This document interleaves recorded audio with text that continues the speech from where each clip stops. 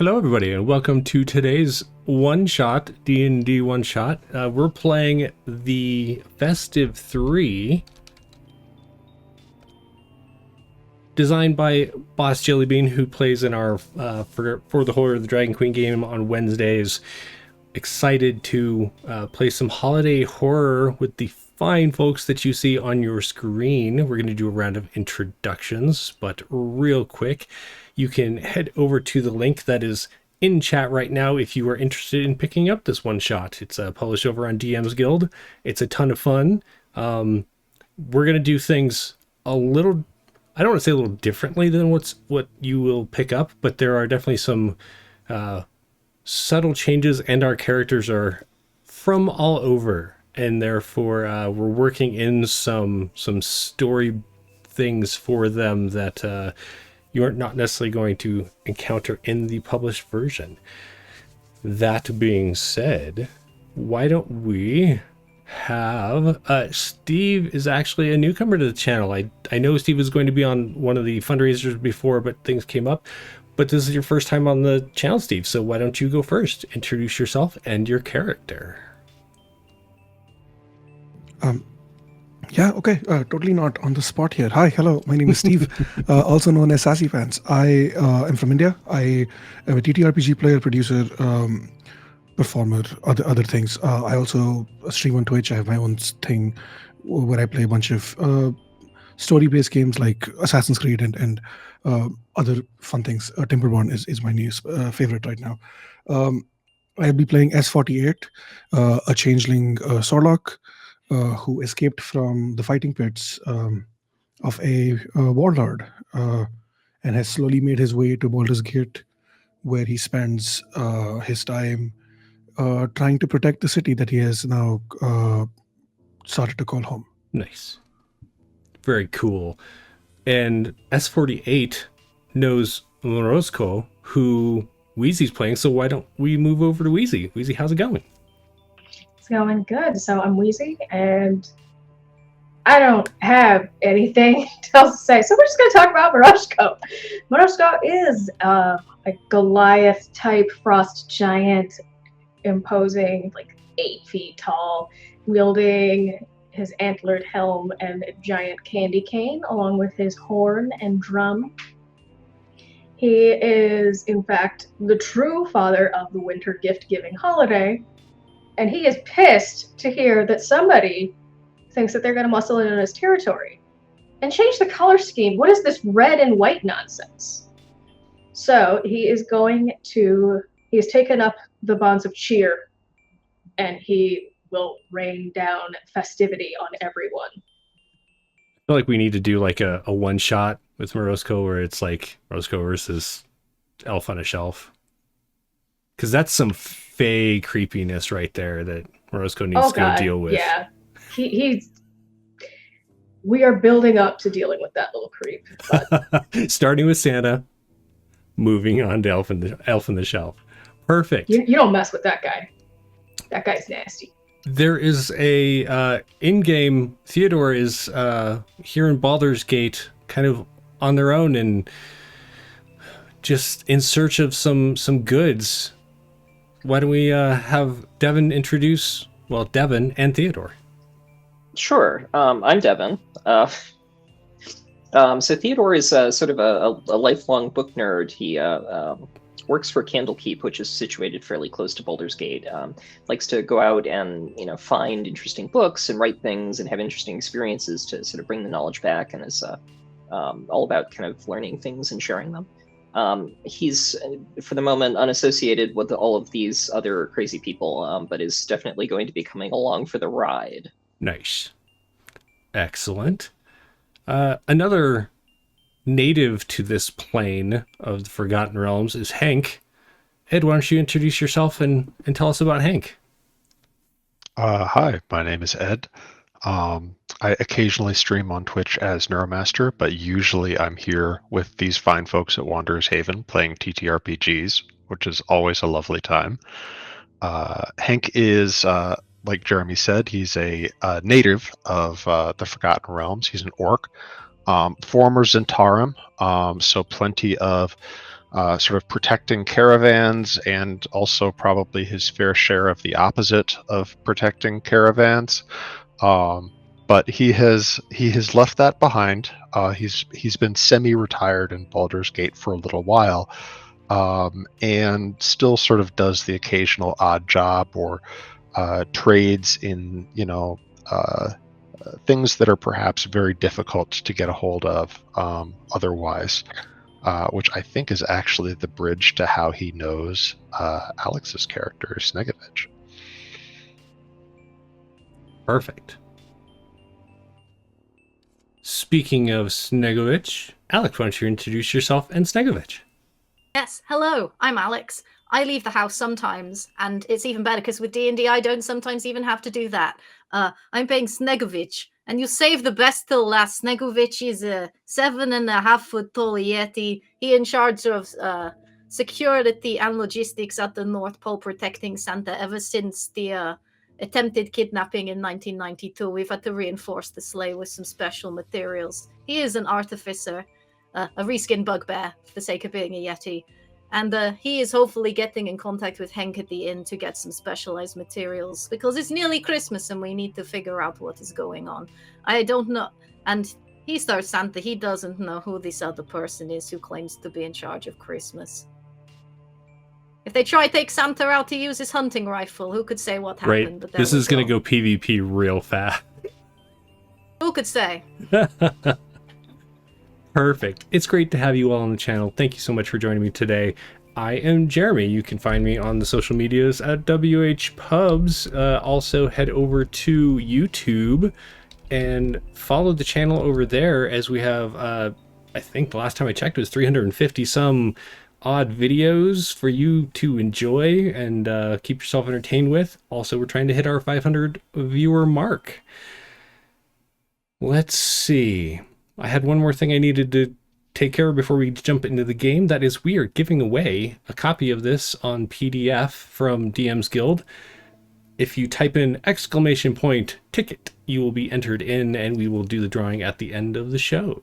So, thanks so much for joining us, and let's get started. Who wants to run the game? Oh, just kidding.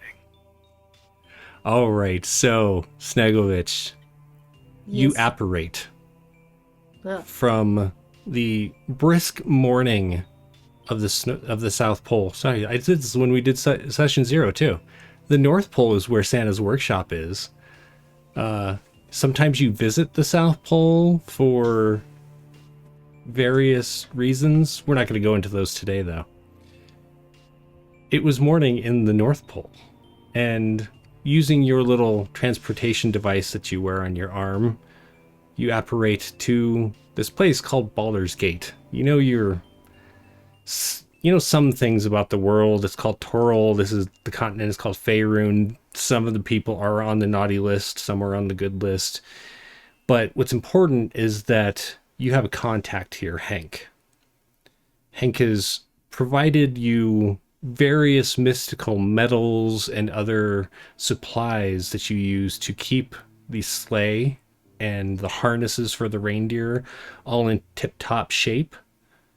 And it is about that time of the year. Christmas is in a couple of weeks, and you need to make sure everything's running before Santa goes jetting around the world to deliver various presents and such. And so, as you appear here in Baldur's Gate, instead of the lightly falling kind of powdery snow of the morning that you were just in, it is equally as cold, but there is a wet, heavy snow that's starting to fall. The sun is just setting, so you can see the golden line off the horizon off to the west. In front of you, you see a large brick building. There are various shops in it, but the one that you're looking for is actually, it's an inn. Has a tavern. You know that you can stay here if you decide to, is what Henk let you know. Called the Blade and Stars Inn. from the open doorway, you can hear the sounds of merriment, people drinking, people shouting. Maybe sounds like there might be some kind of scuffle or something going on inside. What do you do? Ugh. I think the humidity makes Snegovich's fur just go a little bit more poofy than it usually would be, for he is covered in it. And I think he walks towards the door and sort of ducks and sort of has to go sideways because he's quite a wide fellow, just ducks and goes sideways inside to see what's happening at the bar. All right, so as you step in, you look around. It is standing room only. There are so many people in here. Elves and kobolds and halflings and humans, all enjoying their beverages. You see as many with hot chocolates as you do with mugs of ale and glasses of wine. The scent of something's cooking. It might be sausage. It definitely has a meaty smell. And you see a silver-haired woman walk by with a large tray of mugs as she seems to be delivering them to various tables. You notice a orc fellow arm wrestling with a Goliath, which apparently is the sound of the scuffle that you heard as the two vie back and forth for dominance, and there's people cheering them on. You kind of look around and... Hank, where are you sitting? I think Hank is at the table, like standing, watching over the arm wrestling contest with great interest. Nice. So, Snegovich, Hank is quite easily seen. You've... are you wearing your helmet, Hank? Yeah, visor up. It's just there's nowhere to put it down. This place is so packed. Perfect. So you can see that Hank is quite interested in the display of strength going on. What do you do? Ugh. It's so noisy in here. I walk over and say, Hank, why is your helmet on? You look silly.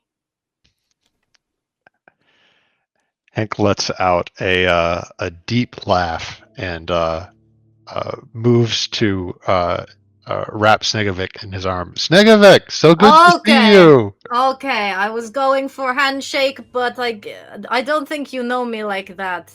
But we can do handshake. But it's Christmas, you can give hug. It is fine. I'm very fluffy. I think Hank moves to give Snegovic a solid handshake. Just looking very happy to see Snegovic. Just good to see you. I've been here enjoying the revelry in the season. I mean, you watch two people arm wrestle. I don't know how festive that is, but I see many hot chocolates, so this is good sign. Can I gesture for the is there a person going around ordering drinks here? There is. Yeah, so glancing around, you do see the silver-haired lady that seems to be kind of presiding over the room. Excuse me. As Beautiful you lady. Catch her attention, she walks over to you, her tray now empty. She's just kind of carrying it under her arm. She pulls her hair back over an ear. You notice she has long pointy ears, her eyes a deep blue that reminds you more of a gem than like the sky or water. And Hank, I feel like you know this. You've been here enough times. You chose this venue to meet Snegovich. This is... Sorry, I lost her name and I'm trying to rapidly find it. I apologize. I know she has a name. While I find this name and orders are being made by Snegovich, real quick, Theodore, you're you've been sitting here since it was much quieter. Looked like a good place to come in and maybe have a meal while you collect your thoughts and kind of go over your map of the city, planning tomorrow's foray across the city to try and find the various books and things that you've come here to search for. What are you doing?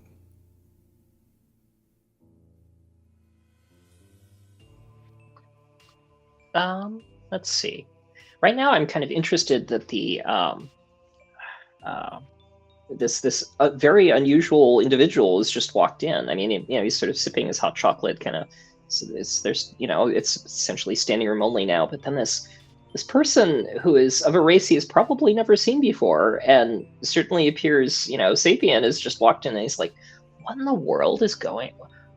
He's going to sort of start kind of making his way around the craziness and kind of getting closer and kind of observing what's going on here. Perfect. And do you want to describe what Theodore looks like? Sure. So Theodore is a half elf, so he's got like slightly pointy ears, and he's sort of pale, and he's got dark hair and purple eyes, which is the leftover from his elven heritage. He's wearing kind of practical leather, leathers for sort of traveling and venturing gear. He's got a big bag with probably some scrolls and stuff sticking out of it, and like a big book on one hip, and sort of a mace that he never uses that's kind of like banged up and attached to one side of his belt because he kind of has to. The kind of probably looks muddy because he's been traveling all over the place, and it's cold, so he's probably a bit damp because he's just come in, and he's enjoying the hot chocolate, but he's very intent on, what's going on here? I've never met this person. How do I introduce myself without being weird? Well, let's give it a shot. Nice. So as Lupin, who is the owner and proprietor of these Blade and Stars, takes Snegovich's order, she glances over and sees Theodore. Oh, did you need another hot chocolate? Theodore will finish it off, say, sure, thank you. Okay, she jots some stuff down. I'll be right back. Hank, or did you need anything? Hank, over here. I think Hank smiles but waves her off. I'm good, thank you. Okay. She sighs and heads off. The three of you notice as she heads off and lifts the little drop down top that kind of blocks off traffic to the back of the bar. She closes behind her, and you see a short, curly red haired girl, bright green eyes. She's got a rag in one hand. She's picking up various bits off of the ground, there's some broken glass somebody dropped earlier. She picks up a wooden mug. She's just kind of moving around, very deftly moving between people's legs, cleaning. Hank, you know that this business, this inn, takes care of orphans, children of the city that have lost their parents and family and have nowhere other place to go. They often will help out, but are not required to as far as part of their staying here. You know that they're housed within the building. And you're pretty sure you've seen this girl before. There's a certain sense of sadness that just kind of has always lingered around the hope and energy that she portrays to everyone. But having been here enough times, something in her past has kind of clung to her. And then she's gone. She's over there between some legs, moving some some bottles of wine that somebody was about to knock over. She kind of rights them and puts them on a table. Nearby that table, Morozko and S48. What are you eating?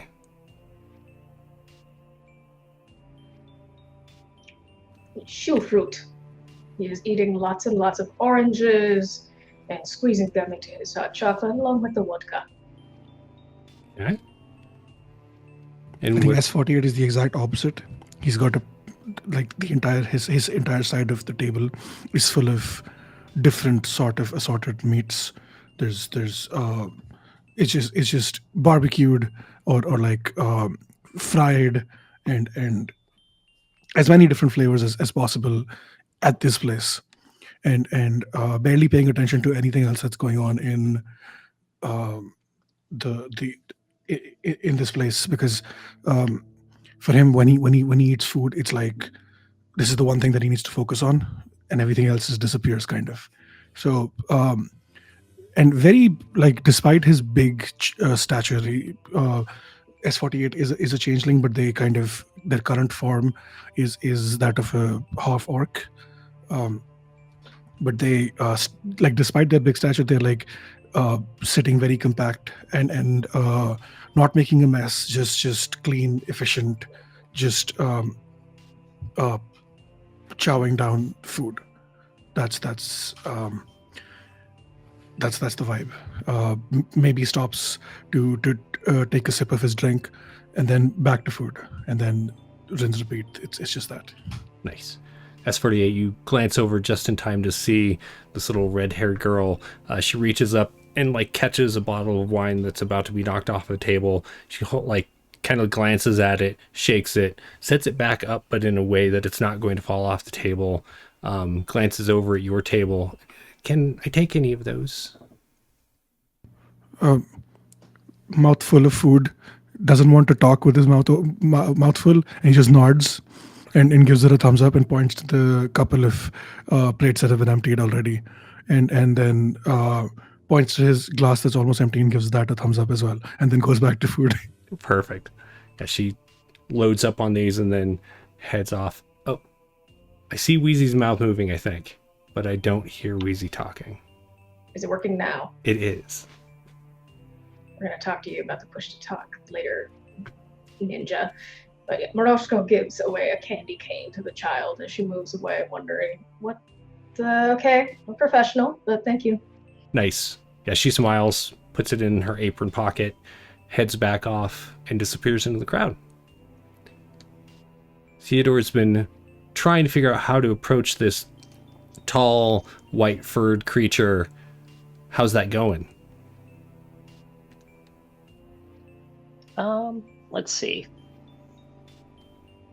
He's sort of gradually making his way, along the bar closer, and says, "Excuse me, I've been all over the realms, but I've never met anyone like you. Are you from around here?" No. My name's Theodore. Where are you from? It's classified. Really? That's fascinating. By whom? I feel the theme is going to be you ask me these questions, but the answers will all be classified. Oh dear. Well, can I buy you a drink? It's okay, I get my own.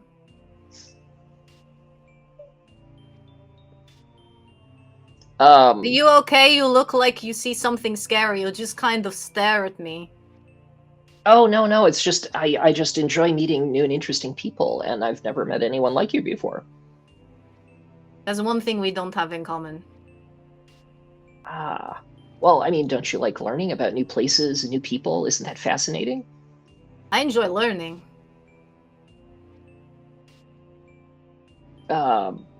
See, that's something we have in common already. I'd love to learn more about what brings you to Baldur's Gate. I turn to Hank and I'm like, do you know this? But like, as the look is like, do you know who this is? Is this conversation needing to come to a close? It's just Snegovich just like looks around and is like waiting for his milk and cookies to appear, and just like, can we do business? I don't know how to interact with this person. I think he's harmless. You just caught your eye. I'm I don't want to harm him. I just want him to go away. Oh no, I'm so sorry. I didn't mean to intrude. I'll just go drink my hot chocolate in peace and leave you alone. I'm so sorry. Oh, thank you. You have Merry Christmas. No idea what a Christmas is, but Oh Okay. no, I have no idea, but I know I've heard Snegovic say it before, Right. right? He sort It's of inches away, going, Christmas? Christmas? as the three of you kind of awkwardly stare at one another, the night passes on a little bit. Hours go by. Theodore kind of wanders back over, has more hot chocolate. Snegovich, your cookies and milk arrive. Mm. Hank, you end up getting into the action. You end up arm wrestling with the orc. Why don't we do an athletics check for you just to see how that turns out? All right. Orc rolled pretty well. Oh my gosh, That would Hank. be a 23 for Hank. Got an 18 for the orc.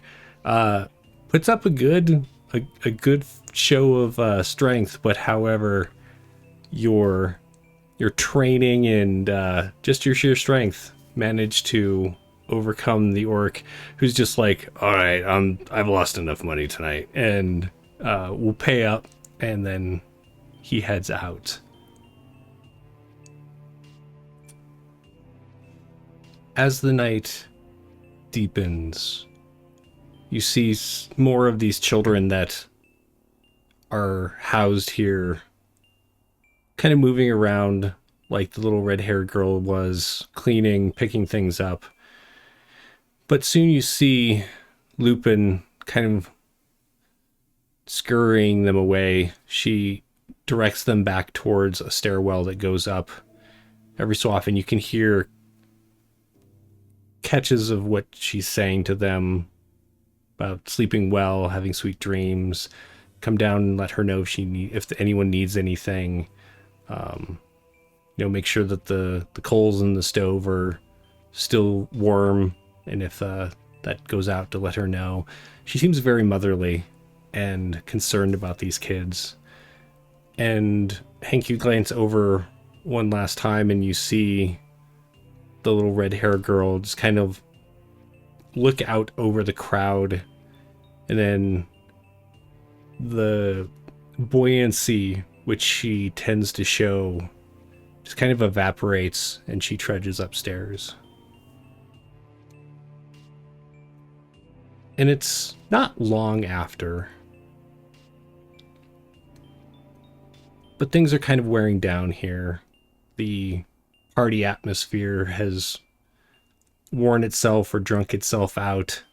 People stumble out, going home, going off to find other places to drink.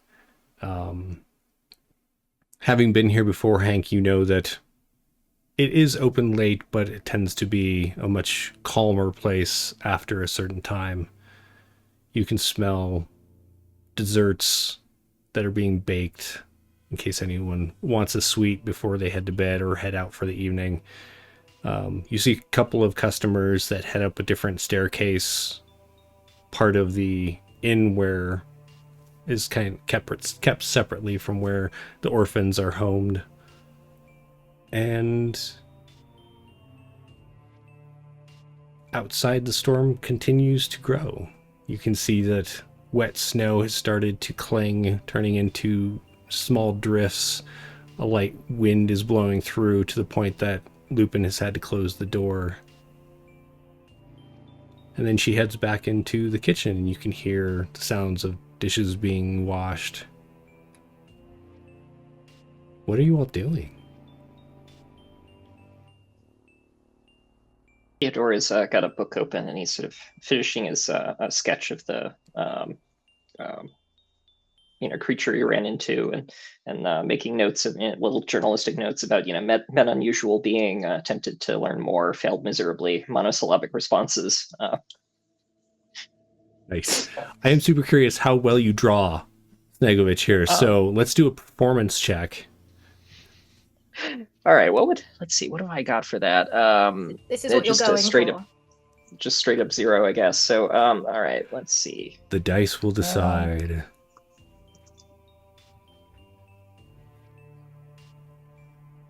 Not bad. Not bad. So with your 19, it is very well done. There are some details that you couldn't quite make out. Just the lack of like differentiation in the whites of their fur and stuff. You're just like, I guess this is maybe, yeah, kind of like this. But for the most part, yeah, it looks pretty spot on. What are S48 and Morosco doing? Morosco is watching The Last Embers and thinking about how many children he has to leave, small gifts, including shoe fruit. That's fruit inside their shoes this evening.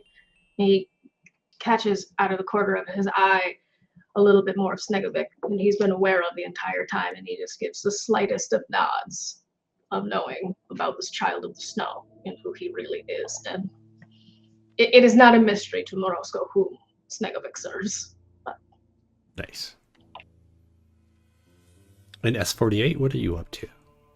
S48 has finally finished eating. He's just gonna lean back and just stretch and just, oh, that was good. That was so good. Reach over for a napkin, wipe his hands.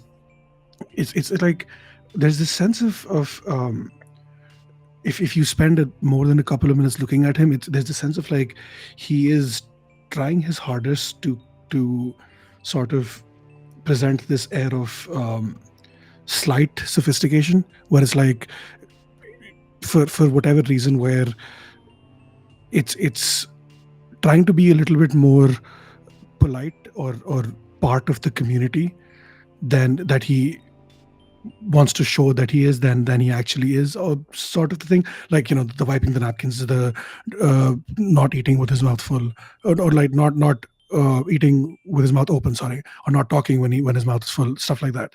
It's very like he's trying his hardest to not draw too much attention to himself in a sort of way. Nice. And I think before he even puts his napkin down, there's this little bit of whatever the sweet of the days. They were expecting him to order that, and before he could even order, it's already at his table, and he's very happy. And food is a very big part of his life, almost like it's like it's a thing that he feels like it should be savored, and people should enjoy it, and not just a thing for sustenance. So yeah, he's mostly just focused on that. I think when he starts eating the dessert, he looks around at the people who are left in the inn, finally paying attention to other people apart from Morosco, and so are we planning to head straight to bed after this, or is there like an after party situation? Because I haven't had much to drink yet, so. I bet Lupin still has casks in the back. She thinks I don't know. But go on. I still must visit the caves about the wee ones. Oh, you know what? I'll go with you first, and we can have the drinks later, because the kids take priority, right? Save me some. Yeah, that makes sense. So quickly finishes up his dessert, puts the money down at the table, doesn't even count. He's not sure how much it is, and he doesn't know if he's overpaid or if he's underpaid. But everyone's really nice, and nobody has asked him for more so far, so he thinks he's doing correct, and just stretches a little bit more and gets ready for whatever Morosco has planned next. Rolling a die here. Morosco, you look over and there is a small mountain of coins that S48 has left behind. I thought about that. Just kind of glancing at it, definitely takes care of the bill a couple times over. There's a lot of gold, a couple silver. And while this is going on, Hank, what are you and Snegovich, what are you two doing? I think that with the crowding and the noise having subsided a little bit, Hank has probably found a booth or a table, probably refreshed his drink, and is kind of expecting Snegovich to, take this opportunity to conduct business. So I think he's just sort of biding his time. Finish the milk. Crumbs all in the fur, everywhere, trying to brush them out. Puts his little half moon glasses on. Looks at Hank. So, that took longer than I thought. Did you have the metal or not? I have to get back. Why don't we go over the order again? What was it that you were looking for? So, I wanted 2 adamantium. I wanted 3 mint choc chip wood. I wanted peppermint sort of icing cement. And also I wanted a crunchy, but that was just for me. Theodore is eavesdropping. He's like,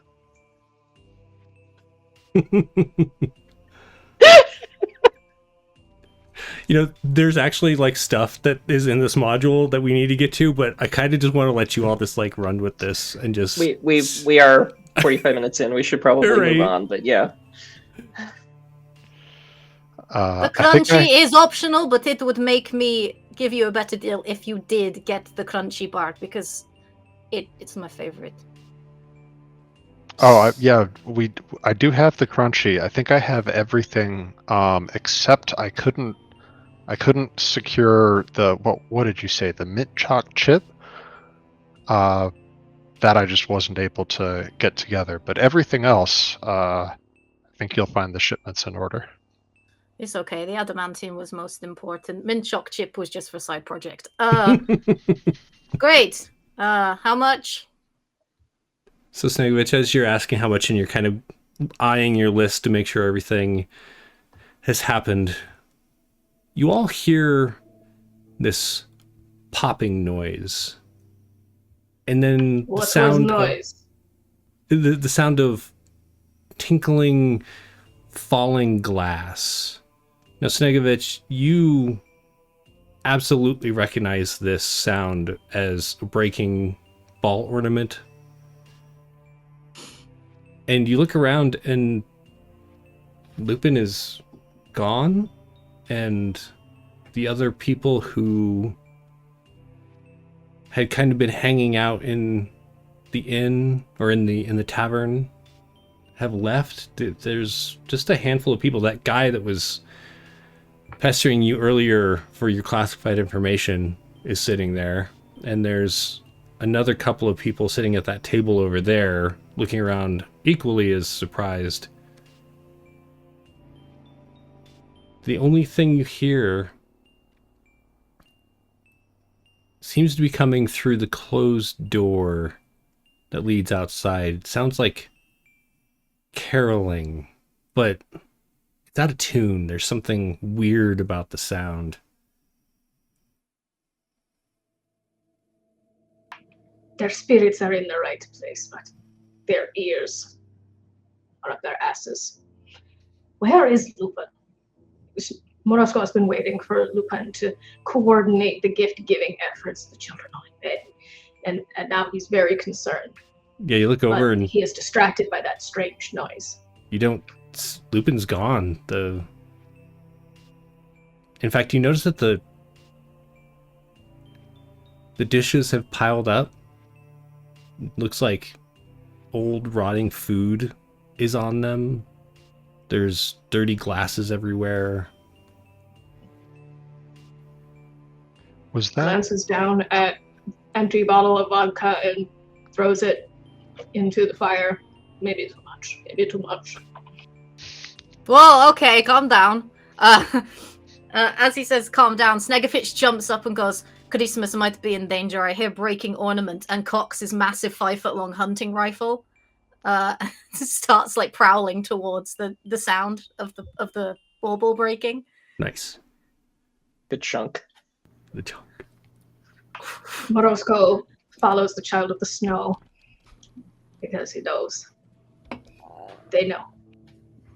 Oh, He knows that they're like already. bodyguards. That's who the Yetis are. What was that, S48? Oh, okay, we're leaving already, and S48, oblivious to the noise, is just following Morosco. His stomach is full. He's had a good meal, and I think right now the only thing that's a concern for them is help out Morosco before we get some more drinks in. And what's Theodore doing? Theodore's like, oh, that's interesting, and like closes his journal, and like buckles it to his belt again, and is sort of wandering out to go look. Okay. So is actually, I didn't hear Hank say anything. Is Hank doing anything differently? I think Hank goes over to retrieve his maul from probably now a much smaller pile of weapons than at the beginning of the day, where everyone sort of checked them by the door. Mm-hmm. And just he wants to follow Snegovich, both because he wants to see what's going on outside, and also just because he's seen this particular rifle like 5 or 6 times, but he's never seen it go off, and he's really pretty curious about that. Nice. Real quick, S48, you have been granted an advantage from chat. Thanks so much, Raven, for granting that advantage. You can mark it off just like it would be a inspiration, and you can use it whenever you would like to. So keep that in mind. Hell yeah! Thank you so much. Yeah. All right, so Snegovich, I feel like you were kind of leading the way towards the door. As you open the door, beyond, it looks like the storm has been much worse than you expected. That's the first thing you notice. The snow has kind of drifted up against the door. A little bit of it falls in as you open the door in towards you. You also notice pretty quickly that something is weird beyond. The buildings themselves seem to be darker, but also somewhat almost phantasmal. They kind of loom over you instead of being warm and inviting. You see smears of red throughout the snow. You see bones sticking out in various areas of drifts. Crushed crates litter the streets. And not far from the door, you see a group of carolers that are making the strange warbling song that you heard earlier. And yet,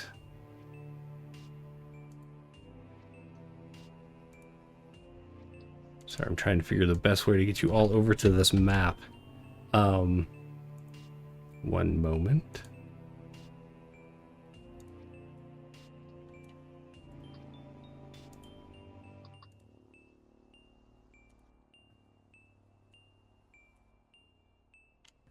All right, you should all load into the new map on Roll20. You're coming out of this doorway that I'm pinging. So go ahead and put yourselves how you think you would be.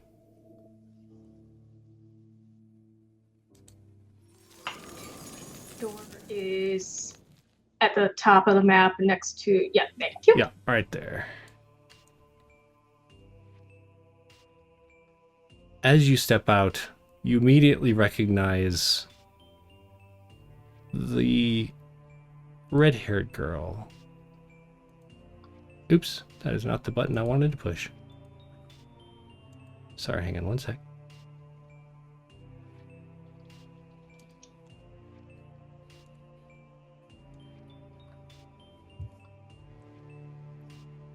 standing in the center of this group of carolers, wielding what looks like a red and golden candy cane as she swings it around defensively, is the red-haired orphan that you saw earlier. She seems to be trying to drive these carolers away from her, their skeletal hands covered in a ghostly skin as they reach toward her. Let's roll for initiative. Yeah.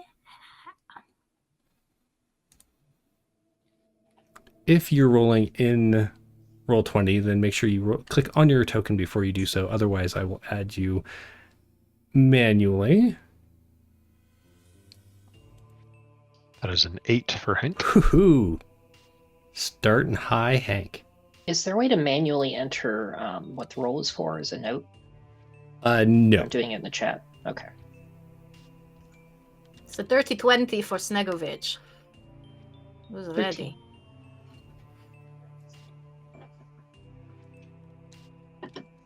Nagovich. It's a 14 for S48.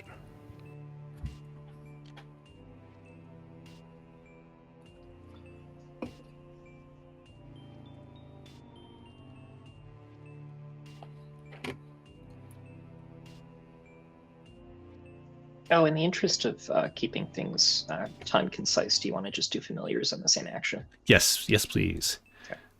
All right. Sorry, Theodore, what did you get? 13. 13, thank you. And Snegovich got a 30-20. dirty 20. I am so glad you're in front. S48, what did you get? 14? 14. Okay. And Morosco.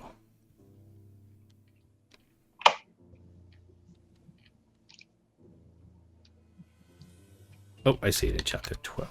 Perfect.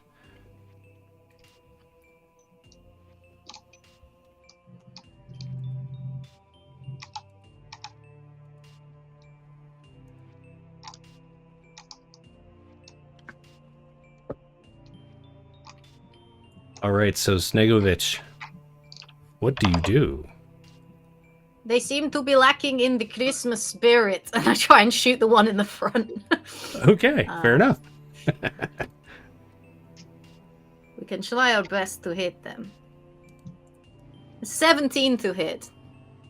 A 17 will hit them, yes. Excellent, and I get my extra 2d6 surprise attack as a bugbear because I've gone before them, so I will roll that first. Nice. Snegovic takes Christmas cheer very seriously. That's They right. don't have enough cheer, it's terrible, so that's 6 This is- damage. You don't have to This is a kill capital you. crime. That's a total of 29 magical piercing damage. To Excellent. The one at the front there. 29. Awesome. What does your gun fire? Is it just a typical bullet, or is it something special? Of course it's something special. Cocks the gun, hunting rifle, right in the middle of the eyes of whatever this first thing is. And you see just a peppermint shard in an array of red and green and silver sparkles shoot out to the end of the gun and pierce right through whatever this thing is. Love And it. it smells of peppermint and joy, and it smells delightful. You see it erupt through, essentially because it was facing the girl. You shoot it through the back of the head and you see it erupt through the front, and it turns its head around and looks at you, and there's just this gaping hole in this caroler's face, but it is still up, and it stretches a skeletal jaw covered in ghostly skin and emits more carol as it continues. Are you staying where you are? Oh, let me see. I think I will head backwards just so I have a good range on my rifle. So I will take a few steps backwards. So I'm in the doorway so they cannot get past me. All right. And that is the end of my turn. S48, what do you do? Immediately just step forward and get away from the girl, you weirdos, and fire off. You see, like, his entire hand starts to shake and infuses with like this purple sparkly lightning thing, and he's gonna fire off 3 Eldritch Blasts, 1 at each of the three carolers. Excellent.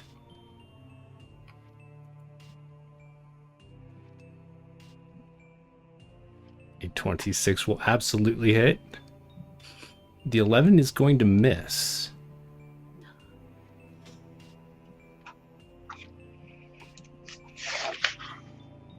And that's an at 20. And a critical. Amazing. So the way I would like to flavor this, if possible, is first standing right where he is. He's going to try to hit, try to take this one, this one first. Okay. And I have repelling blast, so it's going to push this one back 10 feet away from the girl, basically. And then he's going to move over here, try to hit the one behind the girl, but because she's in front, kind of doesn't aim as well as he would have liked, and that misses. And then the second one, and then the crit hits this one, okay, pushing them back 10 feet as well. Let me roll damage really quick for the first one. That's going to be so the non-crit. That's oh wow. Okay, can we have that be the crit? Okay, that's 15 for the first one. And for the second one, it is a 6. So I guess the second one is the one that was the crit. So it's a 12 on the second one. 12, gotcha. Perfect. As you head out there, I need you to make a dex saving throw.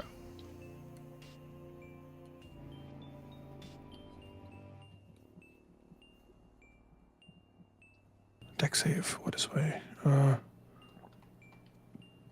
It's +2. That's a 5. Oh no. So you head out there and you shoot these Eldritch Blasts off. What do your Eldritch Blasts look like?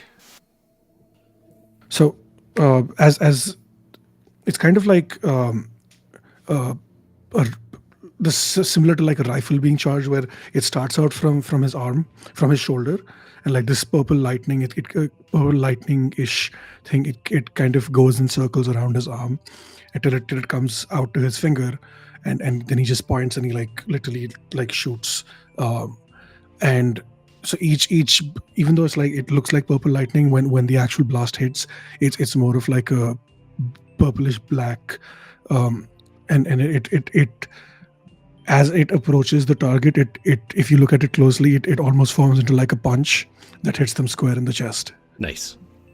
Excellent. And you head over there and you shoot these off on your way there to push the carolers away from the girl. And as you go to stop, you realize that the ground is just frozen. And so you try to stop and you end up just slipping. You land on your butt. You are prone.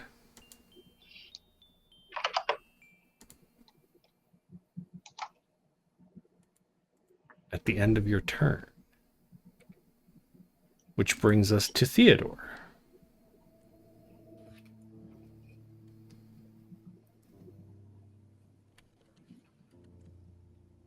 You are muted. I think you're muted, Devin.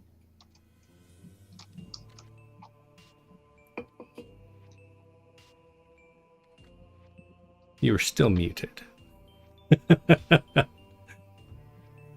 Sorry, I didn't There we make that go. out the first time you told me. Okay. Yeah, I think I was coughing earlier, so sorry. No, that's I'm great. curious whether I can make any sort of knowledge check to figure out, like, are these undead? Do I know anything more useful about them? Yeah, Something go ahead like and you can do an Arcana check. Arcana, okie dokie. I've got +11 for that.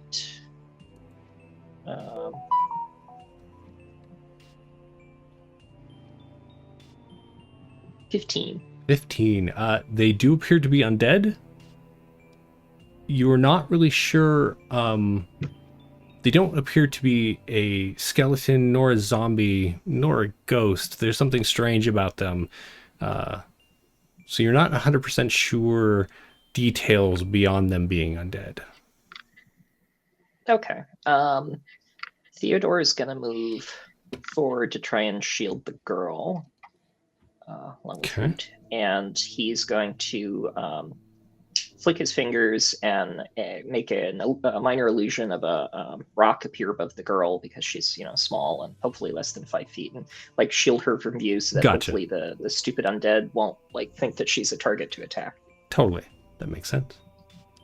There, Excellent. That's me. All right. Morosko. Morosko charges forward. Get away from Little Bunny, you awful monsters. No. And he runs past his friend as for aid and is like, I'll come back for you. So I'm going to hit this one very hard with my large candy cane. Okay. Also, I need Theodore to do a dex saving throw. Okay. Let's see. That's gonna be. That's my worst.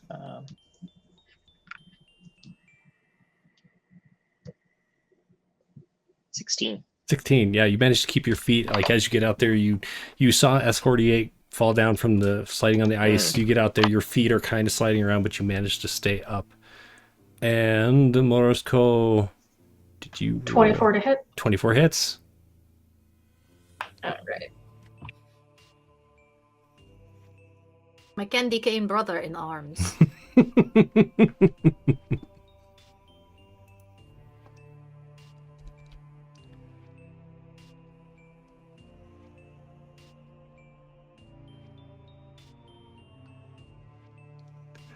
There must be so much dice action going on right there.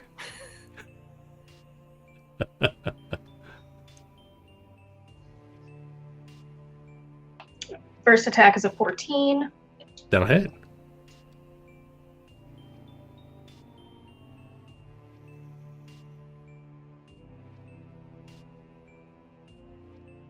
Was the other number you gave me earlier your dex save? I did not make a dex save. Okay. When you're done attacking, go ahead and make your dex save. Okay. Second attack is a 15 to hit. Also hits. All right, let's roll some damage. Do it.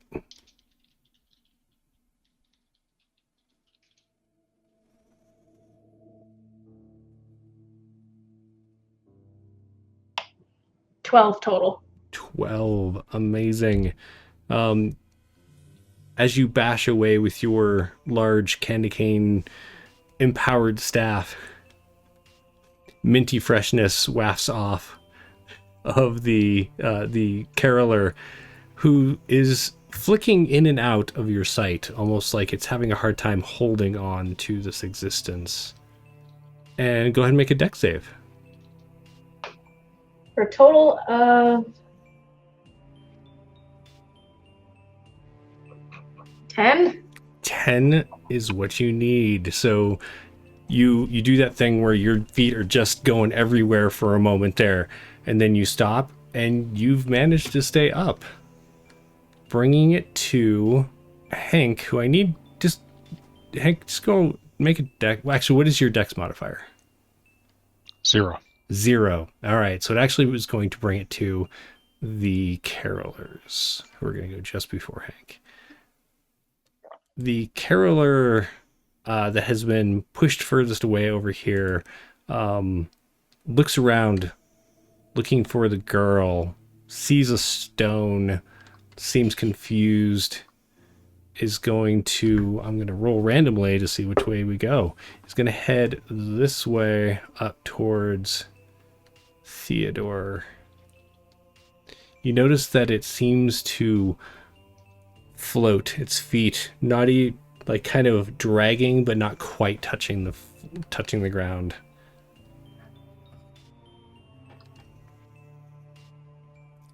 As it moves forward, everyone hears it begin to sing, but its song is more of this mournful wail. I need... Snegovich might be out of range. Hang on one second. 1, 2, 3, 4, 5, 6. Nope, Snegovich is also in range. I need everyone to make a wisdom saving throw. Is this charmed? This is not charm. Just checking. 6. 6? Who got the 6? 14. 14. Their singing is just so horrible. He can't. Steve, what did S48 get? 3. Oh no. Correct. So we've got Theodore and we've got S48 and Hank. And, okay, yeah, that's everyone. So S48 and Morosco. You are both frightened for 1 minute. S48 is paralyzed for missing it by 5 or more. Oh, I'm going to use my advantage here, please. Thank you to whoever Yes, did it. absolutely. Yes. I forgot about it during the dex. Oh, no. my god. Oh no. Oh no, win 3s. This is what happens. This is what I get for the nat 20 so quickly. That's right. It's just karma. It's just the universe working itself out. So you are frightened and paralyzed for 1 minute. You can repeat the saving throw at the end of each of your turns, ending the condition on yourself on a success. The rest of you are not frightened, but you notice your fellows, these 2 people that have joined you in this battle. S48 just seems to freeze in place, the ice from the ground almost like climbing up their form. And Morosco, you are not paralyzed. You didn't fail by 5 or more, but you are frightened and you just kind of begin to shake violently. Meanwhile, the one that is here is going to reach out and attempt to caress Theodore. That is an 8. Does an 8 hit your armor class, Theodore? No, 14 is my AC. All right, so you just easily step out of the way. And lastly, the one that you've been all kind of wailing on is going to reach out and try and touch Morosco for a 15.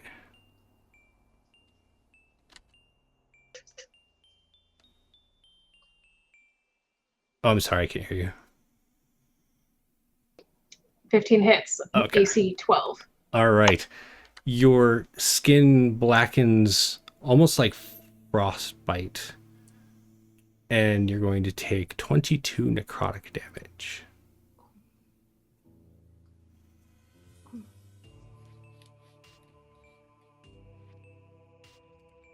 Hank, it is your turn. What do you do?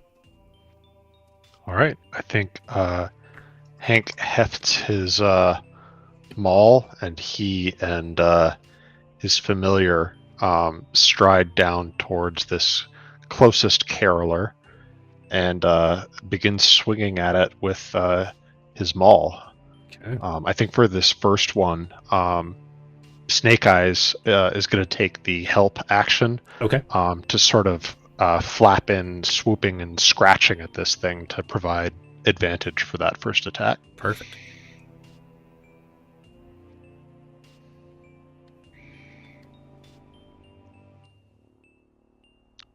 So that would be a 22 to hit. Perfect. Is that 29 bludgeoning? Yes. Nice.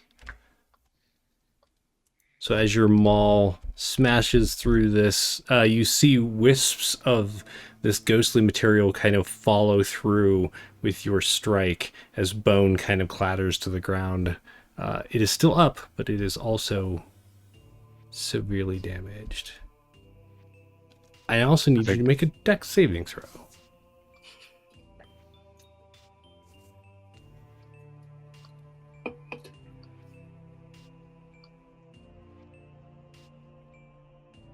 Sorry, take the first one of that, the 14, Sure. please. Yeah, you've seen everyone fighting against this ice. You managed to keep yourself up, knowing that it's there. Do you have any more attacks? You know I do. Make it so.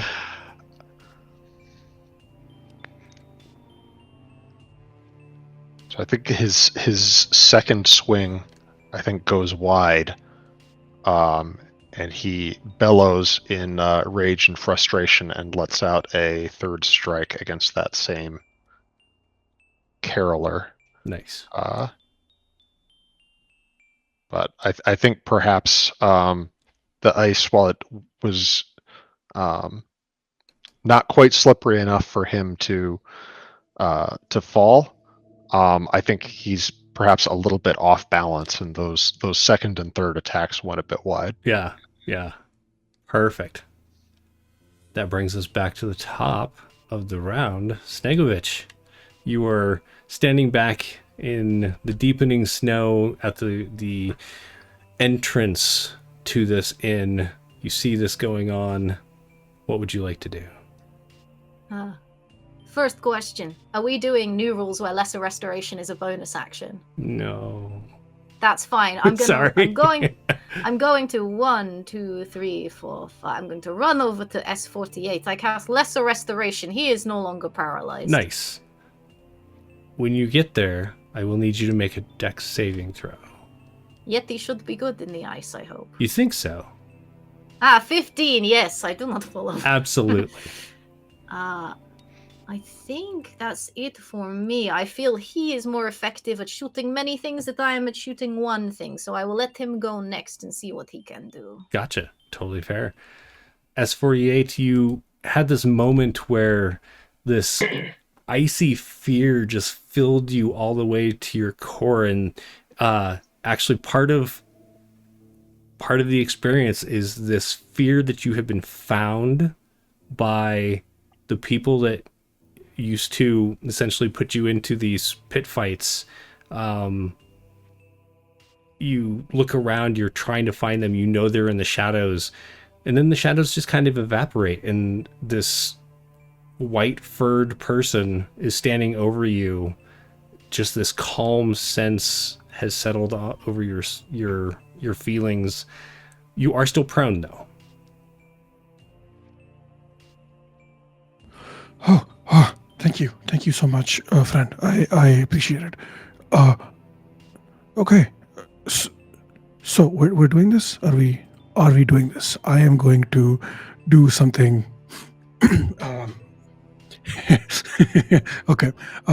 I'm gonna use a sorcery point to cast a careful spell. Okay. On the people, or like use to turn my spell into a careful spell. Okay. With how many people? 1, 2, 3, 4, 5. I think it works on. Let me check how many people it is. I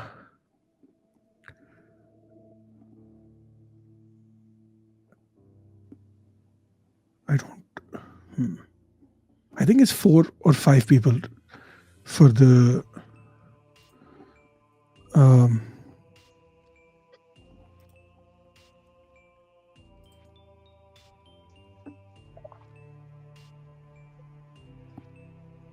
You know what? It's fine.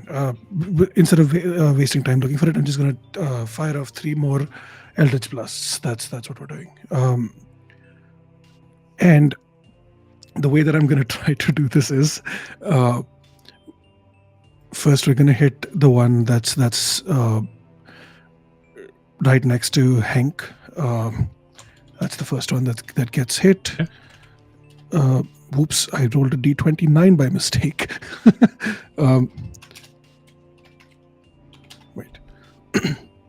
That's a 13. I don't know if a 13 hits. A 13 will hit. Oh, great. Okay. The next one is a 21. And the third one is a 25. So I'm guessing all 3 hit. Great. Good job. So the first one... I'm going to hit, that's an 8 plus 5, 13. Okay. So I'm just going to try to hit the same one till he goes down and then switch to the other one, if Perfect. That works. Yep. The second one is a 7 plus 5, 12. That one goes down.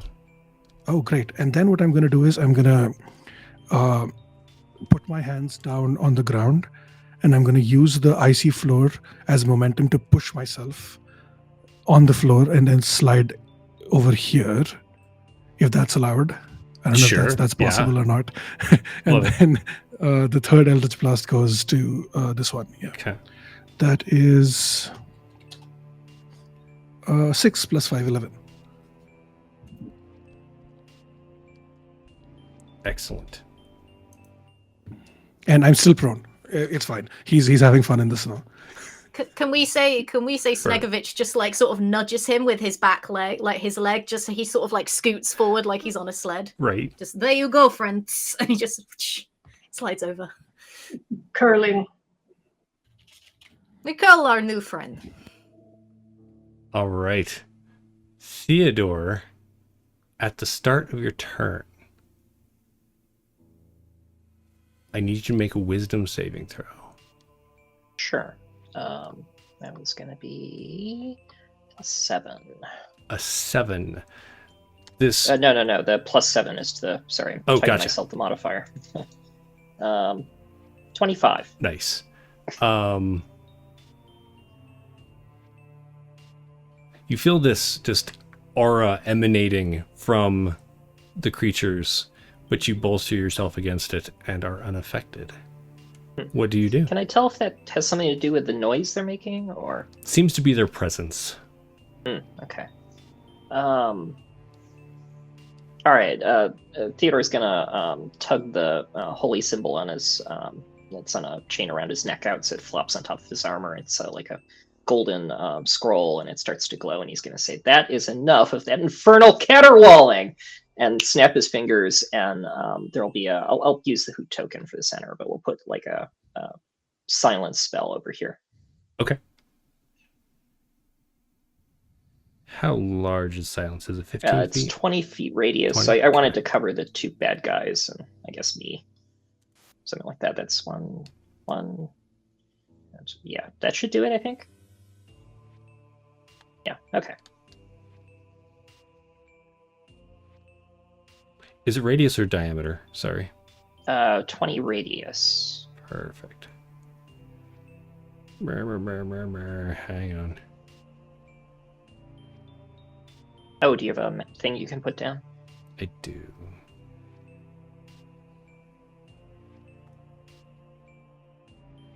Except for apparently I'm incapable of doing it right. Hang on.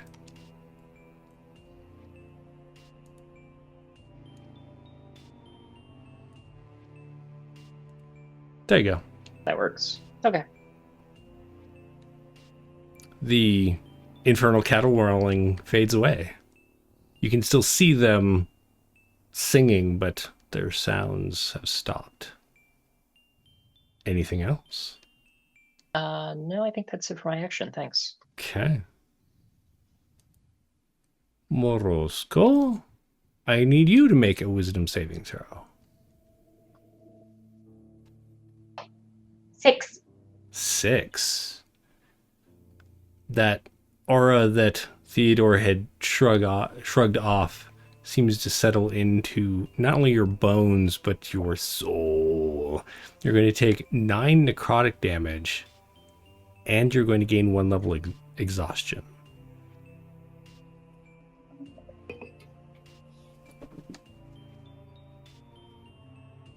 And it is your turn.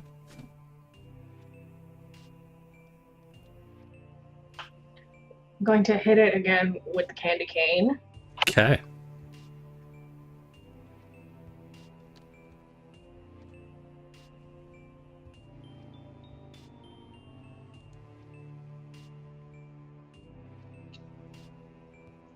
$22. That'll hit.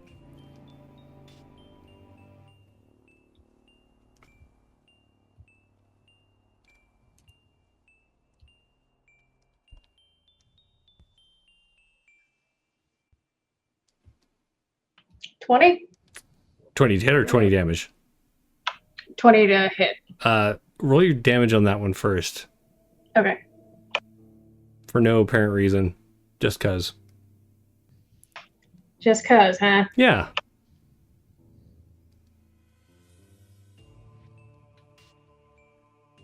13 damage. So as your candy cane staff rips through this and it evaporates, do you want to use your second attack on the other one by moving up? I do.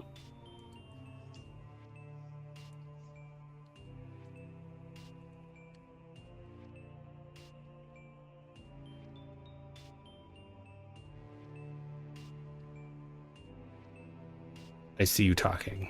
I don't hear. Oh. Apparently, I need to have this window open. Okay. 20 to hit. Yeah, the 20 hit.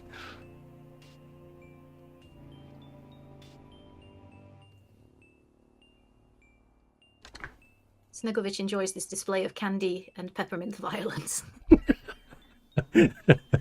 Candy and peppermint violence.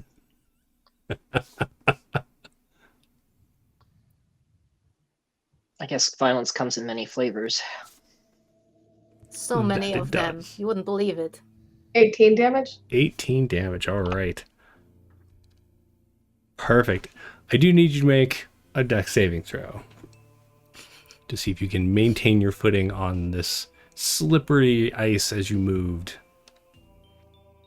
21. Yep, you managed to just fine. In response, it will raise its hand towards you, Morosco, and attempt to lightly caress your cheek. Don't touch me. 12. Does 12 hit? 12 AC. I don't know who wins. Yeah, it's meter beat. Your skin blackens as it looks like frostbite sets in. You're going to take 22 necrotic damage. And it is Hank's turn. I think the last time the carolers went before me, didn't they? That was it. There's only one left. Oh, all right. It reached out and frostbit Morosco. All right. Hank will move up and try to dispatch that last caroler. Okay. Once again with Snake Eyes helping out for that first attack.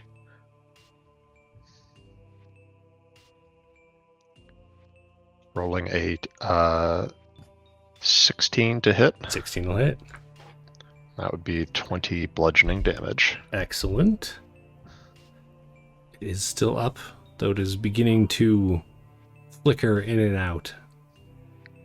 I think the second swing goes wide, and I think that third one connects That third for one will. another 25 bludgeoning damage. Amazing. What does it look like as you take out the last of these carolers? I think that Hank sort of stuns that caroler with sort of the pommel of his maul, and then just brings it around in a sweeping overhead strike straight on the thing's head. And then I think that sort of takes it out of the fight. And then he just brings it back again and again and again until it is really kind of just a smear in the snow. Yeah, you just see chips of bone and this strange, almost kind of green but translucent goo. And that is all that is left of them.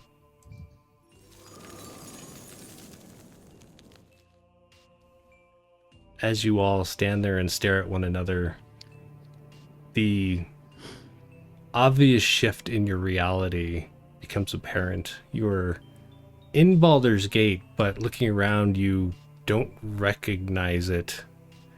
The buildings seem distorted. Their dimensions just slightly askew. Blood smears throughout the snow, catch your eye, and you see strange, almost mint-scented crystals growing out of the ground. In the distance, however, where you would typically see the harbor and the ocean beyond, you see what looks like a maze of dark stone, and beyond that, a strange uncomfortably familiar for Snegovich cluster of buildings. It looks like Santa's workshop, but twisted and dark. It's hard to make out too many details from here, but at first you're like, oh, that's Santa's workshop. And then you see, similar to how Baldur's Gate has been twisted, there's something not right about it. Out there, they make a horrible impression of Santa's workshop. This is unacceptable. Oh, small child, are you okay? Theodore lets the silence drop, and he gets rid of the minor illusion too. Okay. When the illusion of the rock disappears, you see this girl. She's kind of crouched down next to this large candy cane that she's holding up. There are tears in her eyes, and she's just kind of glancing around nervously.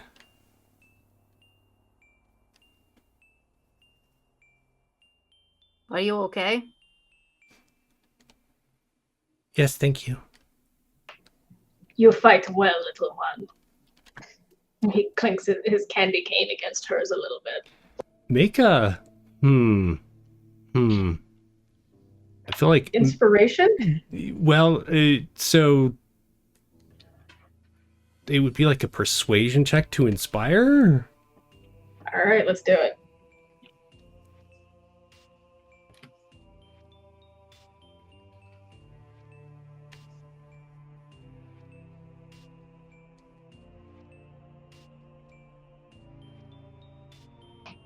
$14 plus 14. I'm not sure what. What's your charisma modifier? 6. Yeah, you... sorry, plus 2. Plus 2, okay. A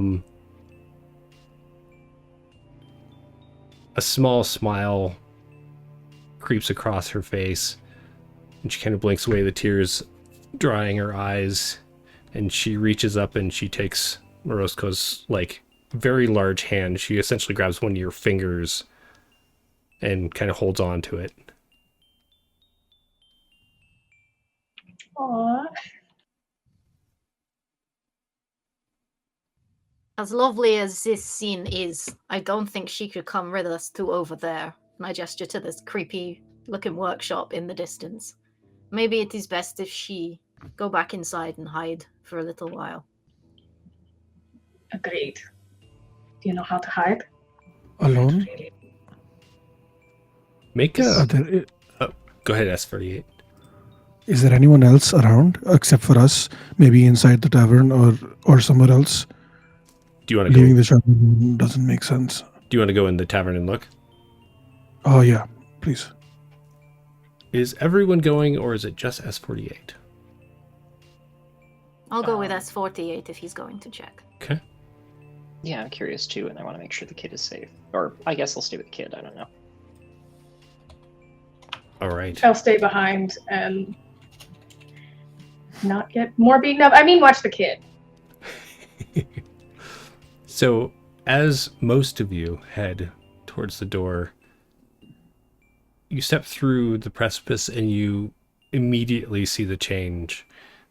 In front of you are several tables set out, long tables made of dark wood that seems to be stained with various fluids or substances. You're not really sure. The light inside flickers lightly. It's very like the light seems ineffectual as it kind of shines down on what looks like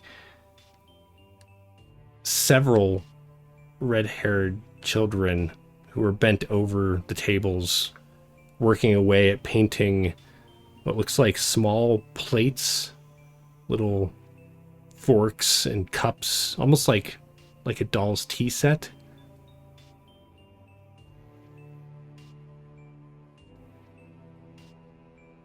What kind of hell is this? What fresh hell is this?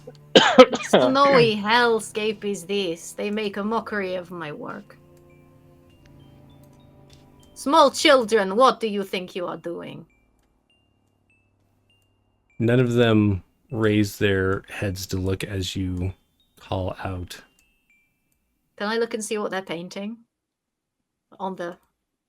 Yeah, it looks like they're just kind of painting the designs on, imagine like on porcelain. Oh, but what's the design that they're painting? Make a perception check. No, I'm not good at those. 11. That's a lot of orphans. That is a lot of orphans. That all have same face.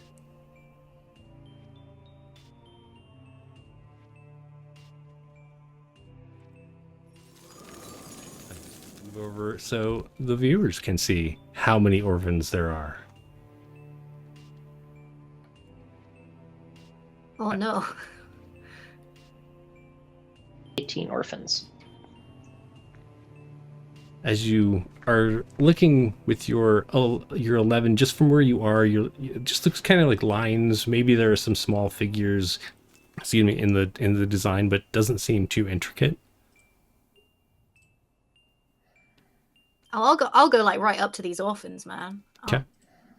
I'll like go over here. As you get closer, you realize all of them are the same girl that you just rescued from the carolers outside. They busily paint away, taking their creations and boxing them in these strange... They almost look like Christmas presents, but you are looking at them and the wrappings have skulls and pitchforks and strange symbols that you don't recognize. This reminds me of the Halloween takeover of 1993 where we had to get Christmas back. What's this? What is this? Other friends, do you know what these symbols mean? Child, are you creepy ghost? Can I make some sort of Theodore check just on kinda- the little girl to be like, the fuck is this? I get caught up in moments. I not pay attention. Can I like scan the child now for creepy ass magic? Do an insight check.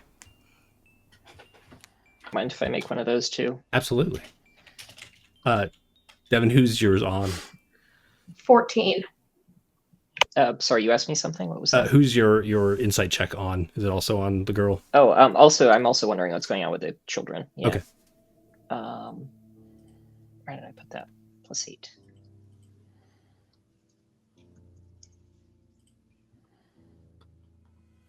+28. 28. Right now, Okay. 20. So, beginning with Morosco, you look down at the girl who just looks terrified. You're not really picking up like any strange magic or anything weird other than she just seems really scared of what you all are seeing here. Theodore, you look and all of these girls that you see, all these duplicates, just seem to be rather apathetic. They're just doing their job. There's no joy in it. There's no feeling. They're just drones doing a job.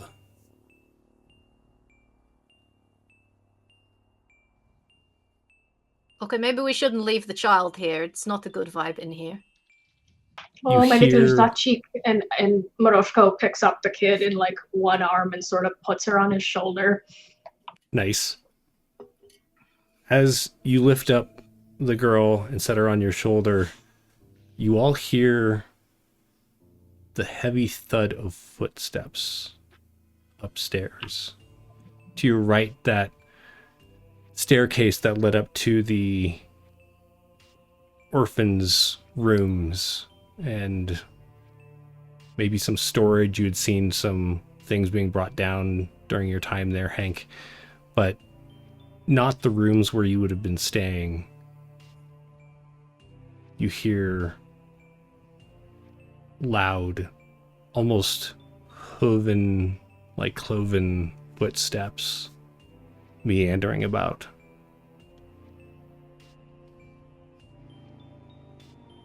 Should we go up the stairs? Something is very wrong. Only one way to find out. I'm not leaving Zachik down here with the dead eyes. No, she should come with us. It's not a good move. I'll get my gun out again. Am I Oh, kidnapping this so kid? I'm sorry, what was the question? Am I kidnapping this child? She doesn't seem to be trying to get away, so I don't know if it'd be kidnapping technically. It's not kidnapping without consent. Or Right. with consent. With consent. She does. We've established she lives in this building, so we're still in the building. We haven't True. taken her anywhere. It's not kidnapping. Snegovic, Kidnapping was is using that force your, or threat of force to move somebody from one place to another against their will, if you want the technical definition. Sorry, Hank, what you say? was that your boss's workshop that we saw out by the harbor? How dare you assume that that abomination is my boss's workshop? I have described it to you many times. You just forget what it looks like. No. This is like anti-Christmas. Not good. It's not. It's whatever the opposite of Christmas is. It's the anti-Christmas. It's the anti-Christmas. I come out I don't here know. one time to do deal with you, and it all goes kaput. What is this place?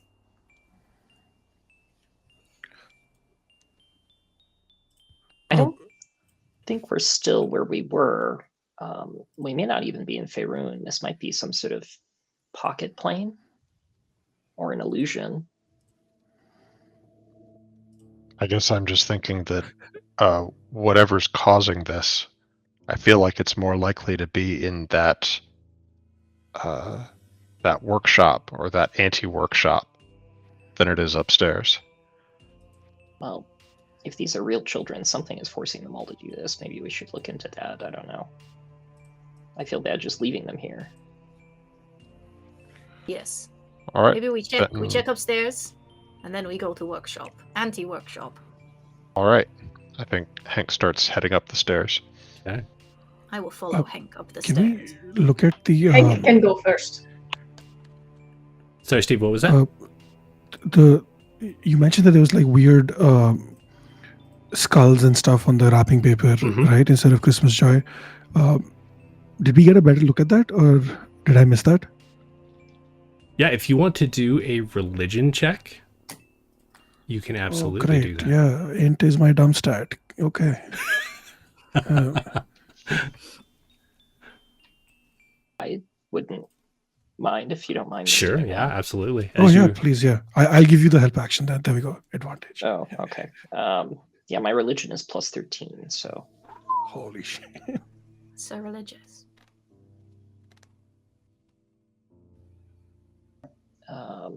which it's a good thing it's a plus 13, because that 3 Yeah. on the die almost kerfuffled it for you. But with actually you would have advantage. Go ahead and roll one more time, because Oh, okay. S48's helping you. 17. 17. Glancing over at them, you immediately recognize the symbols of deities known as the Dead Three. They were Oh, no. once known as the Evil Three, I believe. Bane, Merkel, and Ball. The gods of death, murder, and I forget what the other one is. I Bones. apologize. What is I it? think it's Bane. bones. Bones. Not happy gods, and while they had actually been destroyed for some time, recently there have been activities in their cults that lead you to believe, as a scholar of Candlekeep, that they have returned in some fashion, and They're seeing the their undead 3. yeah, right. Seeing their symbols here is disconcerting at best. Okay, Theodore is going to share what he notices and what that means, and his hypothesis that we're probably not in a good place right now. But they were dead, so they can be killed. So we kill them again. Moroshko spits on the ground and it immediately freezes. Roscoe freezes we or should- the ground freezes? Before we The spit.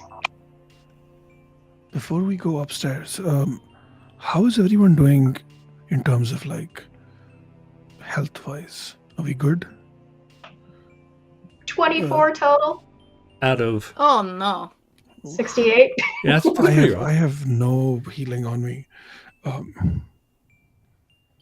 I have dealt with undead and other related creatures before, and sometimes fireworks, sometimes something more holier works. So if we get into a fight with these things, those could be things to keep in mind. I don't know. How I don't like many this. people are seriously injured here? 2 or 1? I think it might just be me. I think it's just Monosco. All right. I've got a way of patching people up, but maybe we'll hold on to it until we need more. Okay. So I believe Hank was moving up the I stairs. don't know if we go up the stairs and something kicks us. Hank, you step up the stairs. Are you trying to go quietly or are you just charging? I am not capable of moving quietly. Sure. As you tromp up the stairs, they kind of spiral around until you get to the second floor. There is a small banister that kind of gives you a little bit of protection from being seen as you kind of peer over. You see in the dim light a scene of carnage, and you're not sure what exactly it is you're looking at because there's just shards of bone and blood smears and bits of viscera hanging off the walls. And far away from you, in the gloom, you see an enormous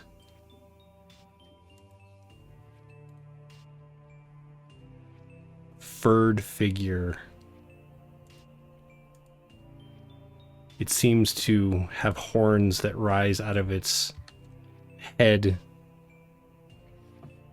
A tattered red cloak with white lining drapes around it, but it's barely enough to cover it.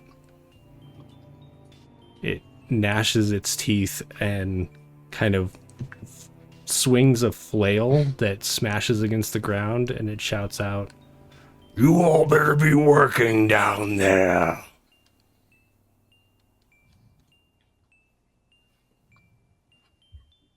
Hank, what's going on up there? I think think we should- Hank he reaches into a component pouch on his hip and just takes out a little pinch of powdered iron and sort of speaks some words casting protection from evil and good Nice. on himself, and then sort of hefts his maul up onto his shoulder and starts striding towards this furry monstrosity.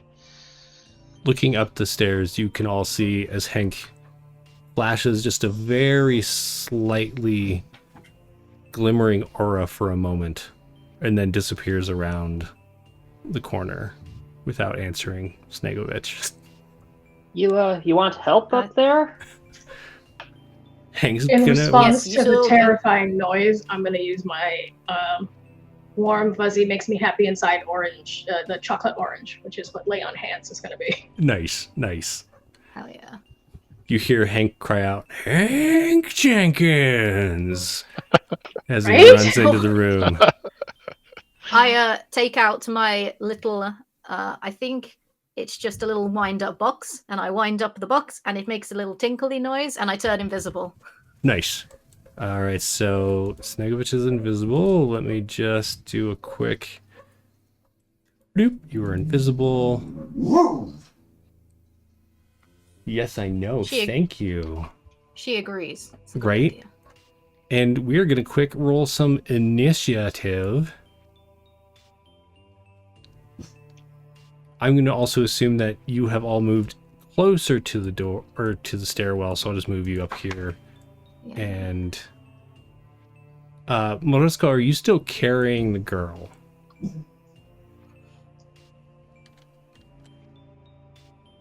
You're muted.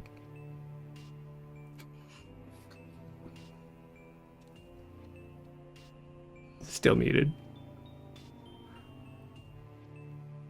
Still muted. Can't hear you.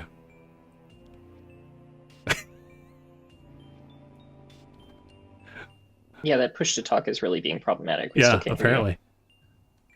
Well, it's like being back in 2020 when everyone had to use Teams for the first time. The dark times. The dark times. Okay, how about this? Yay! So he has left her kind of in the landing. Okay. So that she kind of like where Snegovich is, like. Perfect. And a 11 for initiative. All right. That is Morosko. Snegovich, what'd you get? Oh, never mind. It already loaded. 19, yes. Theodore. 2 for me. 2. Perfect. S48. 6. It's a good thing you can't critically fail on initiative. Right. So Hank got 14 for his initiative, but I'm going to use my my Battlemaster superior technique fighting style to add that superiority die to it. I got a 3 on that, so 17 initiative. Perfect.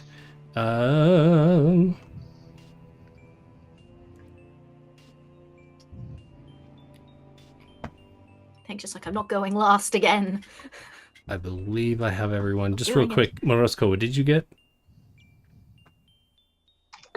11. 11. Okay, I wasn't quite right on that. Perfect.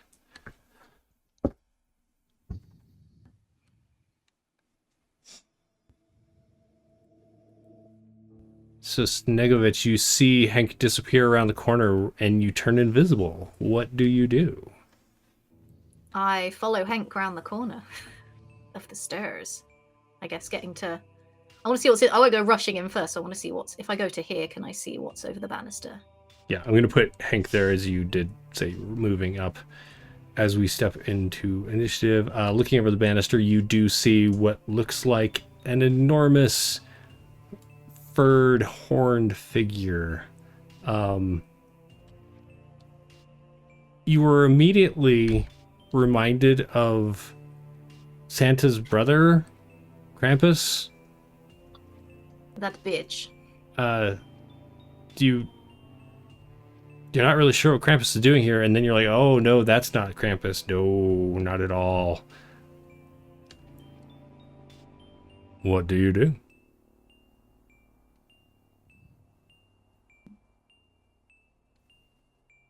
Does it seem like he can...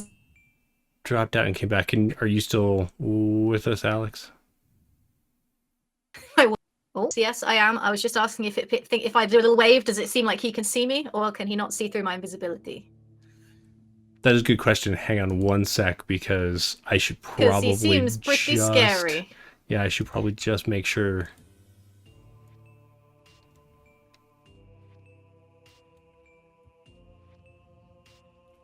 You wave, doesn't wave back. His eyes do seem to be turning towards Hank, who is striding that direction. Okay, yeah, I will scoot. That's all I've done. 5, 10, 15. I will set up here, and I will attack with advantage if he cannot see me. He cannot see you. That's damn right he can't see me. 23 to hit. 23 will hit. Yep. Lovely, and I get the 2d6 because I go before him. So, let's try this. 6 damage plus 8 damage. So he takes 14 damage, magical Perfect. piercing damage. Excellent. I am no longer invisible, I assume, because I attacked. That is So correct. I will run over here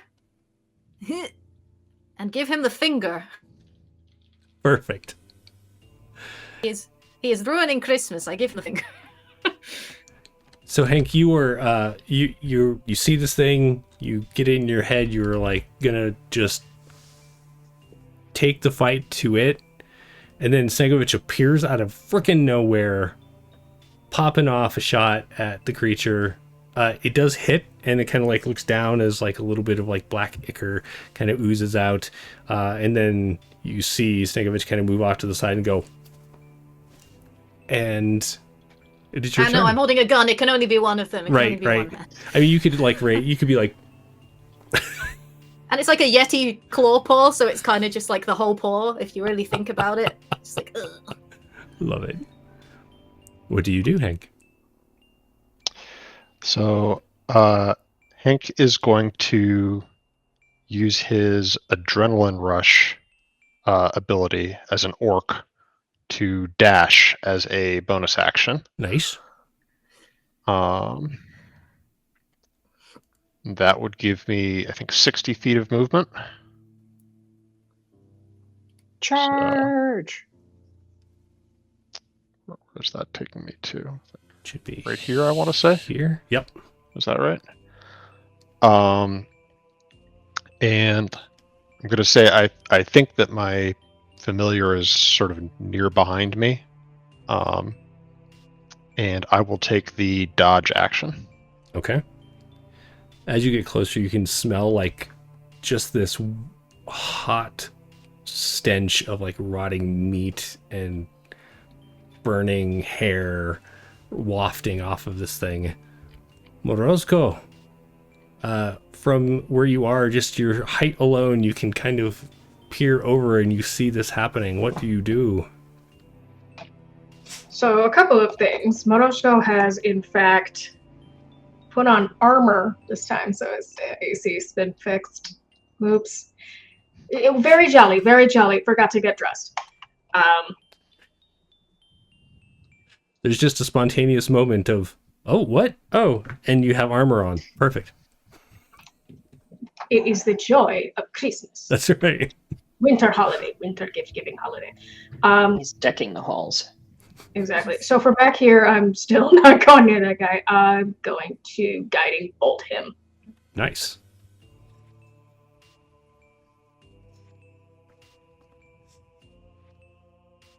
I'm going to cast it at level 1. So that is...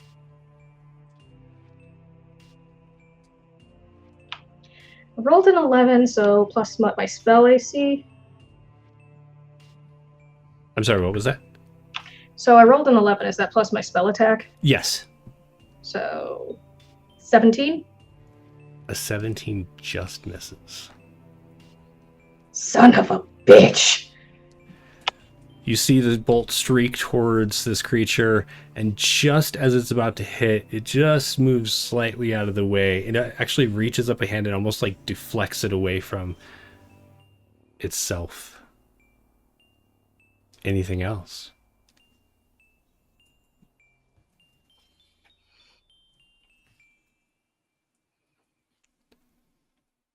No, I think that's it for now. All right. S48. You're down the stairs. You see the red-haired girl is kind of listening to what's going on. She's creeping, like she's up against the wall, kind of like hiding, but she is slowly creeping up to try and figure out what's going on. What do you do? I'm gonna walk up to her and just crouch down slightly. Stay here, okay? We'll take care of the problem, and then we'll come back to help. Just don't let anyone get to you. And if you're in trouble, just scream. Yeah? She nods and stays where she is.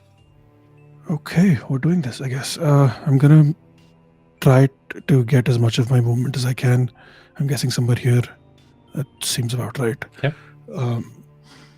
And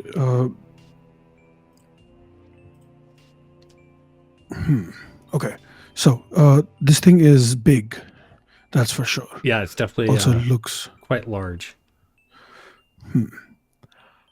I am going to. It has. Do I know if it's been hit yet or no?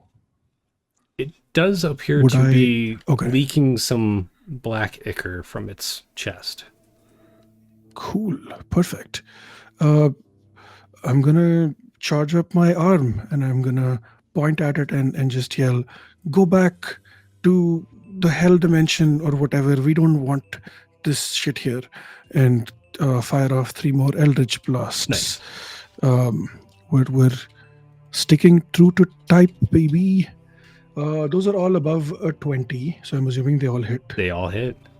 Yeah, perfect. Yes, I hear you. It's so rough to be you. Cool. That is 9 and 5, 14 and 1, 15 plus 15. That's 30 points of damage. Nice. Getting pushed back 10 feet with every hit. And I'm gonna look at him in the eyes and just be like, I can do this all day. And I'm gonna burn 2 sorcery points. I'm gonna quicken a spell and I'm gonna hit him again. With the Eldritch Blasts. Okay. Nice. That's a 13. I'm assuming a 13 will miss. The 13 is That's a gonna nat miss. 20. Let's go. Nice. And that's 1. Oh no. Okay, it's fine. It was bound to happen. I was pushing my luck there. Okay, so I'm guessing only one of those hits. Yep, Then the just 13 the- will not hit. Just the crit. Cool. Oh god. Okay, that's 2 And points of damage on the crit. Go ahead and That's- roll one that's- more time. We'll Oh. roll it instead of doubling it. Hopefully it'll get more than... Oh. Yeah, much better. 6. Also plus 5, 11. Yes. Excellent. But yeah. Cool. Let's go. All right, so it actually, the magic pushes it all the way back into the wall. The force of your magic just slamming it against it. You see bits of ceiling crumbling, falling down from the force of it slamming into the building. And that brings it to its turn. Kind of rights itself as it stands up. You could see a dent has been made in the wall where it slammed into it. And it is going to move 1, 2, 3, 4, 5, 6, 7, 8. Perfect.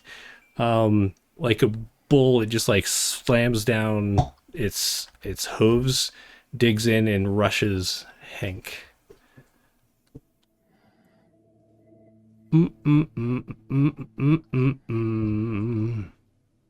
As it gets closer to you, Hank, it like underhands its flail at you, and you see it drag across the floor, bits of wood chipping as it just like drags into the wood itself. And as it flings up towards you, does a 30 hit you? You're muted.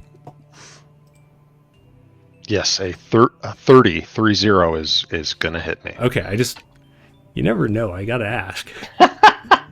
Is it possible to have AC that I high? need you to do a The con saving. Did throw. you roll twice for because I think they took the dodge action, right? You were correct. That- Hang on one yeah. sec. Thanks for catching that. How about a 21? Ordinarily a 21 would hit, but I'll use my reaction to cast shield. Nice. What To does it give look myself like as this flail, as it gets as it's flinging up towards your face and your magic kicks in, you can see that the flail is made of like multiple metal skulls that have been carved out or molded to look like screaming skulls. What does it look like as it deflects it?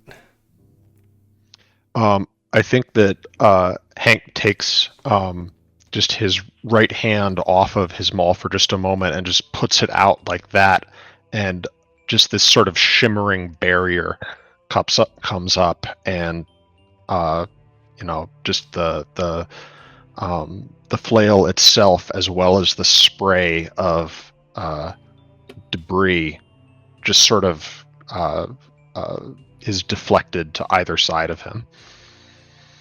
Perfect.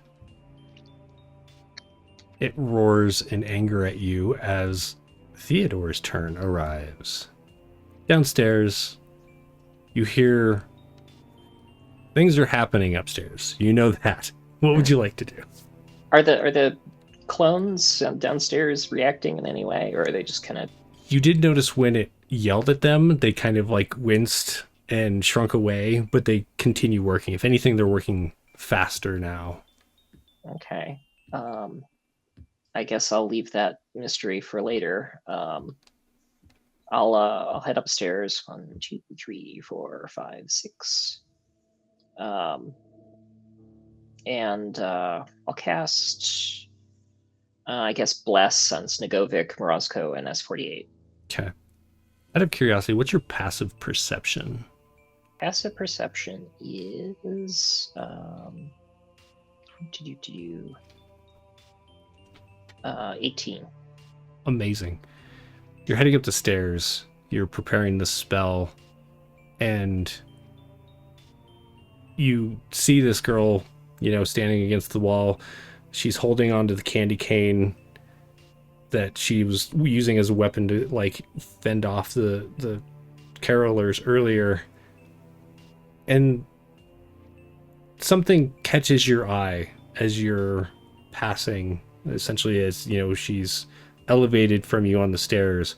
You notice that hand-stitched into like she has kind of like a long suspender dress.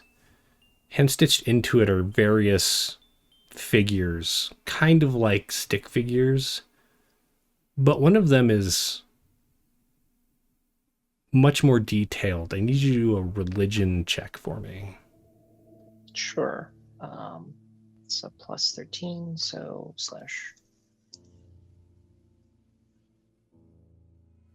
/33.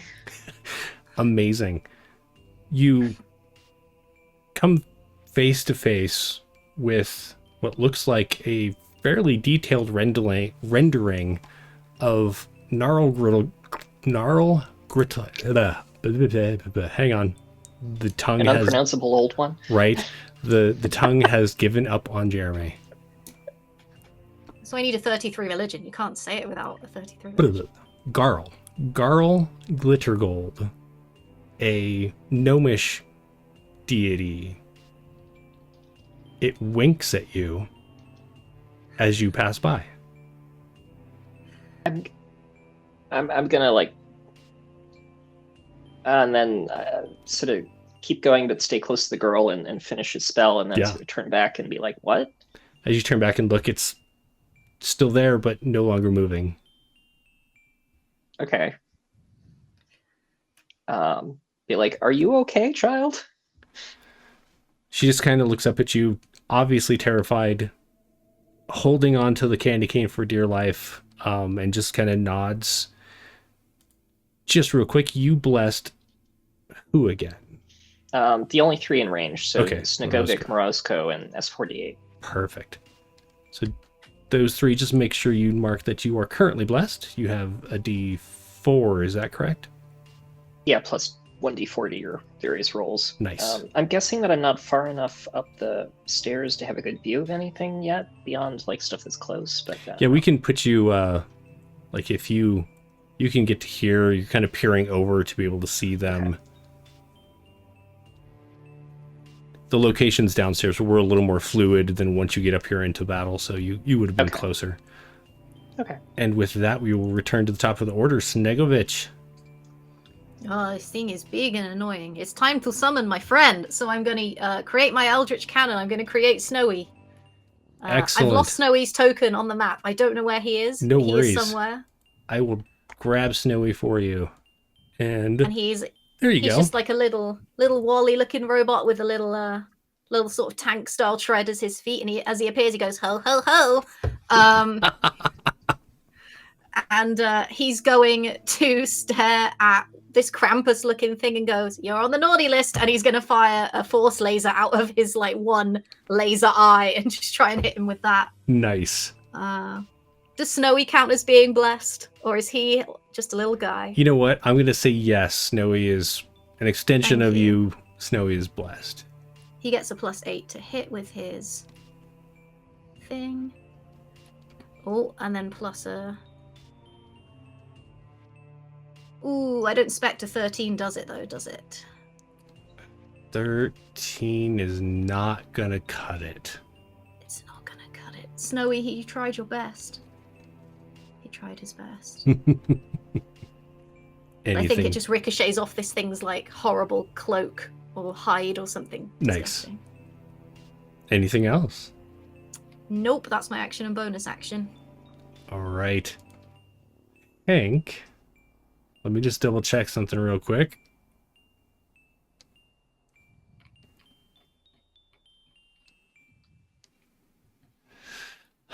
So I think at the end of Snegovich's turn,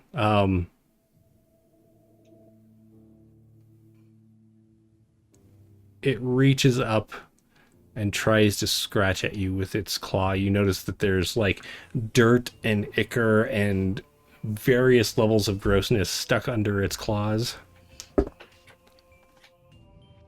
You still have shield up because it hasn't become your turn yet. Does a 26 hit you? Are you still rolling at disadvantage? No. Does a 14 hit you? It does not. Perfect. Thanks for a reminder. And then it is your turn. All right. I think it is time to start deconstructing this bad boy. So we are going to hit this thing very hard with a hammer.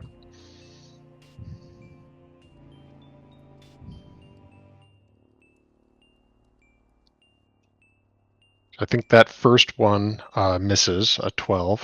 12 will miss. As does the second. The second 12 also misses. And the third. So Oh, I think no. Hank is, really fiercely swinging at this guy, but sort of both of our defenses are pretty well matched, Yeah. and anything that lands is really pretty just glancing. So Perfect. Not for you, but perfect. yeah. Anything else? I think that that is frustrating enough that Hank is going to grit his teeth and action surge Okay. to renew his assault against the baddie and take another couple swings. Okay, so that's a little bit better. 24, I would imagine, hits for 25 bludgeoning damage. Nice. A 15, I think, is not going to be enough. The 15's going to go wide. And I think that that 13 is probably also not going to be any good. That is correct. But you did get one solid blow in. Oh. At the end of your turn? I think so. All right. Morozko. All right, we're gonna still try to guiding bolt it, but I have a +4 now, right? That is, well, you have a plus D4, so when you roll a D4 as well and add whatever that is on top of your stuff. Bless is pretty great. Bless is definitely helpful.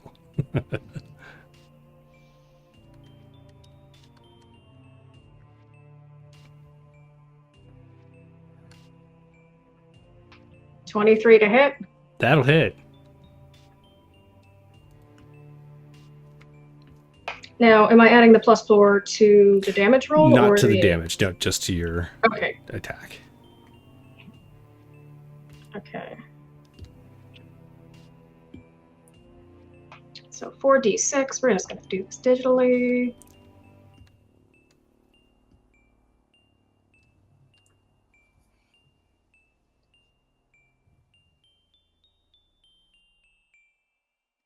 Nine, 11,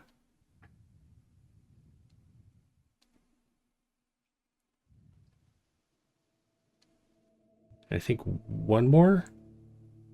I'm only seeing 3 that came through.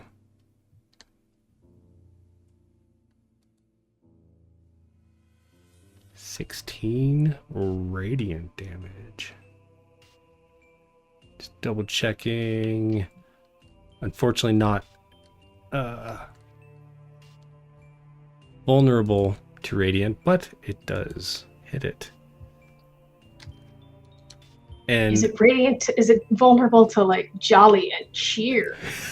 I don't know. You could go give it a hug. No. This is righteous cheer, not huggy cheer. Fair. However, on top of the damage, everyone sees as the form of this creature slowly begins to glow and light up. The next attack on it has advantage. At the end of your turn.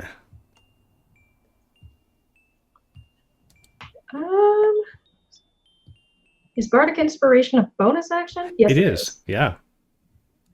Okay. I am going to give my inspiration to S48. So he's got a plus 1d8. Nice. Nice.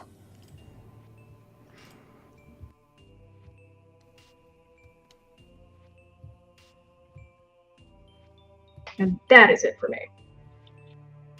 At the end of your turn. Nope, you can't do that. Can't do that. Okay. At the end of the turn, he's going to take a swipe at Hank. Hank, it's been your turn, so you're no longer dodging. I'm no longer rolling a disadvantage, correct? Is he, whatchamacallit, a aberration, celestial, elemental, fey, fiend, or undead? He is. So he's still going Then- to be rolling a Then he has a disadvantage. disadvantage to hit me still. Yeah, perfect. Oh, from the protection from Yeah. evil. Yeah. Good call. Does an 18 hit you? 18 does not. Nice. You see its claw swiping toward you, and then your magic sets in, and it just like edges it away enough to not hit you. S48, it is your turn.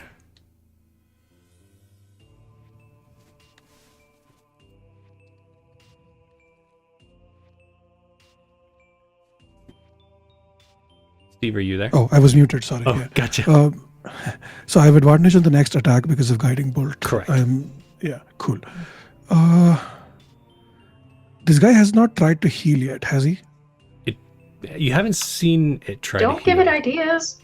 Okay. No. Just pulls out a giant peppermint mocha, chugs it down, heals all the way up. I'm gonna try something different, just to see what its vulnerabilities are of sorts. First we hit it with the Eldritch Blast, of course. Yep. That is standard practice. Yep. But actually, instead of that, I will hit it with a firebolt first, with advantage. I believe that Yep. is what I'm trying to do. 20, dirty 20. I'm guessing that hits. That will hit. How much damage is that? Okay.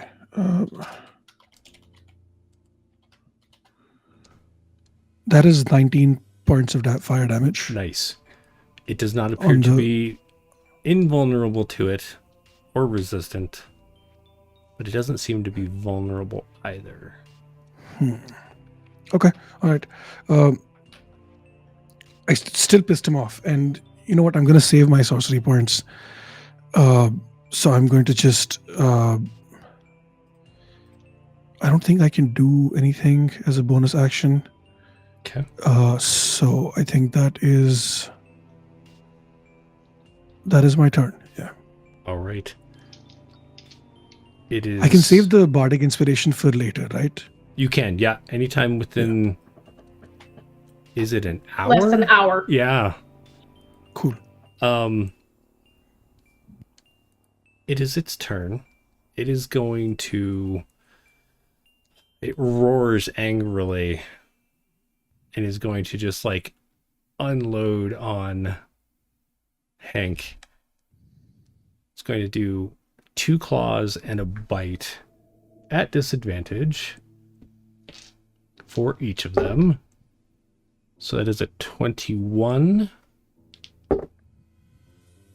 a 13, and a 19. The 21 and the 19 are good enough to hit. Okay. So the last one was a bite and the first one was a claw. So that is 17 slashing.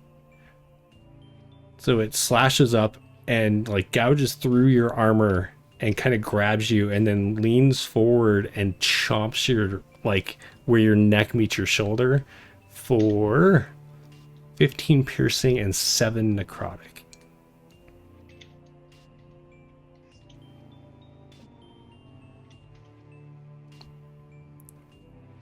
And then it is Theodore's turn. So Theodore has limited attack options, and everybody seems to be doing okay right now. They don't need like me to intervene, and he's like he's thinking twice about what the world did I just see, and he's like, all right, too many strange things are happening. We need to know what's going on. So he pulls out a little like a little jar from his belt pouch, and he like scoops some gunk out of it and sticks it in his eyes, and it's like blinking, and then says some words about the importance of truth. And his holy symbol glows golden, and his eyes glow for a moment, and he has true sight. Okay. You can see the true shape of anything, and through invisibility and darkness and so on. And he looks at the girl on the stairs. So you look at the girl on the stairs and you see Yeah. the girl on the stairs. But whereas before she was holding a candy cane that was red and gold striped, there is a large golden axe in her hand that she's holding on to, like she was with the candy cane, like it's going to like save her life. And the axe kind of turns and looks at you. And you could swear if it could wink, it would. Okay. Theodore makes a kind of like a gesture, like, we'll get back to you in a minute. Perfect. Love it. And he's going to go up the stairs. Okay. All right, and that's mid for me. All right. Back at the top of the turn, before Snegovich goes, it is going to, just because I want to see what this does. Hank, the creature in front of you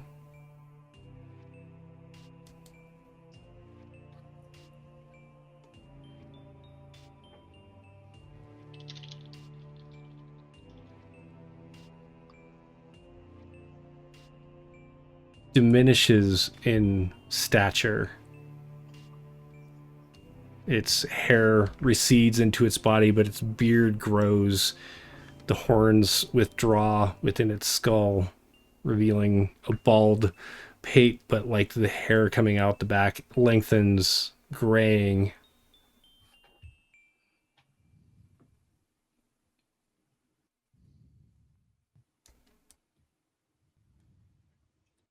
It is no longer large. Oh, it distorts horribly in front of you. There we go.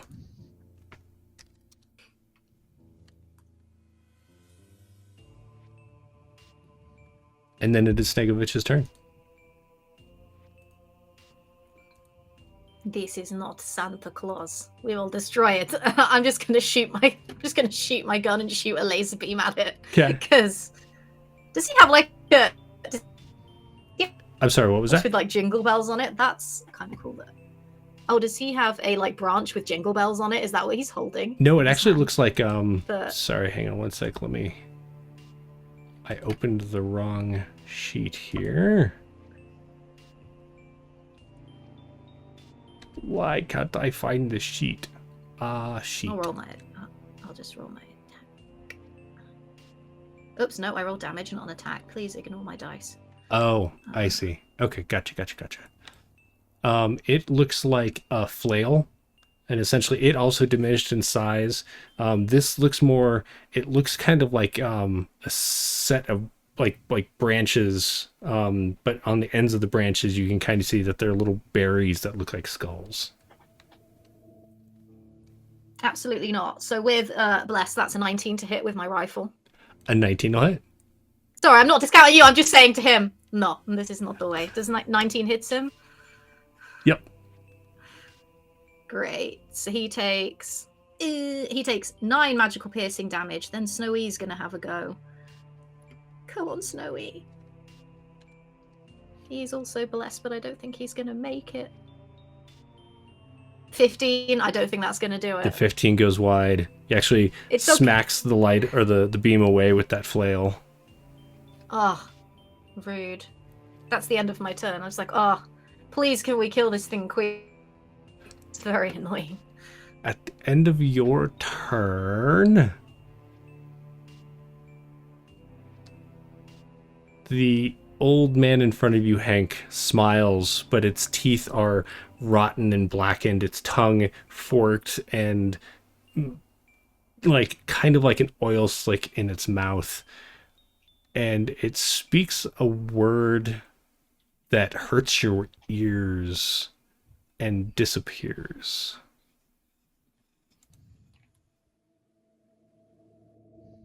Does our cleric still see it? The cleric can still see it. Hank, it is your turn. All right. Just because I forgot to roll concentration, could you remind me what damage I took at the end of last turn? Yes, maybe? Does it matter for concentration? It does. The DC Where's this is... saving from? Yeah, the DC is 10, or it's 10 or half the damage. So if he did... I think one of them did...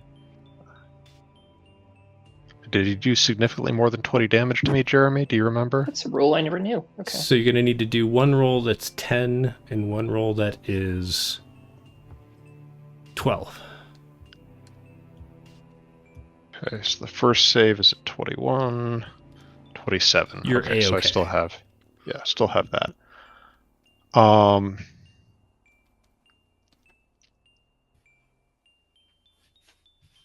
I think that let's see. Can I sort of look for? You said this this place is filthy, right? It's Mhm. covered in fluids and dirt and that Yeah. sort of thing. Yeah. Can I listen for him or look for disturbances in the, the dust or the grime on the floor to try to attack him despite not being able to see him? Yeah. So you can swing at an invisible creature anyway, kind of like where you think it was, and you're just doing so at disadvantage. All right. So what's your I will passive do, perception? Passive perception. I think that would just be a 10, right? Okay. Yeah, Yeah, 10. You know where it was, and so you're going to just kind of aim in that direction. Okay. So I will we'll make a couple of those attacks.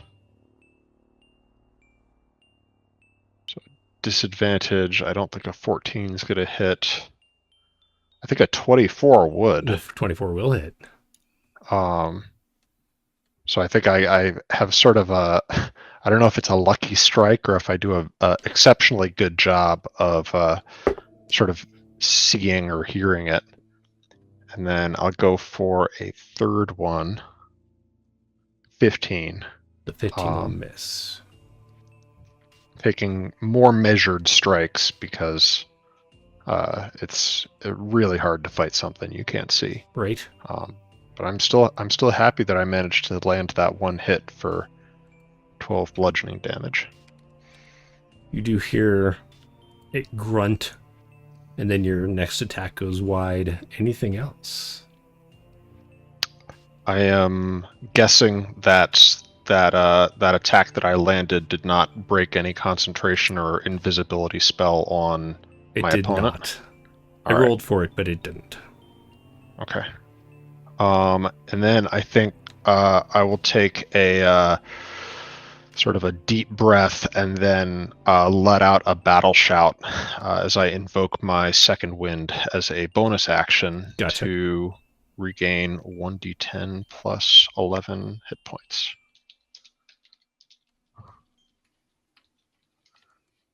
So 21 hit points.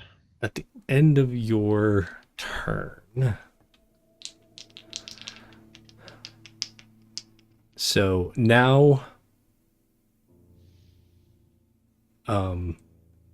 having advantage from being invisible, but you still have your spell up, your protection, rolling a straight roll.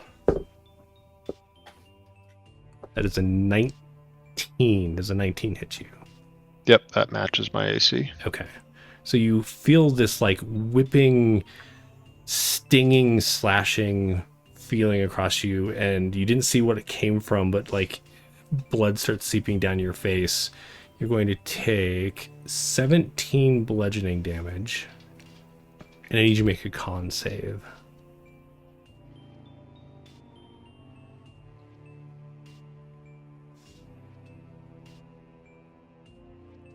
$22 for my con save. Perfect. Other than I'm the going to damage, roll again for concentration. Yes, you'll need a 11. You needed an 11. Perfect. All right, Morosco.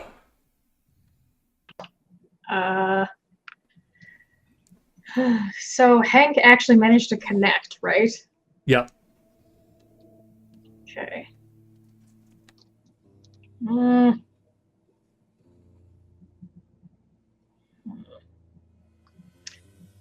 Honestly, I think I'm just going to spend my movement and move up. Yeah. I know. Yeah, I see you. It's rough to be you. Did that attack not bring him out of invisibility? It did or not. Is he too good? Oh, he's too good. And that is it for me. All right. S48. Okay, he is invisible now. That is great. Fantastic. Even so, what do I have that is?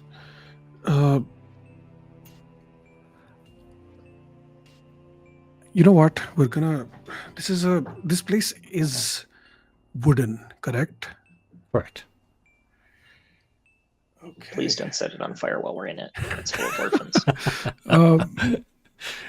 That is. I just want to check. If you're going one down, thing we're really going quick. with you. No. Surrender, Does this we'll have get to the be- orphans. Thanks for the I'm just puppetry. confirming the wording on spell. It is a creature you can see within range, so that will not work. I don't.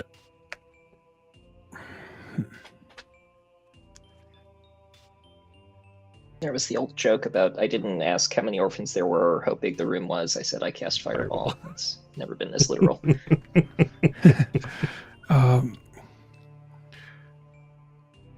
Yeah. Okay. So I'm gonna try to hit it with more Eldritch blasts. I don't Okay. want to risk a fire in here, and yeah. Great. So each one will just be at disadvantage. You had an idea of where it was, and so you're just kind of aiming in that direction. Go ahead and roll them. All right. The first one is a 23. That'll hit. No, 21. Wait. Yeah. Go ahead and roll your damage on that first, Okay. because I'll have to do concentration checks for every time somebody hits it. So if you're multiple yeah. attacking, it might get knocked out of invisibility. Hello. That's 14 Okay. points of damage on It the is first one. still invisible. That's a nat 1 that misses. 7 and how much was it? 16. Does 16 hit? Roll that d4 that you're blessed with. Oh yeah. 17. That'll miss. Uh, So You do close. still have your Should I- inspiration. yeah, that's what I was thinking. Should you know what? Let's use it. Yeah. Adding the inspiration you can't miss. So Yeah. go ahead and roll your damage on that one.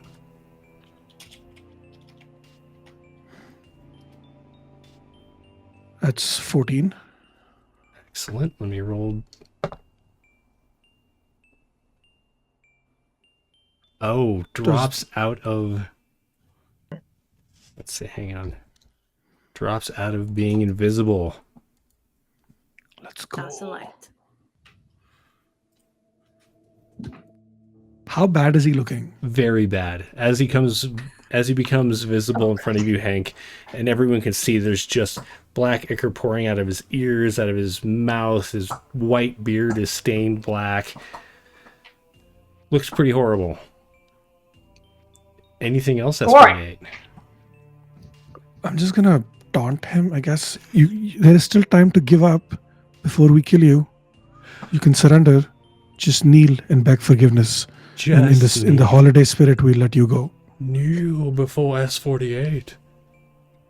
Snegovich reaches out a really long arm to fist bump S48 because his reach is 10 Theodore's like, feet. He can "What almost reach. holiday?" As you taunt him,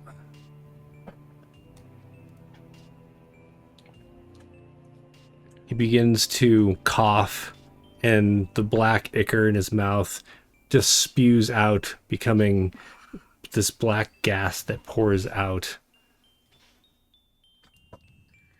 It is going to... Guys, I may have fucked up. That is so nasty. It is going to hit everyone. I need everyone to make a con saving throw. Oh no.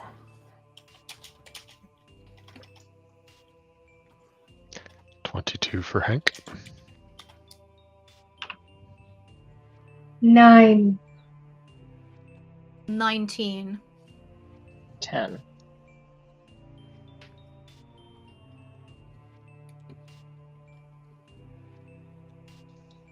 All right, if you got below a 16, you're going to take 22 necrotic damage as this cloud rolls over you. If you got a 16 or above, you're going to take 11 necrotic damage. Does Snow E get my bonuses to con throws? Or does he just roll flat?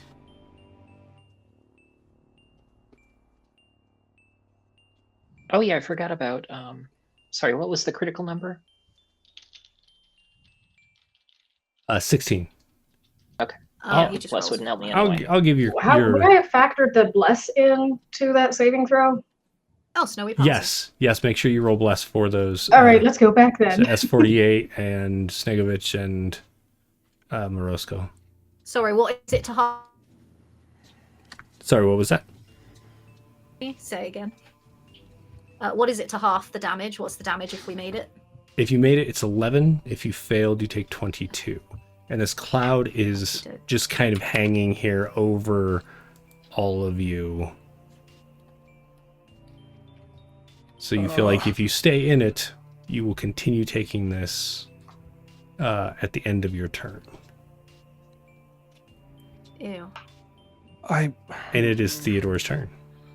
So amended, I got a 13. So how much damage do I take? That would be 22 damage. Oh, Flash of Genius, Morozko, it's a 17. And that would be 11 damage. Yay! Snegovich looks at you and goes, "No!" And then like a waft of peppermint comes over and makes the gas less bad. Perfect. So it's smelling like old breath and Minty breath. right. It's a little minty. It's minty old Minty breath. minty rotten breath. Perfect. Theodore, your turn. Oh, I would like to counterspell it. oh, Oh, you're going to I have was to gonna- roll for it, Yeah. I think. Let me double check. Yeah. Another option would be to like blow out one wall or something if you have a spell that could do that, but, or gust. I mean, the or something. counterspell will just get rid of all of the damage you all just took. Yeah, fair. If you can roll the So it's spellcaster check. counterspell is basically like a con save, right? So you're going to roll a spellcaster check. So essentially, like if you were rolling to hit with your Eldritch Blast, roll a d20 okay, and cool. add that number. Okay. Yeah. All right. Less might work for this. I'm not sure. That's a 26. I'm assuming that. Yeah. Everyone take Let's your go. damage back Let's as go. he begins to expel this cloud from his mouth. S48 raises their hand and like kind of gestures toward, and this gust of wind just pushes it back into it, and he goes wonderful. Told you should have just surrendered. Right? Well done, comrade. Love it. in that case, All I'll take right, my flash Theodore, it genius is your back. turn. Okay, I'm going to. I had a fun idea. I was going to dump ink all over his head to make him ruin the invisibility effect, but now I guess I'll just cast blindness, deafness. We'll see if I can make him blind. Check is going to be, let's see here, 15 con check. That is a con. We have 20. Okay, he resists. That's it for me. I guess I'll get a little closer. Okay. At the end of your turn, he swears in abyssal. He says fuck, if anyone can understand. Yes. Is going to attempt to hit Hank at disadvantage. That is a 18. No dice. No dice. Snegovich, it is your turn. Look, I don't mean to be harping on the same old things, but I'm just going to shoot this man and hope I hit him. First one, 26 to hit from me. Let's go. Absolutely. And that Hit him with your is boomstick. 16 magical piercing damage. How do you take down this infernal creature that's pretending to be Santa's brother? There is no hesitation. There is no bombast. It is just a peppermint shard in between the eyes, and he goes down. Love it. All right. Well, as he crumples to the ground, Black Ichor just begins to drain away and turns gold and kind of evaporates into the ground or into the wood, disappearing completely. We're going to take a quick break. Libby needs to go outside. I'm sure you all would appreciate a bio break. Get your bioness taken care of. Get your coffee if you're going to, or whatever things you're going to drink. And we'll be back in, let's aim for 5 minutes or so. And we'll see you then. Be right back.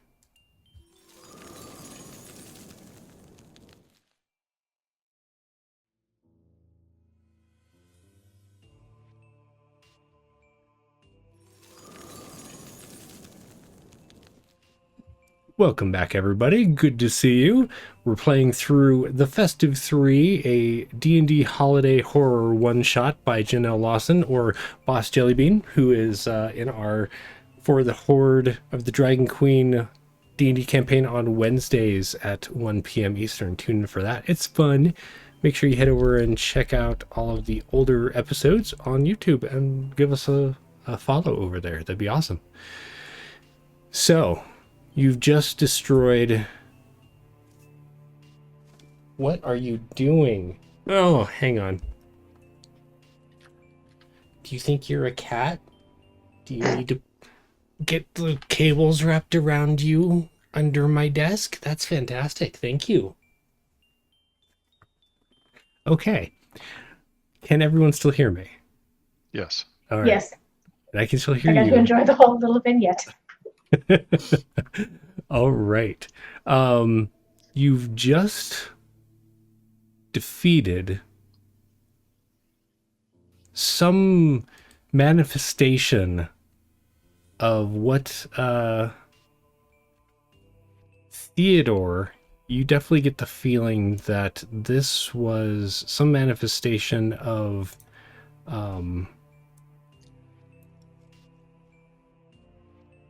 Ball. It wasn't necessarily obvious in its first form, but when it became the old man, there are certain tales of Ball's form being this kind of twisted old man. What would you all like to do? Go downstairs and figure out what are these children. Figure out what's are these children. I want to go look through his pockets. Moroshko doesn't want to go look through the dead guy's pockets. Well, he kind of evaporated into nothing. However, I need to double check something because there might be an important leftover. Is it the true meaning of Christmas? It might just be A lump of coal. No. left Well, if on he the was on the naughty ground. list. Left on the ground is what looks like a birch branch flail with these little bells on it that are in the shape of skulls. And, I think Hank wants to pick that up and take a look. oh no. Oh no. Because what could go wrong? Oh no. It's really neat. Yeah, it's...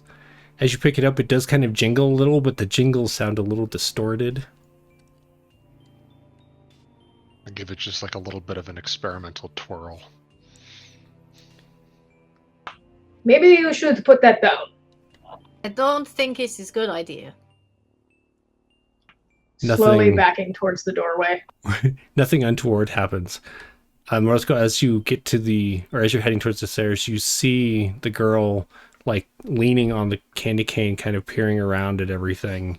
Her eyes are bright. And she seems a little lighter, like not quite so oppressed. Did you know that man? He says it all like loving and shit, but I can't do that, so. Yeah, he's in my dreams a lot. What? Who are all these other children? Do you know them? No.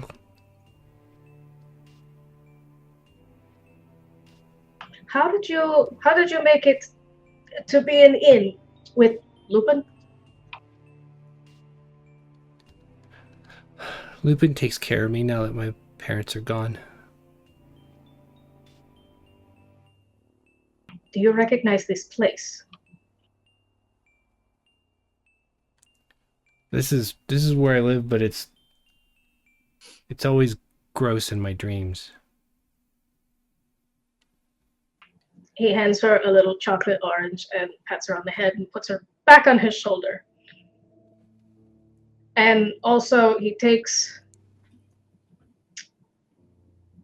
a little piece of mistletoe and tucks it behind her ear Nice. because he wants to remember which kid is which. I That is love it. very smart. I You're love very it. smart. Theodore's gonna end the bless spell and put together a new one. It's Aura of Vitality, so it's just gonna like passively heal everybody nearby. Nice. Yeah, we could roll, but honestly, the average healing is like 70 something points, so I think everybody's probably good. I think you're right. Are we That sounds short pretty. resting at this point so I can get my lay on hands, but my chocolate oranges back? Well, so as you pick her up,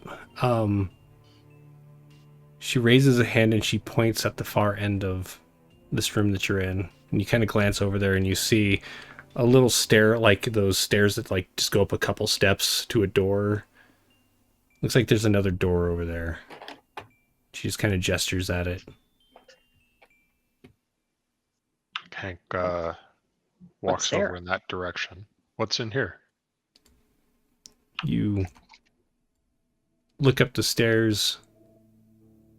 Through the cracked wood of the door, you can see that there's faint glowing up there. It's kind of a golden light, but yet it's not quite warm. Even though it's warm in color, it doesn't quite have enough quality to be considered inviting.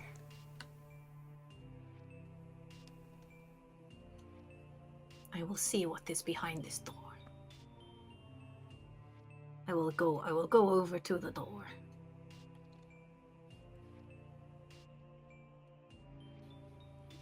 As you open the door, there's a creaking noise. A little bit of dust falls down around you. There's a staircase that leads up. Ah, there's another scary staircase. It's probably something at the top of it.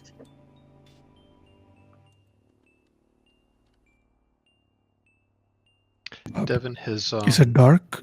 Sorry, go ahead. Theodore shared his theory about the identity of this guy's ball or the Dead Three.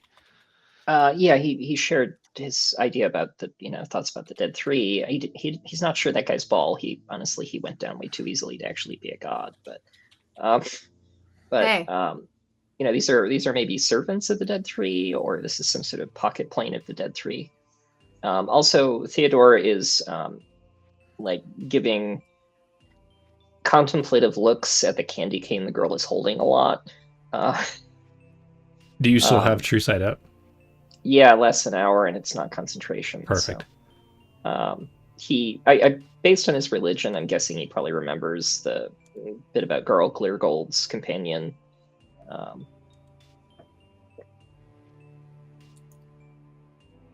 Jeremy's giving me a look. No. I am loading something up to see. Okay. Hank, are you keeping a hold of the flail? Mm-hmm. Okay. Theodore will mention to Hank, you should probably let me have a look at that at some point before you get too cozy with it. What, this? And he just sort of holds it up. Yeah, that was the personal weapon of some sort of like servant of one of the most evil gods in existence. So, it might possibly be cursed. Does it look cursed to you? Yes. Much very. Does this look cursed to you? Yes. It looks terrifying. It's got little tiny baby skulls on it. How not be cursed? This is the if I was to say the cursed things I have seen, this is definitely in the top 3 of the most cursed things I have ever seen. I would agree. I would say this is probably in the top 3, but it's not the top 1 or 2. So I know, but top 3 isn't like good. It's like, oh, I stabbed him instead of shot him. It doesn't make it that much better, honestly. So what do you see? Identify takes a minute to cast, so I'd need some time with it. But Yeah, here I try and snatch it from Hank, and I'm like, you. No, we've got 2 cursed people. No, I throw it down at your feet. I'm like, can you tell me what this is? Yeah, I'll need a minute. So while you're all taking care of that, the girl climbs down Morozko and gripping the candy cane walks up the stairs. Does Hey, Morozko know that that's whoa. not really a candy cane at this point? Now I'm pretty sure Theodore's the only one that has seen it. The axe probably doesn't. Theodore is worried that the axe, which is a servant of Garl Glittergold, it's sort of his intelligent companion axe, doesn't want him saying aloud what's going on, because that would ruin some sort of trick the guy's pulling, and maybe the 3 evil gods would come down and do bad things. So he's kind of worried about wrecking everything by opening his mouth. And thus Theodore was smote from existence. Okay. Awesome.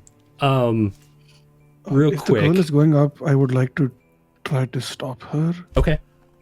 Hang on.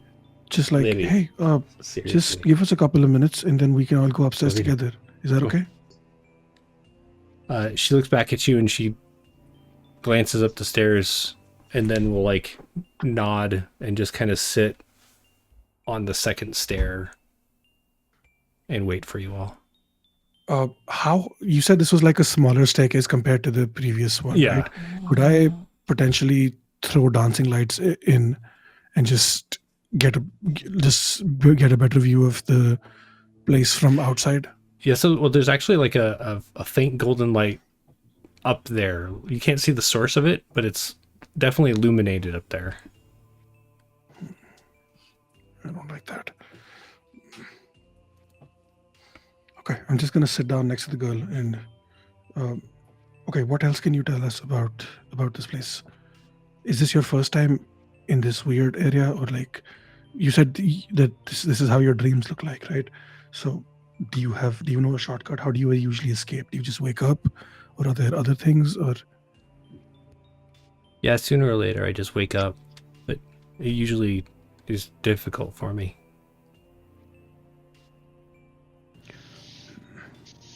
okay, and this guy that we just fought, is he also in your dreams always, or have you seen him before? Have you seen others like him? Yeah, he usually makes us make his little toys and stuff.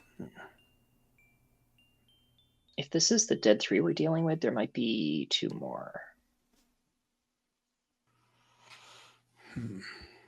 And I don't know if the others asked you this or not, but do you know why they all look like you? Is that like a... I don't know. I don't know. What is your name, child? Oh shit, yeah, we should probably ask.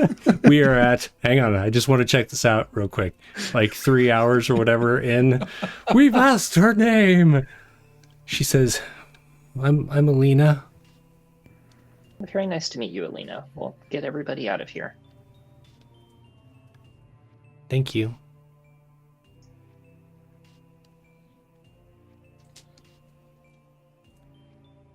So And what's up with the candy cane? Yeah, your minute passes by.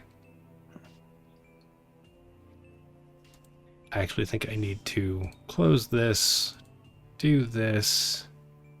Nope, what happened? I broke it. Hang on.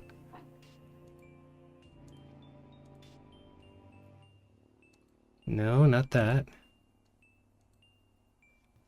Oh no.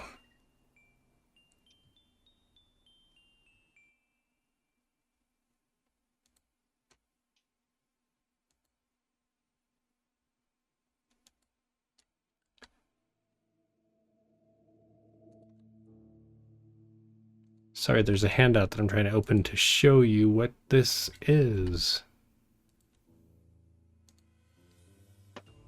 And for whatever reason, it does not want to. Mhm. Did that pop up? Yep. Okay, cool. That is what you find.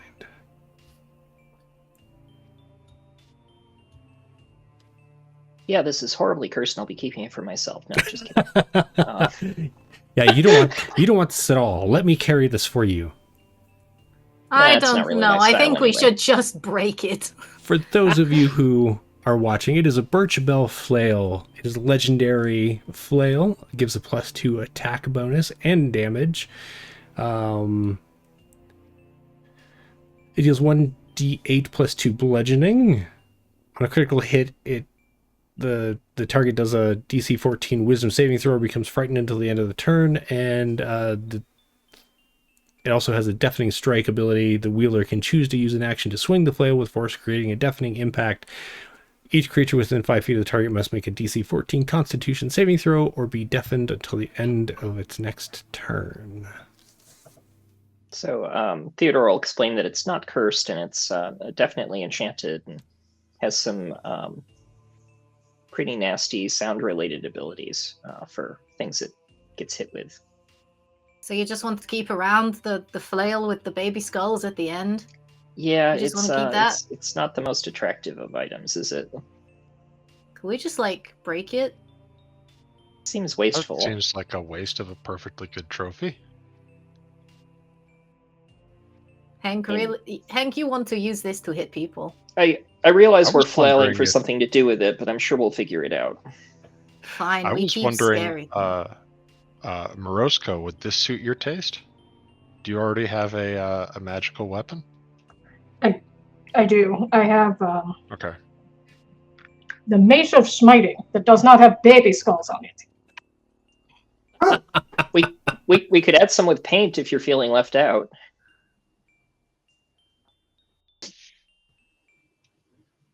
I mean, if none of you have the stomach for it, I really enjoy this quite a bit. Okay, go for it. But I'm willing to share. That does not change how I feel about you at all. Theodore doesn't Yep. really use weapons much, so yeah. Yeah, same.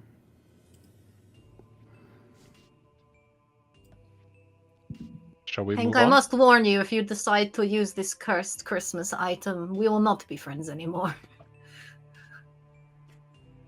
I will Noted. have to find new business partner. You will have to find new business partner. And I don't know how I feel about these.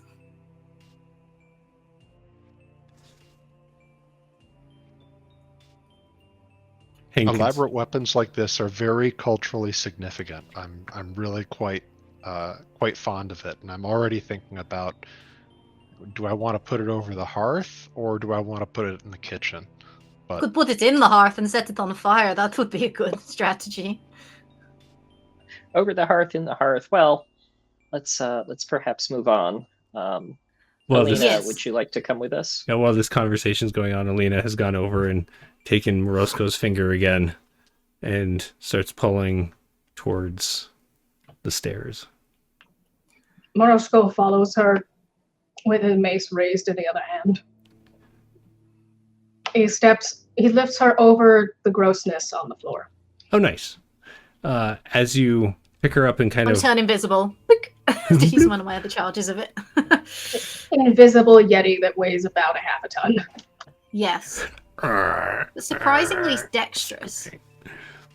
As you head up the stairs with Alina, you come to a large room that, though the room itself is in disrepair, there's bits of wood chips just kind of laying everywhere, chunks of the ceiling have fallen down.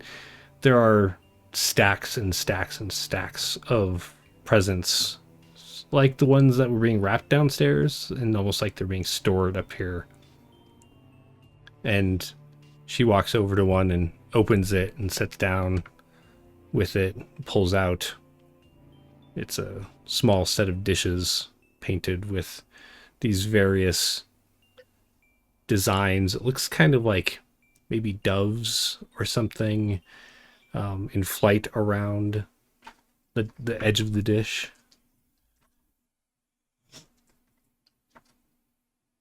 Did you make this? Is that what they're making downstairs? It does look like what they were making downstairs. There were also like other little, like a lot of the stuff downstairs looked like it was doll house furniture or something like that. And so you kind of like glancing at the various presents think that they likely are full of the various things they were making down there. I'm going to have you do a...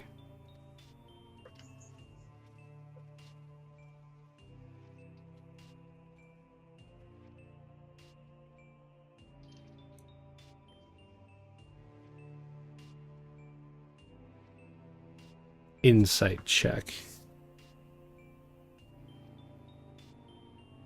Actually, no, don't even do the insight. Do a persuasion. Sorry. Is this for everyone, or? Just Morosco right now. Okay.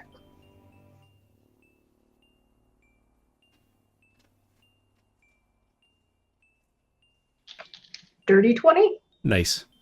So as the rest of you are kind of filtering in behind them, you see Morosco's kind of kneeling down next to Alina, who's holding this small plate and these large tears just like break free of her eyes and roll down, and she jumps up and just like wraps her arms around Roscoe's neck. Oh, it's okay, little one. It's okay. Stop, Libby.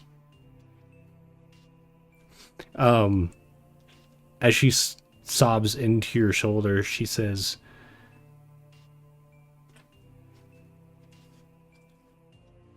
"These were my parents' dishes."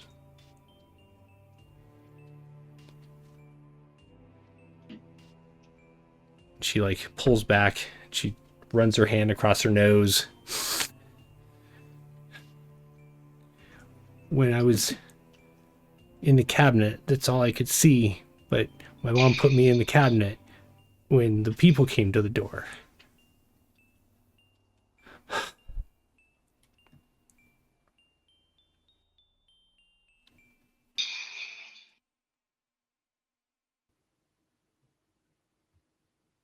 Everyone's just quiet.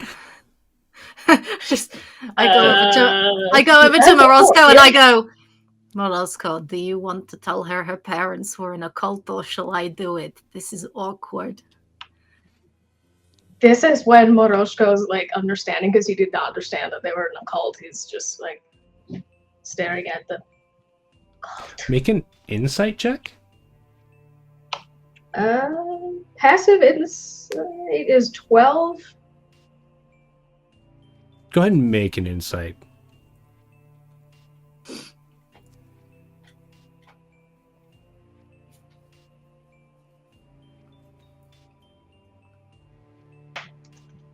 Also 12. Also 12.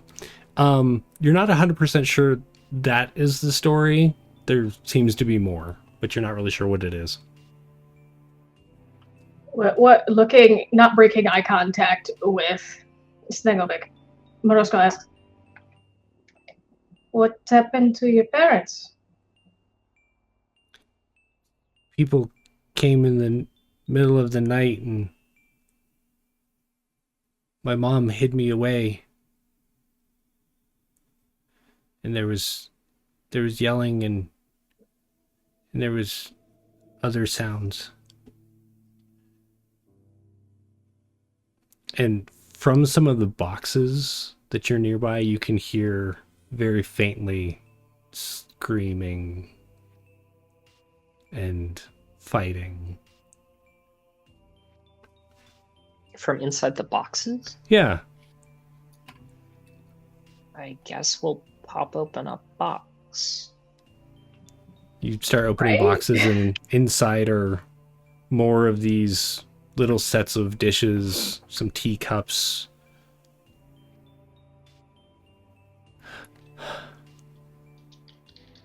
And then... Do the dishes make a noise? No, once you open them, they don't seem to be making noises.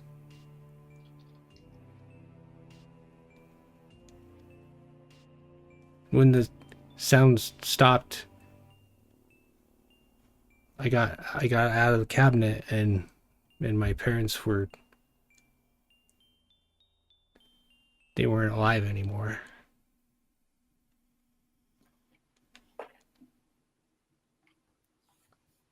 So sorry, Elena. We're gonna get out of here. So the people took your parents' china?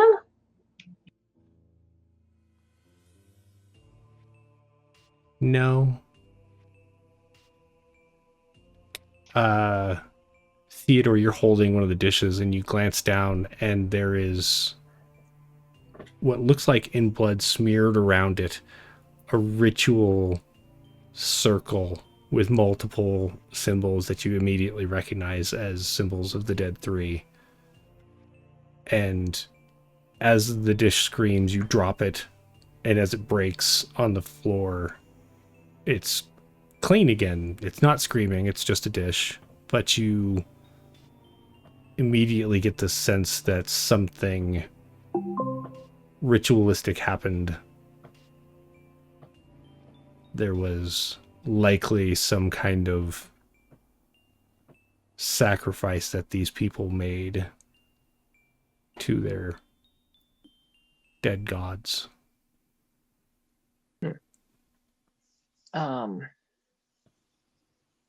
If there was some sort of ritual sacrifice made here, how do we stop whatever it's doing?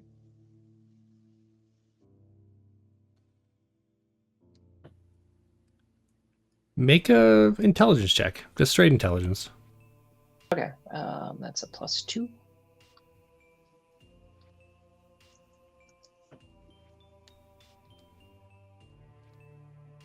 Ten.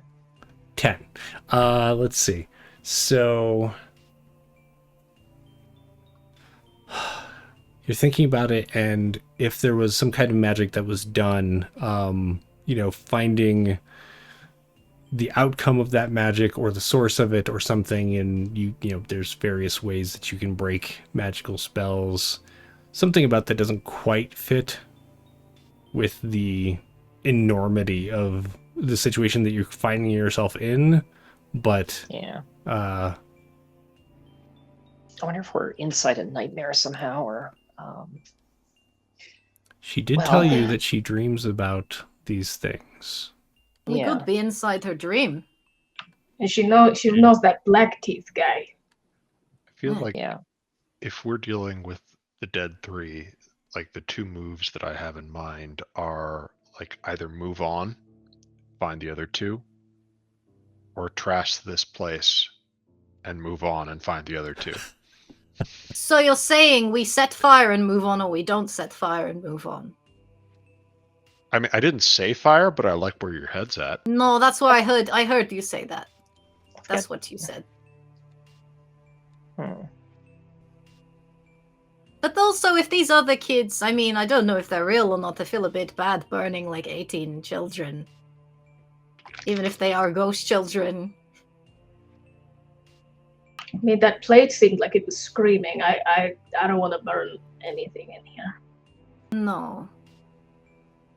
Is there like another door or something? Is there like more stairs that we need to head up, or if we kind of like done this building? It looks like you've Done this- reached. You don't see any stairs here. There's not even windows in this room. I think we should go to the scary anti-workshop that is up the hill, and we also burn that down. Okay, we don't have to burn this one down. We could burn that one down. I mean, we don't know if the children downstairs are actual real children or not. I suppose I have an idea to solve that problem, but Well, let's Yeah, grab it's a like- souvenir if you want one, and let's check on them. all right. I know it is bad, but the plates are kind of cute. I know they are probably cursed plates, but the design is kind of cute. I won't take one. I'm just saying. Hank is absolutely taking one. To hang out above his hearth along with the flail. Right. Absolutely. Snegovich doesn't take one on principle, but does think the design is really cute. All right, so is the consensus you're heading down and out? Down and out. Very curious though what the like dozen plus children look like on our way out though. Perfect, yeah. So as you all head down the stairs, you cross this room, looking at the various stains that this creature has left behind. The flail weighing heavily in Hank's hand, maybe comfortably, but heavily. You go down the stairs to the first floor, and all of the children who very much look like Elena are standing, and they're staring at you all. And Elena squeezes Morosko's finger again and lets go. And she walks over to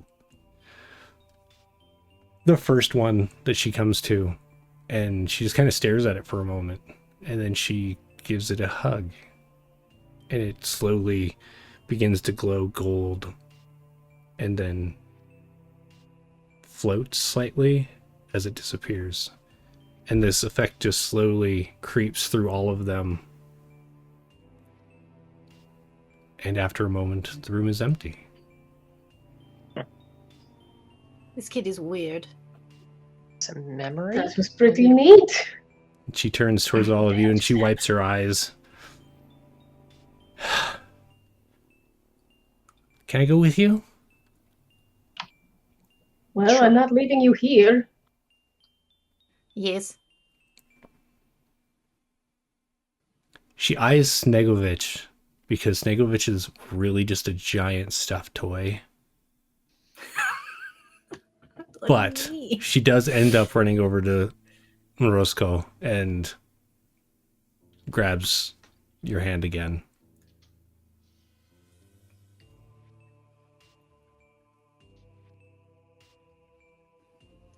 I mean, if you wanted to, you could ride on Snowy. He's probably big enough to carry you if you wanted. But Morosco is also very adorable. Mighty Steve. Mighty steed. He is mighty steed. As you say this and Snowy kind of like rolls forward, she is going to eye, let's see, we're going to do odd for wanting to try riding on Snowy and even for being content with Mighty Steed Morosco. Even it is. She seems interested, but then like squeezes Morosco's finger again and stays where she is. Easy, my dear steed. Come on, Snowy. Nice. So, in the interest of time, because we knew this was going to potentially be a thing, because combats can last a bit, you all step out. And as you step out, you're no longer in the kind of spectral, distorted version of Baldur's Gate, but instead ahead of you is the Blackstone Labyrinth that you had seen previously in the distance. Behind you, as you glance, the building is gone. The strange workshop that was shaped like the inn has disappeared, and in the distance you can see that spectral, strange Baldur's Gate.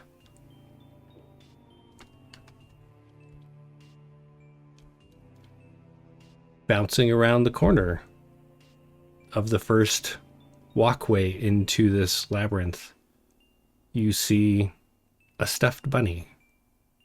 Its cloth exterior, well worn, one button eye has like obviously been replaced with one that doesn't quite match the other one.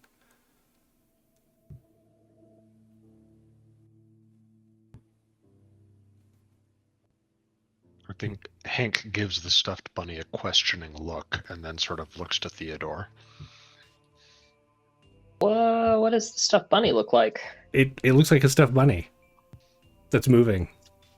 I guess I'll say Wait, hello. that's moving? Yeah, it bounced around the corner, right? So it's Yep. animated. All right. Guess we'll follow the stuffed bunny. Oh, you're new. Usually it's just her. Oh, hello. What's your name? Nate? I don't have a name. Oh, well, Did you give that's me a name? unfortunate. And Alina just kind of like looks a little bashful. Okay, You Bun know Bun. this rabbit? What was that, Wheezy? You know this rabbit? She nods. Yeah, that was my stuffed rabbit when I was younger. He didn't talk then, though. Is this rabbit like a normal size stuffed toy, or is this rabbit like a human he's, size? he's Oh, it's like about 10, maybe 10 inches tall. If his ears were to stand up, maybe 12 or 13 inches. I'm gonna train my gun on this rabbit just in case. Oh, Perfect for hunting rabbits. oh. Oh God, Mr. Bun Bun. We're ye- trying to help Alina here. Do you have any idea where we should be going? I do like Mr. Bun Bun. That's adorable, and I think that fits. I do not make good eating, though, just so you know. I guess we'll have to go find Forgive me, something else Mr. for Bun rabbit Bun, season. if that is your name. Well, I mean, I don't have a name. He just gave me the name, and you can all call me whatever you'd like. Just don't shoot me. I'm sorry, Mr. Bun Bun, but we just had to kill a manifestation of what I assume is a death god, and now there is a strange rabbit bouncing around the corner. Yes. Yeah, that's understandable. And so, yeah. are you a death god? I don't think so. If someone asks you if you're a death god, do you say yes? Right? Yes. That's mean- exactly what someone who was a death god would say to me. Can I do an investigation check about this rabbit? Like, Do an insight check. Yeah. Oh no. 16. So it is a little hard to read a stuffed rabbit. Just going to throw that out there. However, doesn't the part about it not wanting you to shoot him? Very true. It doesn't seem to have any ill intent, but you're not sure if it's not or if it is a death god. That's really Trust up in me, the air. As a Baldurian, I can tell you that the Dead Three are way too egotistical to manifest as a bunny. That's a good point, Fair. actually. He's exactly correct. So we just find a corner and we Clearly start work yelling at Santa's insults. workshop. Oh, sorry, Steve. What was that? We just find a corner and we start yelling insults at them. So and I'm guessing that will help. I mean, The standard they'll show approach up, is right? to you put on wet armor and you stand at the top of a hill and you shout at the sky, insert gods here are bastards, and then they'll show up eventually. That or you get struck by lightning. Well, I was gonna help her through the maze this time instead of having her, have to figure it out herself because it's always moving. That would be so helpful, Mr. Bun Bun. Thank you so much. Oh, you're welcome. I'm sorry, Mr. Bun Bun. I'm still not sure if you're not the death god or not, but you seem well intentioned. And I put my gun away. Well, I was gonna offer you a candy cane, but I think I'm just Oh. going to not, because you seem worried about it. So if you don't want the candy cane, then I won't give it to you. Oh, it's okay. I have my own. Would you like one of mine? No, I'm kind of good. I like mine. Wait, is it a candy cane? Fair Candy enough. cane? I stopped Like a thinking about peppermint that. candy cane? He pulls or out, like, a candy cane with handful. Cheetos? It looks like a little bouquet, but like as you look at it closely, it's just like a whole bunch of candy canes tied together. And he pulls one out and starts like chewing on it.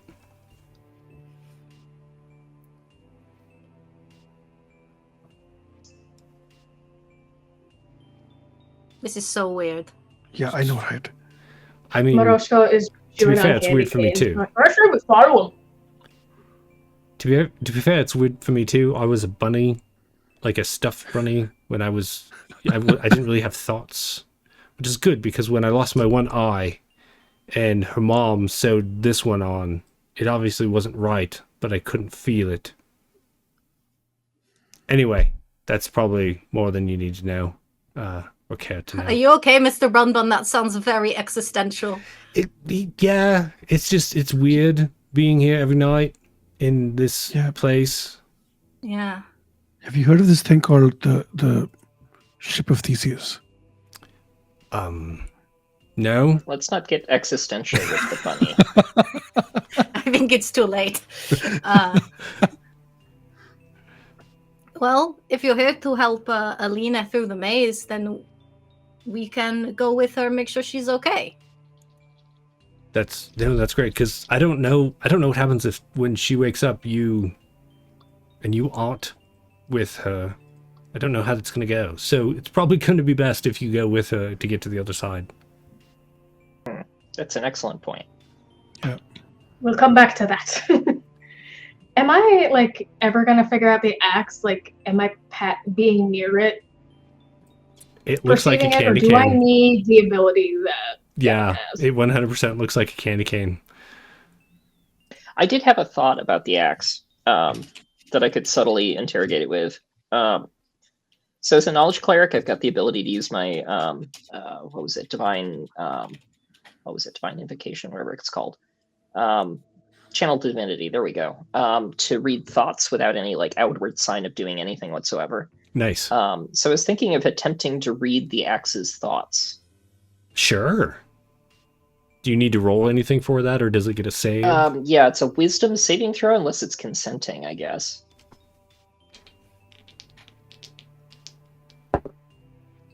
My spell DC is 15.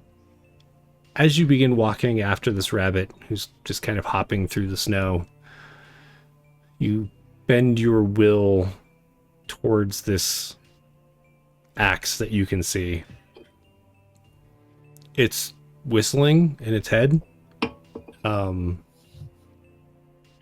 though you've never heard Jingle Bells, that is the tune that it is whistling in its head.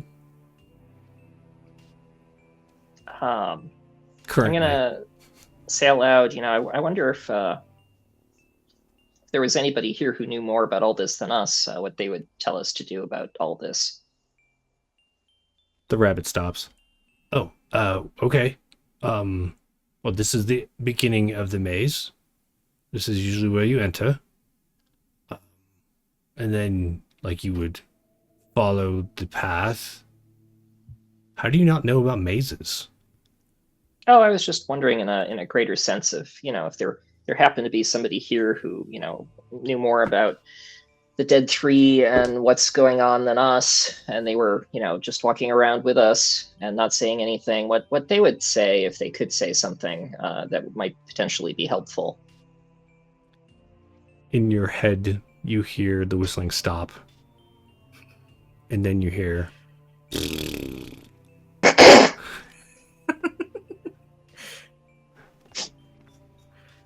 And I'll say, I'm sure such a person would be terribly helpful. I guess we should go. The rabbit looks at you. It's very easy for it to raise an eyebrow because it's just kind of obviously held from the one larger eye. Oh, okay. This way? Yeah. And starts hopping away. You can insight check the axe if you want. Sure. Sure. Let's see here. I think it was my insight was +8.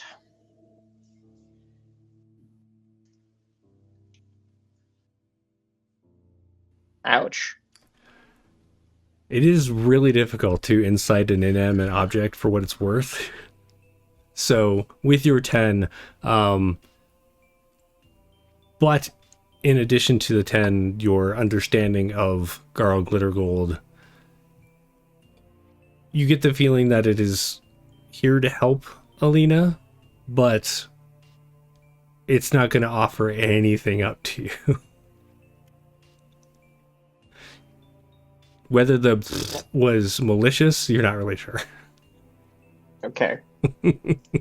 All right, let's go on. So we're going to do a as you all make your way through the maze. There is, at the end of this, there's a scene of you running away from a really gigantic snowman who chases you out. And you come to what looks like Santa's workshop, but twisted and bent out of shape, disfigured in ways that make parts of it look enormous and other parts like miles away. You can see an entrance. Walking by the entrance, you do also notice what looks to be a large nutcracker guarding what lies beyond. I've always thought those things were creepy. I know, right? They are so creepy, but they're traditional, but I don't like them. Like, this thing is obviously going to come to life and try to smash us with its jaws, right? He looks at the bunny rabbit like, yeah, am I right? Yeah, you're totally right. Is it anyone want to make friends with the creepy ass thing? No. I feel bad. I know it's against the Christmas spirit to attack a nutcracker, but I think under the circumstances, it is acceptable. Wait, it does what to what? It's clearly gonna come to life and kill us. The bunny said so. I don't want to make friends with the thing that's gonna smush us in its teeth. Mr. Bun Bunny, you okay to join the fighting, or do you want to hop off somewhere safer? Take Elena with you. Oh, I mean, I'm good to go for the duration, but she has to see it through. It's the only way she'll wake up. I think Hank shrugs Is- and hefts his maul as he strides towards the nutcracker. All right then, take it apart. Is the nutcracker also made of wood, or is it more metallic? Or As it comes to arrest, you notice that two of them have walked out the door, and one stands on either side. They do appear to be made of wood. okay, do we talk to them or do we just start fighting? What is the vibe? I Could we think just we go should. inside? Moroshko looks at Elena like, "This is your dream, kid." I usually sneak by. They've chased me around before if they see me, so I try to avoid them. You want to see what they look like inside? Yeah. Theodore is gonna take the opportunity to touch Hank and say, "Here, it's a bit of a boost," and he's gonna put Death Ward on him. Hey. I'm gonna go invisible because I'm excited. Crackers. For the Krakens. Release the Kraken. All right. Hank, you want to lead on? Mm-hmm. I want to take the opportunity to put my other bardic inspiration on S48. We let this fool face tank. Nice. Okay. Oh, well, thank you. Why are your tokens enormous comparatively? Hang on.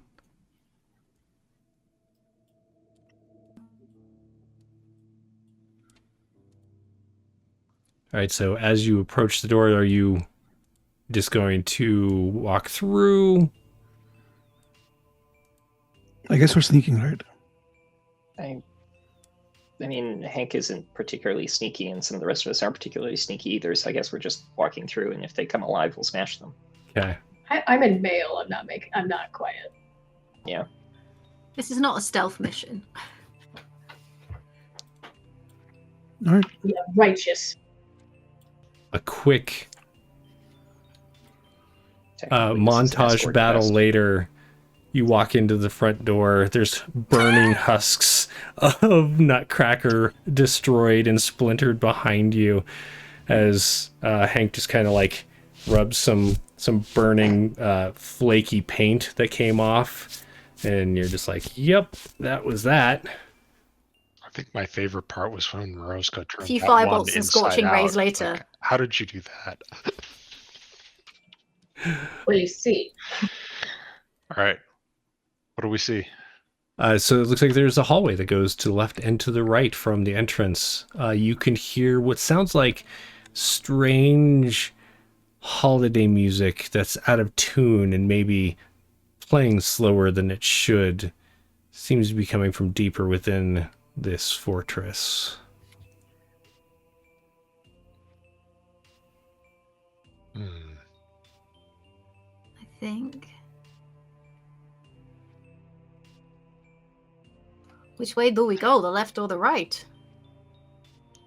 I think Hank flips a coin.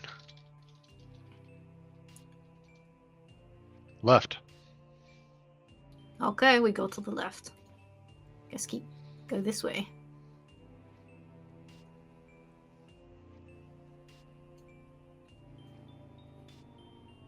As you head around,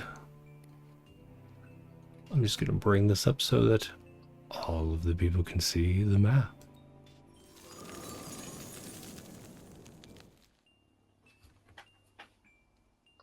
There's a large hallway that extends off ahead of you. You see a archway made of bone from which vomitous colors spill forth. It looks like minglings of red and gold and green, but as they kind of move in a pattern, it just becomes quite disorienting to look at.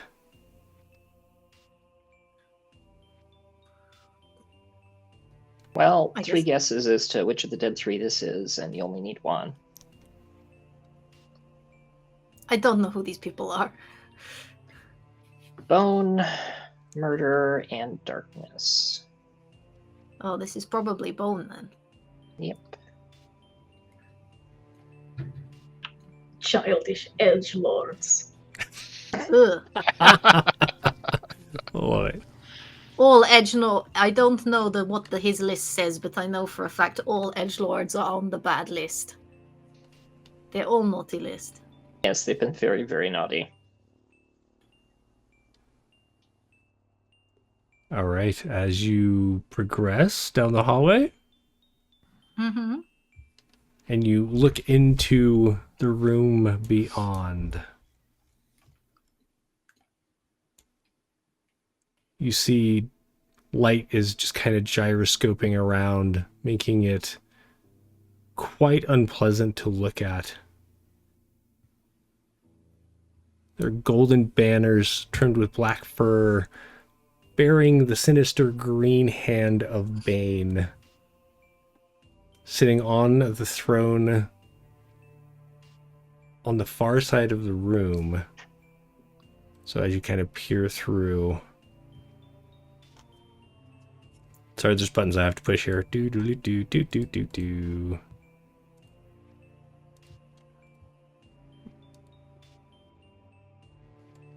You see a rather plump figure with an enormous white beard resting on the throne, his white and red garments draping around him, an enormous helmet and armor cover what bits the red velvet and white fur don't.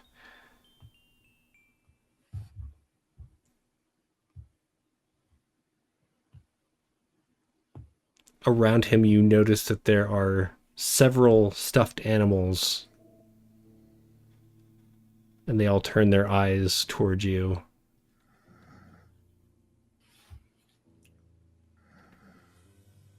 What do you do? Well, that's creepy. Let's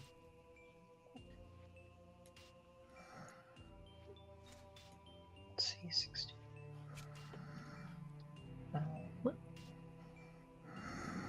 Well, I guess we have to kill fake Santa. Wait, this is what your boss looks like? No, definitely not. The vibe is not this harsh. The edgelord thing, I'm kind of wrecked, to be honest.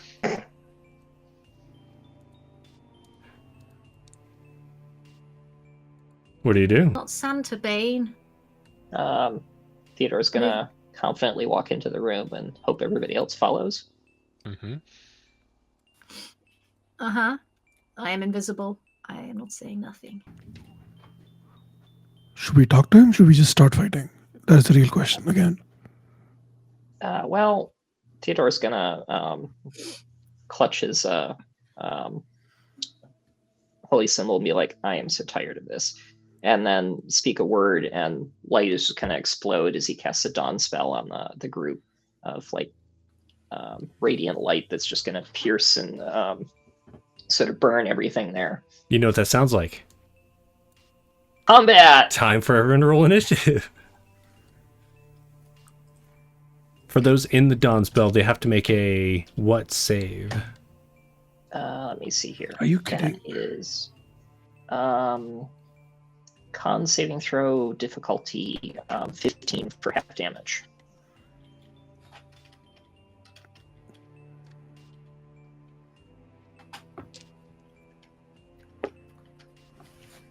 Oh, holy crap.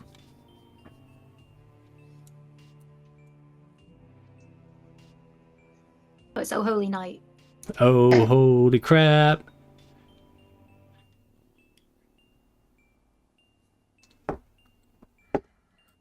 What is my range? What in the actual hell?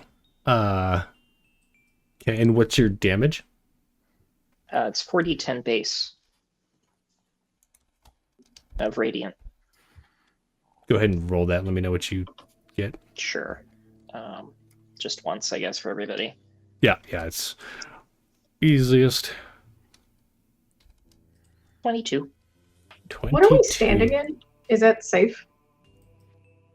I'm sorry, what? Are we standing on like difficult terrain, hazardous terrain? So it looks like there is just kind of, there's like banners and various frostings and even like some piles of snow. As you move closer in, you do see skeletons kind of worked in through all of that. You are in difficult terrain. And Glad we boned up on that. right,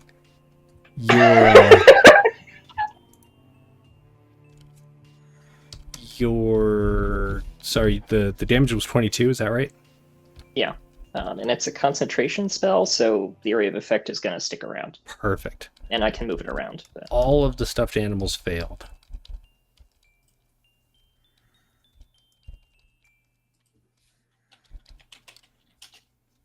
Perfect. Okay.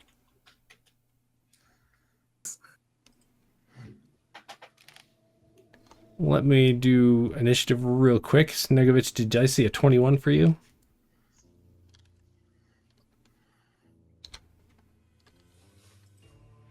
Evan was 11, or Theodore. Theodore is 11. Orozco. That would have been, I want to say, a 15. 15. Hank. 10. S48. 4. Snowy will go on Snegovich's turn.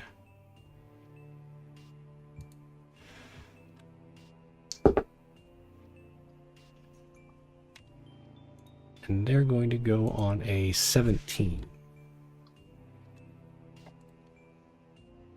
We're just going to call them baddies.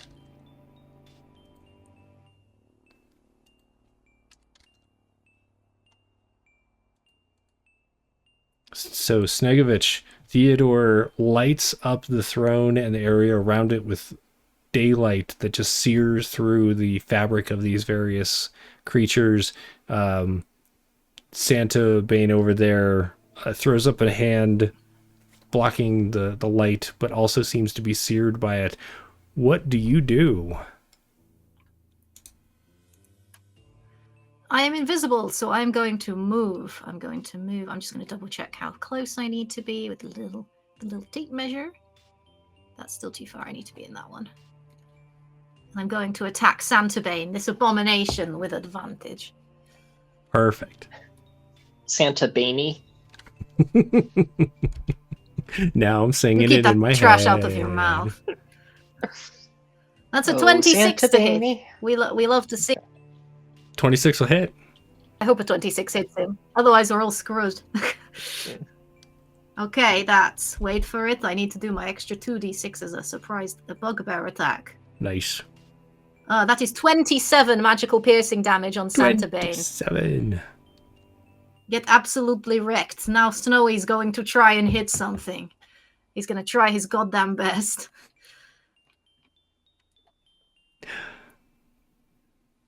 Does a 16 hit? The 16 will not hit. As Snowy kind of rolls forward, the beam of light shoots out, and He's just trying his best. right, just as he begins to emit the light, his tire slips in some frosting, and it shoots off into the wall over there. Anything else?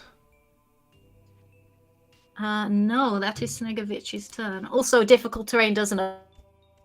Just went my full 30 to move forward. Perfect. So, the various stuffed animals 1, 2, 3, 4, 5, 6, 7, 8, 9, 10, 11 are dashing in your direction. Through the snow? They don't seem to be affected In by a it. one-horse open sleigh? Yeah. Dun, dun. Santavane We're not laughing all the stands, way. Not. reaches out, grabs what looks like a battle hammer, but is made of like candy and candy cane. It's crusted with various things that have like all these spikes sticking out of it. And is going to... Morozko, he's stealing your aesthetic, brother. It looks better in blue. Too far away. It's You're all true. too far away. Get closer. Get closer. No. He strides down 1, 2, 3, 4, 5, 6. And is going to wait there. Morozko.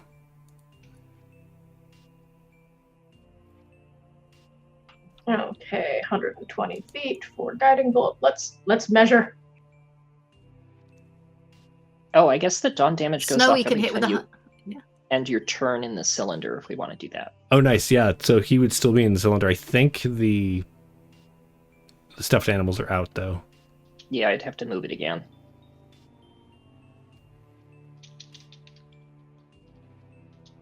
Does he have a save, or does he just auto take the damage? The save is, let's see.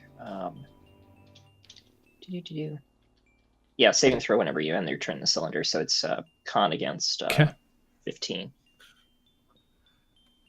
And what's your damage? 16 base.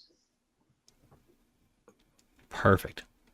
It does seem like he shrugged off a good portion of that, but still some of it went through. Yeah, free damage is free damage.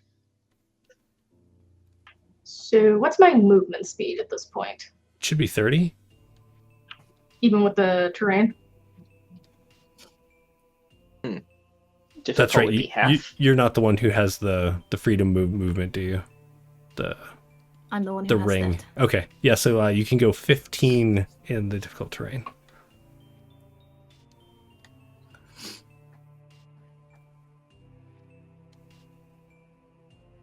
I'm gonna stay where I am and hit Santabani with a guiding bolt. Make it so.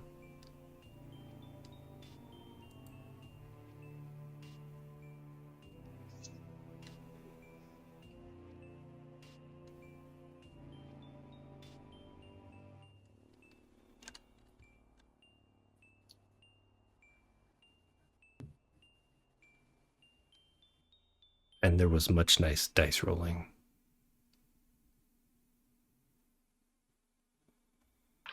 22 to hit? 22 will hit.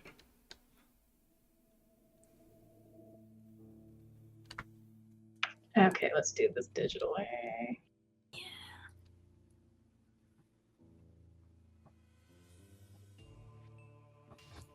14 radiant.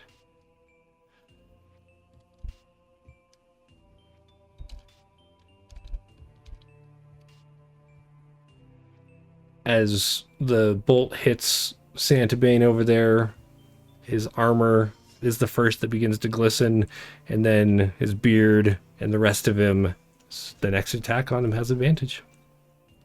Is that everything, Morozko? Theodore. That is everything. Okay, I'll move the radius of the dawn spell so that it's like not hitting us, but it's coming up to us, so that I'm anticipating them like charging forward. Gotcha. And what else will I do with myself? I don't know if I have any other good options really. That's concentration. I will make.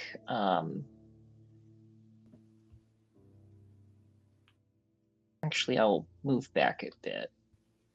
And 1, 2, 3, and I'll make a illusion of a big rock and then crouch behind it. Sure. All right, that's me. All right. Hank.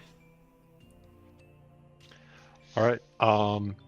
Is that dawn spell persistent here, or is that something we need to be dodging? I don't know. It's persistent. It I is. tried to position it so that you can run up to them and smack them without getting in the dawn radius. Okay. But not like Santa Bane would be in it. Yeah. Okay. It's a 30-foot radius, so it's pretty huge. So Hank once again reaches into the component pouch at his waist and pulls out a small dried pepper and holds that up to Snake Eyes, his familiar, who eats it and gains the benefit of the Dragon's Breath spell. Nice.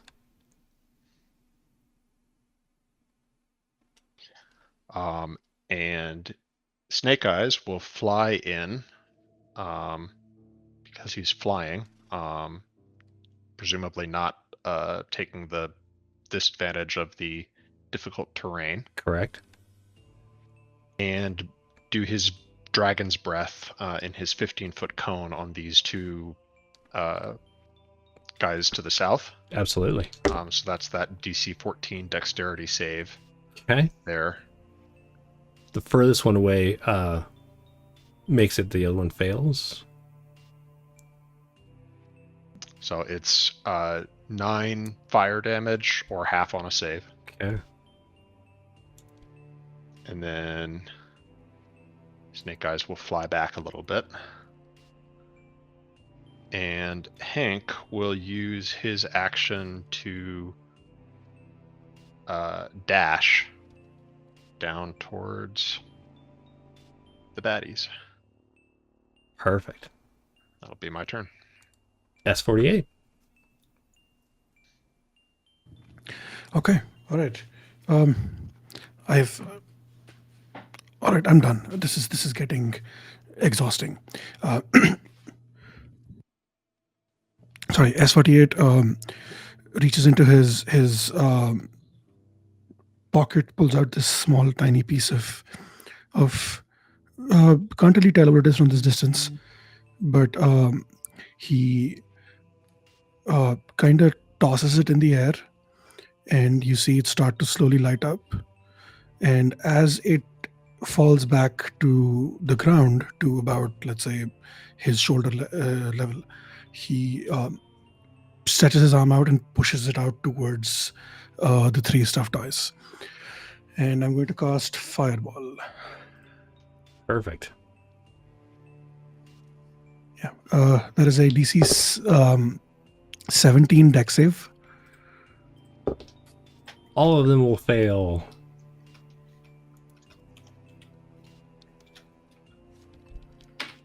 That's 29 damage. As the fire engulfs them, not only are they reduced to ash, but that area, all of the like snow and frosting and everything that was in the way has melted away. Pretty much everything on the kind of northwestern half of the room is no longer difficult terrain. Hell yeah. The wreaths on the wall also burst into flame, but I don't think anyone necessarily needed those. Wreath the halls with boughs of fire. Is that everything? Yeah. S48. No, I'm going to quicken a spell again. and Okay. I'm going to Eldritch Blast Santa Bane. Oops. More. More.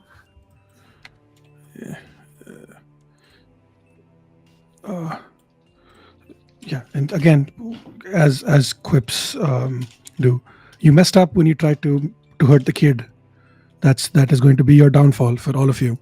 That is a minimum of 19. I'm guessing all 3 hit. The 19 will miss. Oh, shit. Okay. What's Wow, your okay. What's your next one up? 21. The 21 will hit. Okay. So it sounds like you have 2 hits. 1 hit. Oh, 1 hit. Okay. That's 12 damage. Are you pushing Santa Bane? Yeah, let's do it. All right. Santa Wait, Bane. is he in that dawn area? Oh, actually, you might be pushing him out. No, he would still be in. Yeah. Okay, cool. Yeah. All right. Anything else? No, that's it.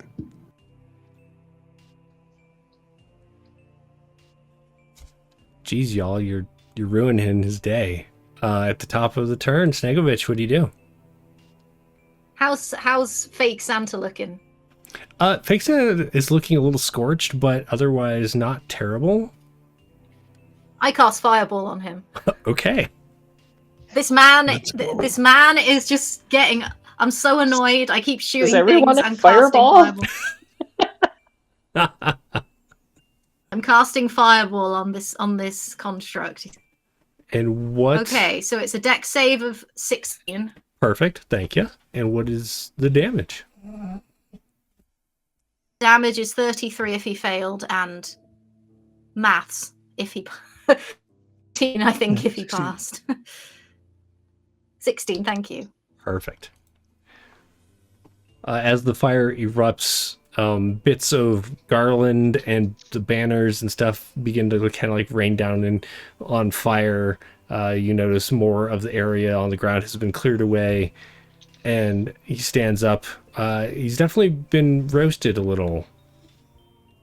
Anything else? Cool. Snowy's gonna try his goddamn best. Is what Snowy's gonna do. Perfect. One day he will hit this man. Not with a nat 1, he won't. Snowy, I think, you know what it is? His tread is too clogged with icing, so he Right. can't, like, get the mechanism going properly. Actually, And he's just at the back, like... his tire starts trying, and he's just like, and like bounces off the ground and stands back up, and is like, what the hell? Yeah, he's made for, like, snow, water, and rock. He's not made for, like, sticky icing. And it's just like, ugh. That is my turn. Okay, that brings us to his turn. 1, 2, 3, 4, 5, 6. He is still in the thing. However, Hank there is within range. Hank, I need you to make a wisdom saving throw.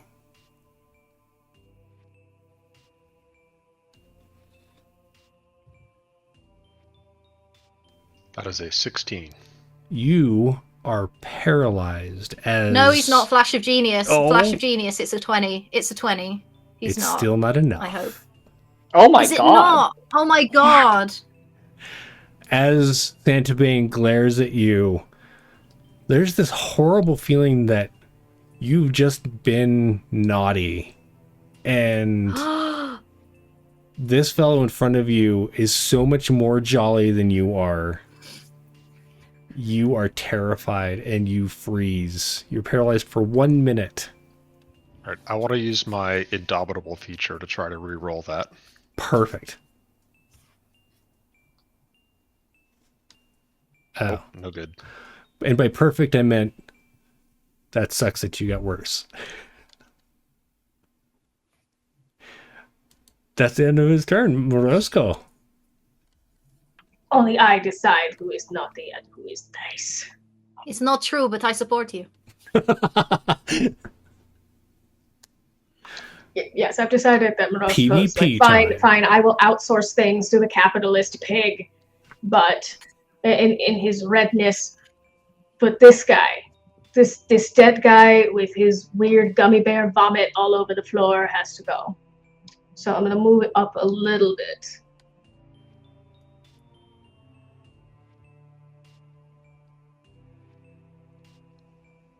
I'm just going to draw a line where And we'll the... guiding bolt again.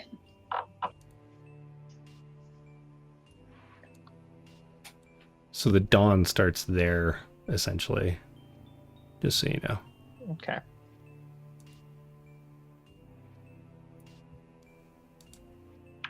$22 to hit. 22 will hit.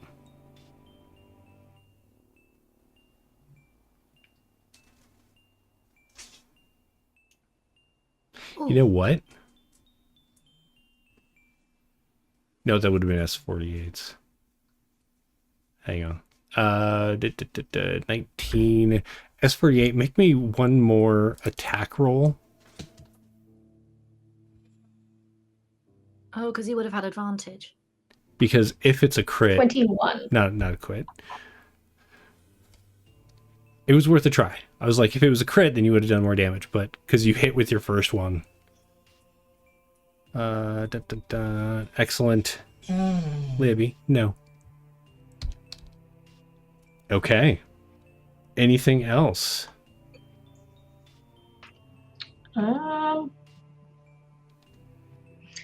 No, I think that is it. We're out of first level spell slots. Okay. Theodore, you notice that Santa Bane is once again glowing in divine light. What do you do? I think the dawn is in a reasonably good place. Oh, and he should have taken dawn damage from Oh yeah. the end of his last turn. Want me to Which- roll? Yes, please. 4d6. Here we go. 15. Excellent. Thank you. I guess I don't know, unless Hank wants to run up and start smacking him. I'd love to, but you're gonna have to break his concentration first, which maybe that dawn damage did, but if not, more whacking, please. Yeah. I guess I will hit it. Oh, he did that by looking at Hank, right? He did. Okay, It didn't I'll seem to be a cast- spell. Okay, I'll cast blindness deafness, going for blindness. Maybe that'll interrupt it. Okay. It's gonna be a con DC for, I think it's con. Yeah, con saving throw of 15 DC. I got an 18. Oh darn. Okay. Next up. All right. Hank, you're just trembling there, worried about being such a naughty boy. Can I still take a turn for Snake Eyes? You can. All right. 'Cause, yeah, Snake Eyes is gonna fly down here, and once again cast his fire breath at Santa Bane. So that will be in the dawn, just so you know. Oh, is there? Is he like? There's no way that I can approach him without. It's a cylinder, and the edge of it is I can't right. see it on the map, Yeah. so I. The edge of it's here, where that blue line is. So you'd be breaking through into it. Totally up to you. So if that, well, I mean, that's just gonna evaporate my familiar. So Yeah. I'll pass my turn.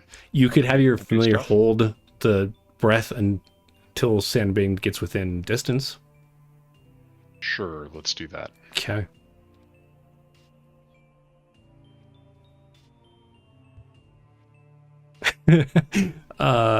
Sorry, hang on.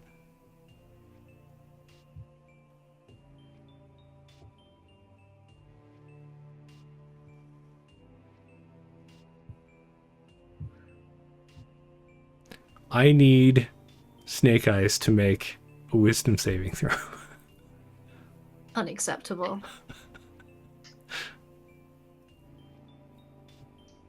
Uh,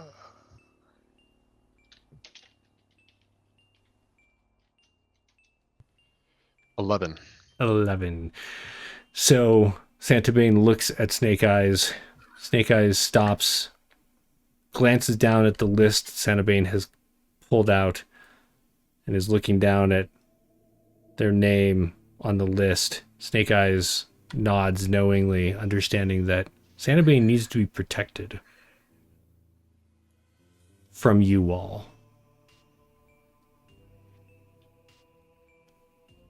That was at the end of your turn. S48, what do you do? Oh, wait, is there no save for the Santa Bane thing? Yeah, can For Hank roll Hank- at the end of its for turn? Hank. Or... There is not a save at the end of your turn. Holy shit. Okay. Yeah. Okay, things are getting serious. Typically there is, and I'm Yeah. the designer part of me is like, it might just have been forgotten. You know what? Let's do that. Roll at the end of your turn, just in case. 13. But a 13 is not going to do it. You are still paralyzed. So we do know, based on like stuff with these guys, that they're like undead-ish creatures, right? You got that feeling before, but you got the feeling with Ball that he was a fiend. So you Okay. don't get the feeling that this is undead. Okay, good to know. So there is no logical assumption that I will be making that necrotic damage he'll be immune to necrotic damage or something, right? Yeah, as far as you know, I mean, no one has done necrotic damage to it yet, and so you're not really sure whether or not it's going to have an effect or a lessened effect. Okay, Anything. yeah. We All right. I am going to. Cool. S48 leans forward. His arms kind of start to go black from the fingertips up to his elbows, and he looks at Santa Bane in the eyes, and he's like, "You don't mess with my friends or people I've just met. Whatever. It's not right, especially not kids. And let's see how you like a taste of your own medicine." And that doesn't make sense, but I'm still gonna cast blight Gotcha. on him. That is a DC 17 con save. Okay. And save for half, right? Yep. Okay. Go ahead and roll your damage. Any attacks on him like should have advantage from my guiding bolt, I think. So this one's not an attack. It was a save. It's just a save. Yeah. That's 34 damage. Okay, perfect. Thank you. It did seem to be lessened, but you're not sure if that's from him saving or if he was resistant. Okay. I am going to turn around, so I'm not looking at him. Nice. Okay. Okay. Smart. Yeah. All right, so now turn That's around. it. Bane Eyes isn't stuck in my head. And now it's stuck in your head. Perfect. That's the end of your turn? Yep. At the start of your turn, or at the end of your turn, there's nothing you can do. Snegovich, what do you do? I run forward. I lesser restoration. Hank is not power There it is. any longer. Excellent. There it is. I sort of like bear hug you from above, and you're not paralyzed anymore because the hug is so good. Now Snowy. Oh my god, Snowy gets advantage on this Snowy attack. gets Look, advantage. if this attack doesn't hit, I'm. Please, Just give him to Elena. Snowy. A 23 is a.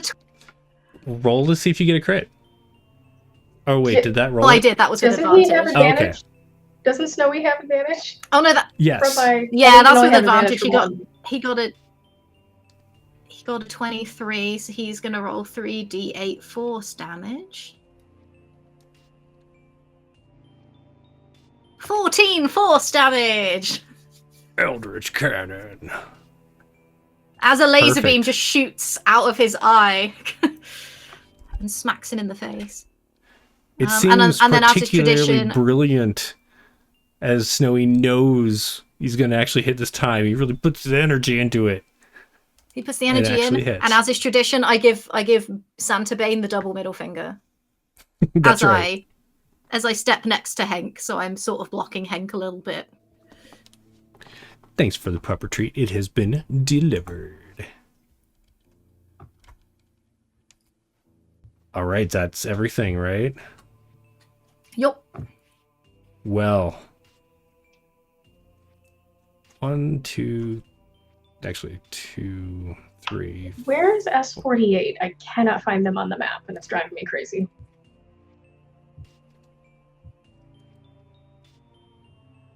Oh yeah, good point. No, I don't see S48 either. Are they I've still just by been the going on entrance? vibes. Oh no, I- that's the girl. Going on vibes is the best way to do Right? combat. No, we that's call it A-okay. theater of the mind when we're being Totally. fancy. Right? Santa Bane runs out of the dawn. Stops here next to Snegovich and picks up that candy cane hammer and just goes to town. No. Got 3 attacks coming in.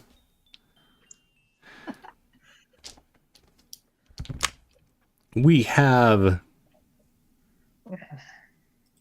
What is this number? Okay, that is a 23. Shield, it misses. Okay. 30. And it's just a snow globe. It's like I've snow globed myself. Sorry, what's the second A one? 31's going to go through your shield, right?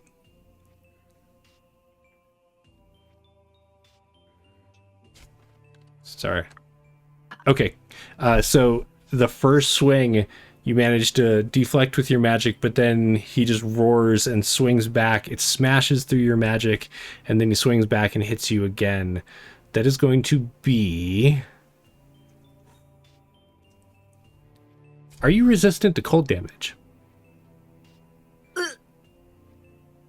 Oh, internet's glitching. Is my I say internet- that the Yeti is resistant to cold damage. right? He's not resistant because he's never had to build up an immunity to cold because he's so furry. So I Fair. don't think...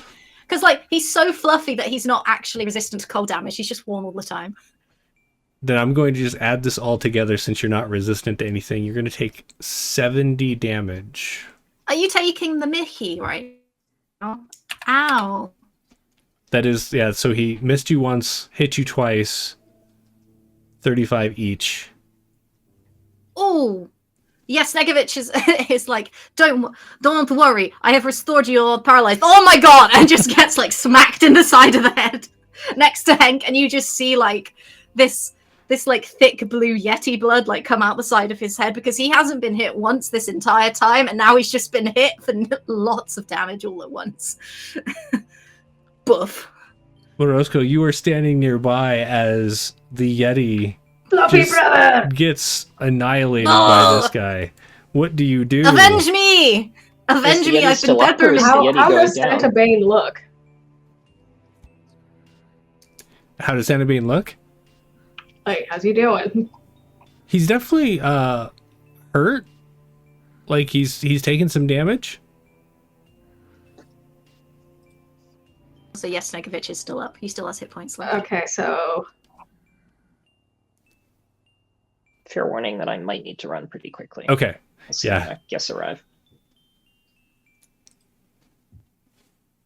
okay, I would like to melee him, but also divine smite at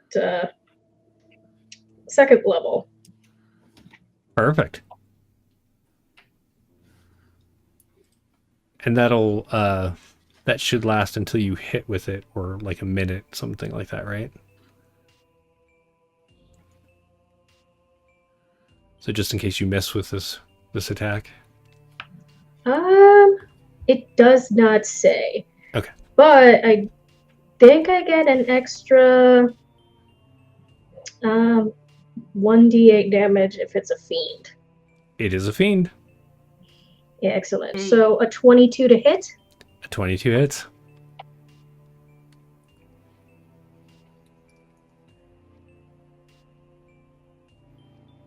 In theater, you're up next, just so you know.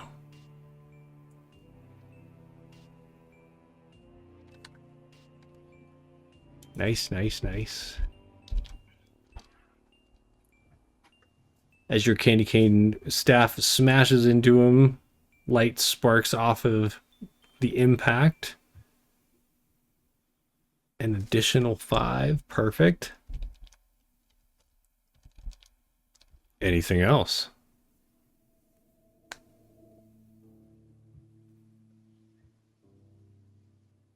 You're muted You're if you're muted. talking.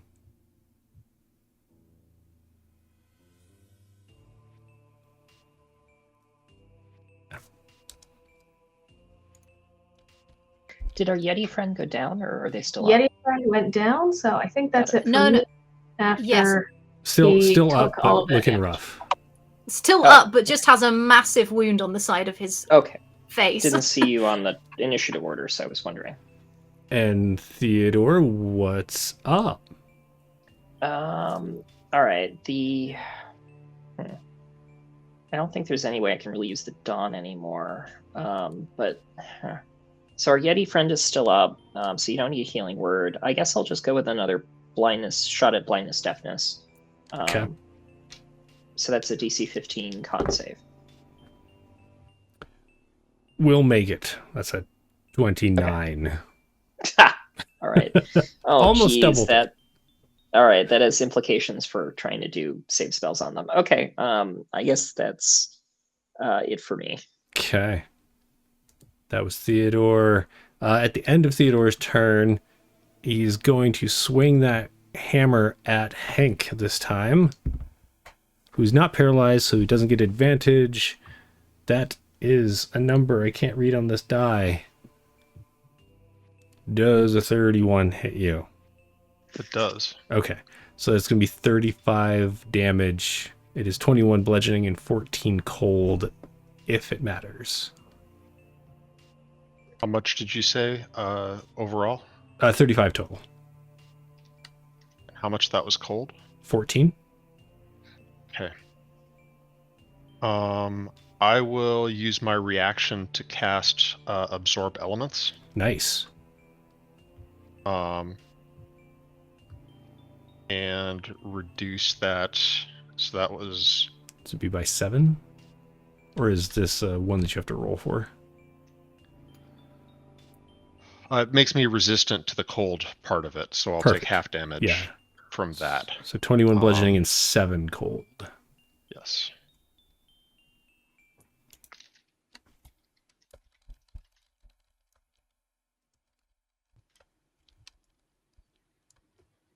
All right, so that's your reaction. That's his legendary action. That brings us to your turn, Hank.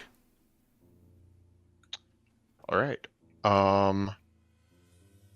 I will use my action to dismiss Snake Eyes. You see him beginning to inhale. I'm just going to move him off over here. Bloop. And I will use another charge of Adrenaline Rush to get some temporary hit points. Perfect. That'll be me. All right. S48.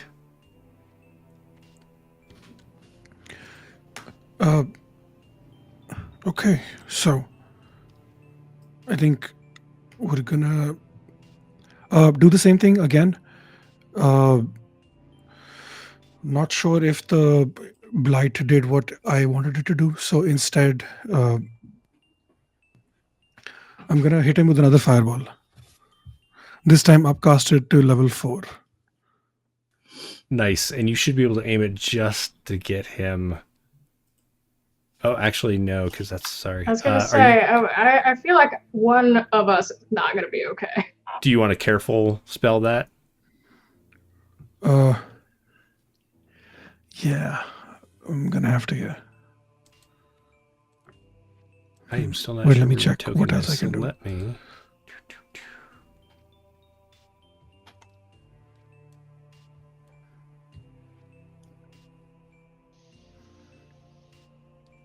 Right, I'll do something else then. Since how bad does he look? He's definitely taken some hits, but he's definitely stronger than the other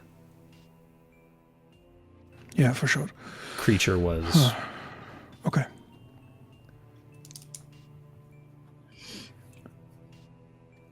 So I'm gonna, instead of doing fireball, then I'm gonna cast Second level, Tasha's Mind Whip. That is a DC 17 intelligence save. Okay. So just turns back around, looks at Santa Bane, and just yells at him, "Oi, look at me! This is not how you treat people who are just here to help kids." And just stressing on that, and just and he hears this, like he hears S48's voice amplified tenfold in his mind, and it feels like literally like he's hit his brain with like a whip. Nice. Is how I'm flavoring it. That is a 3d6, I believe. 3d6 psychic damage, yes, if he fails. Which is 10. It's not much. Is it save for half or save for nothing? Half for save. Okay, cool. You do still have your bardic inspiration. True, but I don't think that works on attack, right? On damage rolls. It depends on the school. I don't think that school does damage rolls. It doesn't. Okay. Okay, and again, quickening a spell again, and I'm gonna. Is the dawn still up? Did you drop Dawn? I did not, but I can. It's not really doing any good anymore. No, I'm yeah, gonna. it's still, throw them into it. Yeah. I'm gonna Unfortunately, my guests are here, so I do need to run now. Okay. I've got your sheet, so Okay. Yeah, real there's quick, like healing word Devin. if anyone goes down. There's some other options. Yeah. Devin, thanks for joining us. Oh, thank you. Sorry, it was so much fun. Yeah, sorry we ran over, but it was a pleasure to have you on. We'll let you know what Santa Bane does with all your corpses. Okay. And we will talk to you soon. Thank you again. Okay. Enjoy your Take care. party. Have a great time. Bye. Bye. All right, so go ahead and make your actions or your attacks. Let's see if you can push him back into the dawn. Oh, are you kidding me? These look really bad. Okay, the last one hits. What's your total on that last one? 23. Yeah. And it's just enough to push him into the dawn. That's perfect. That's 15 full 15 damage. 15 damage.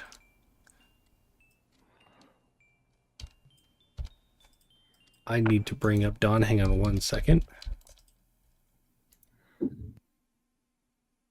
He's been moved into it, so he is going to take 4d10. Actually, he has to make a con save. He does make it, but he's going to take half of 4d10. So 23 halved, we'll call it 12. Excellent. Anything else? Oh, that's my turn. All right. At the end of your turn, is there anything he can do? Can't do that anymore. No, he is fresh out of things. Snegovich, at the top of the turn, what do you do? I will, as is tradition, a noble Yeti tactic of nobly running away. So 1, 2, 3, 4, 5, 6. I move 30 feet backwards. Okay. And I think I will fireball him again. Yeah, there's I have a nobody in the spell. way. Yes, I will fireball him again. Fuck this guy.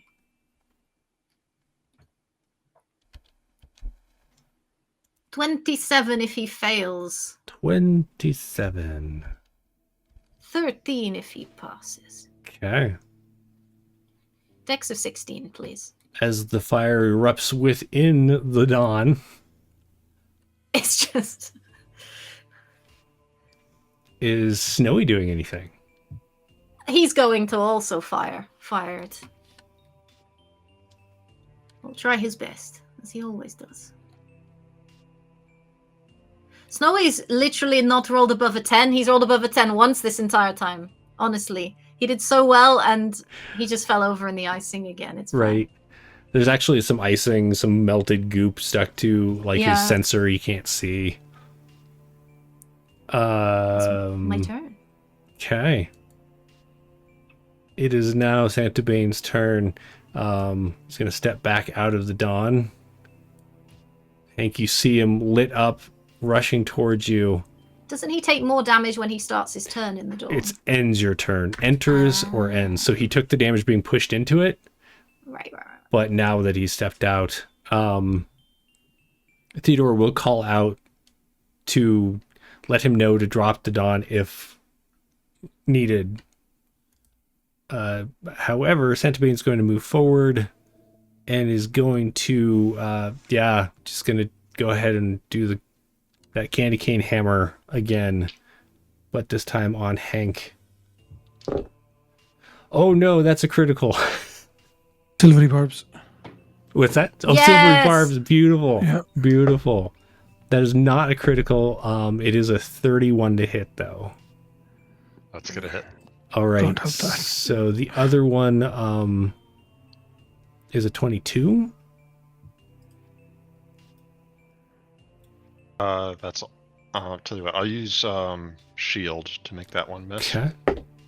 Oh, and the other one is a 21. So only the one hits. So you have 21 bludgeoning and 14 cold damage as this candy cane smashes into you.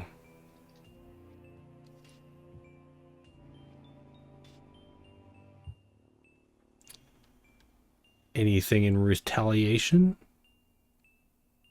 Oh, I've already used my reaction. Okay. Oh, that's right, because it was on his legendary action.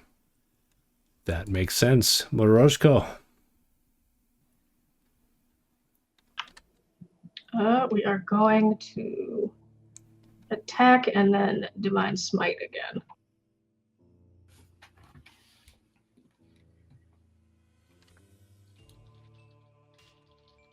$21 hit? 21 hits.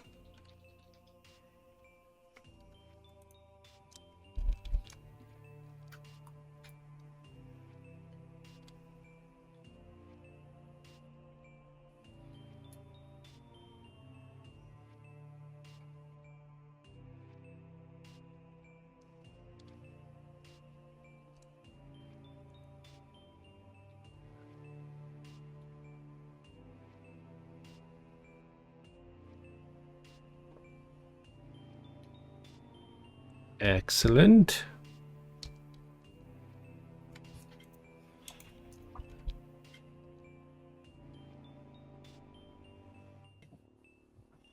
And some radiant damage coming in. Perfect.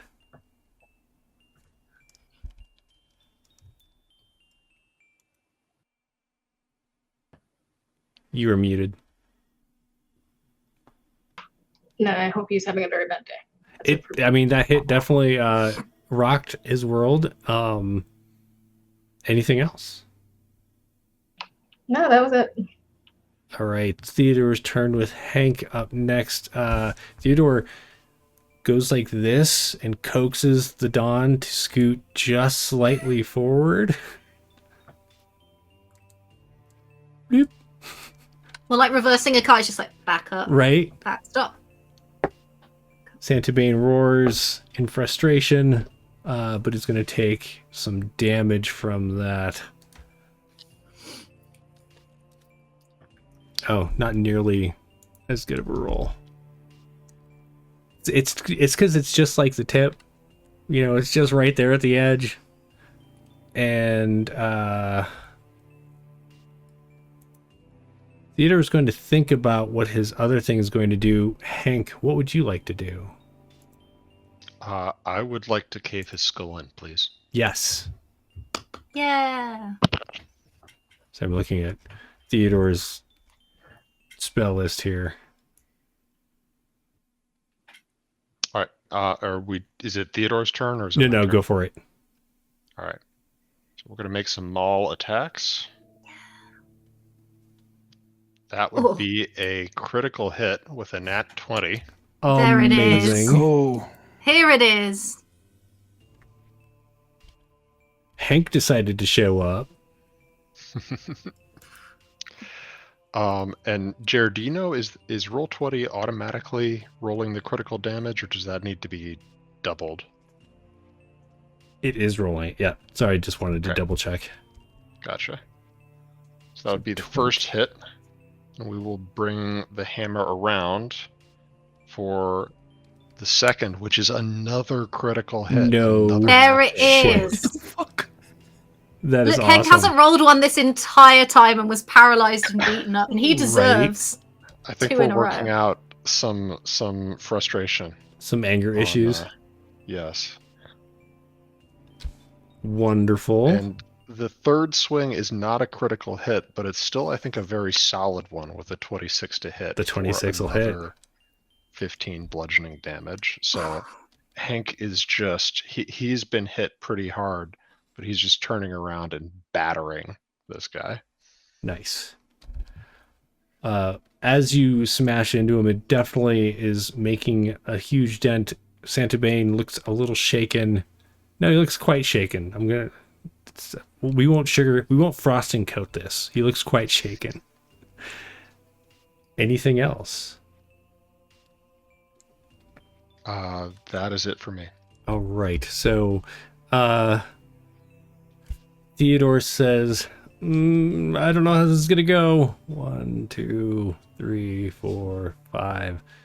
Runs up to here, and as he runs that way, you see candy canes and various presents and things begin to swirl around him. You can kind of see through them. They seem somewhat spectrally.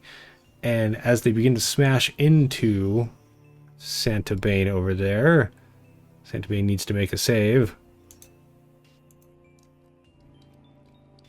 As he does Spirit Guardians.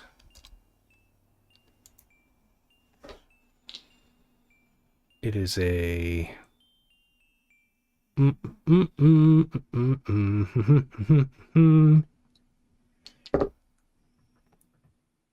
wow, depending on what the save is, he might have actually failed this save. Wisdom. He's got to be bad at something. He's got, right?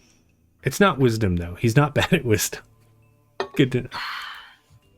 He's going to take 3d8 radiant. Not a bad roll. 19. He did save, so that's for half. And that'll be ongoing as long as he is within the radius. That brings us to S48. Okay, just confirming Dawn is still up, yes? Dawn is still up. Okay, perfect. So I'm going to start with our 3 Eldritch Blasts. So that is, that's my last use of the Quicken spell as well. God damn it. Those are horrible rolls. I don't think any of those hit. Oh, what is... The dice have abandoned you all. Okay, fine. I'll do it again.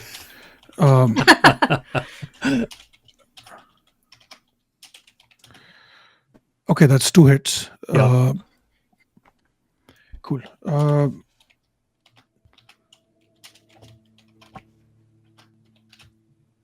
That's 22 points of damage. He gets pushed 20 feet back into the Dawn.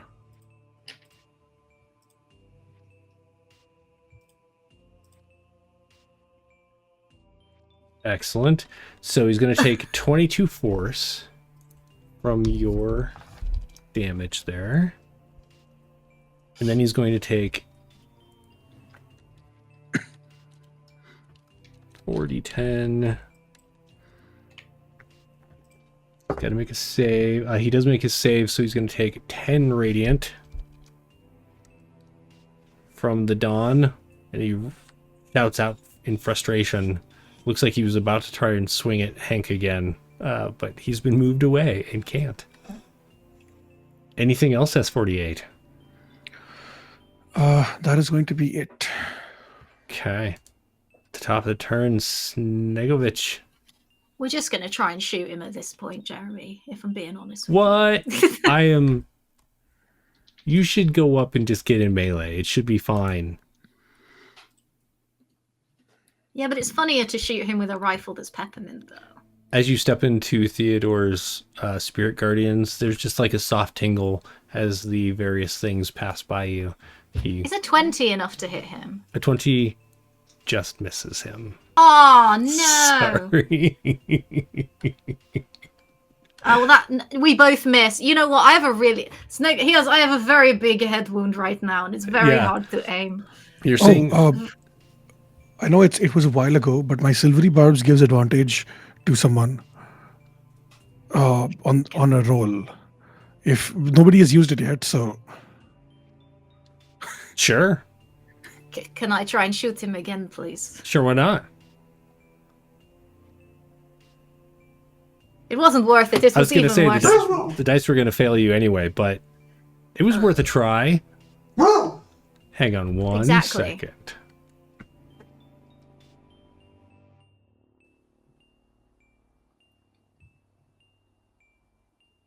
Thank to call our good rolls. He got the 2 in a row.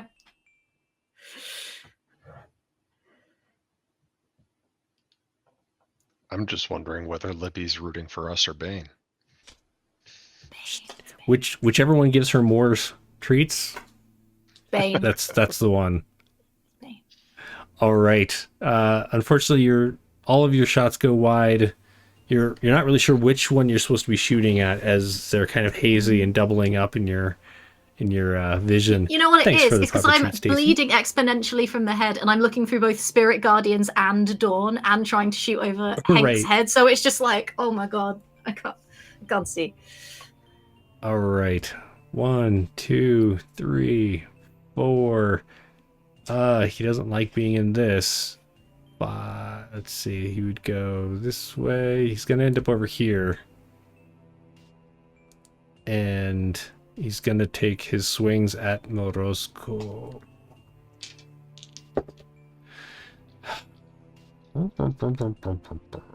Not great rolls, but let's see. 19 to hit Morosco. 19 will hit. Okay. Just barely. So Does he take Spirit Guardian's damage when he enters that area for the He first will. time on Yeah. his turn? Okay. all 3 hits are going to hit, unless anyone has anything they can do about that. nope. Are you resistant to anything, Morosco? Let's see. I think I'm resistant to frost damage because I'm a frost giant.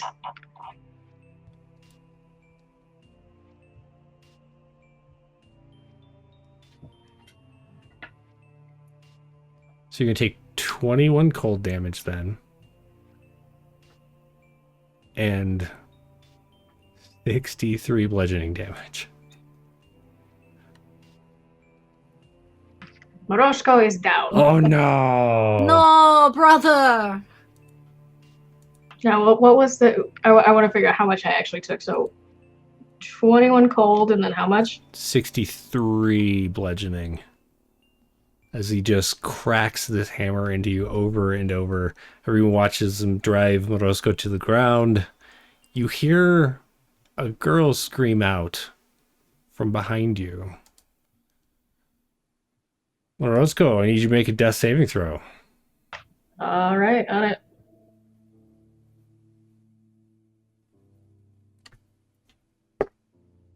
What do I roll for my death saving throw? Or am I Just roll a rolling d10.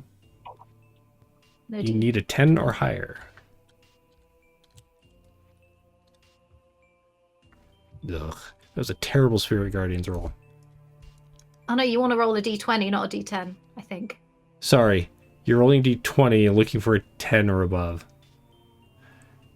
Good job, Jeremy. So, All right, so you I have will. Like an one death saving throw failure. Everyone hears Morosco start choking, probably on the massive amount of blood that's pouring into his mouth. Can I flash of genius a death saving throw? Look that up. I don't know. It just says when you're another creature you can see within 30 feet of you makes an ability check or saving throw. Doesn't say It is a death what kind of saving save. throw. Sure. What does It's a that turn? pass then. What's it turn It's a in? 12. Okay, so it just turns it into a success. Yes. Perfect. So you have one success instead of one failure. Theodore is staring at Santabane. You hear the knocking of knees. He is going to back up to here to keep him in the area, and is going to cast a spell.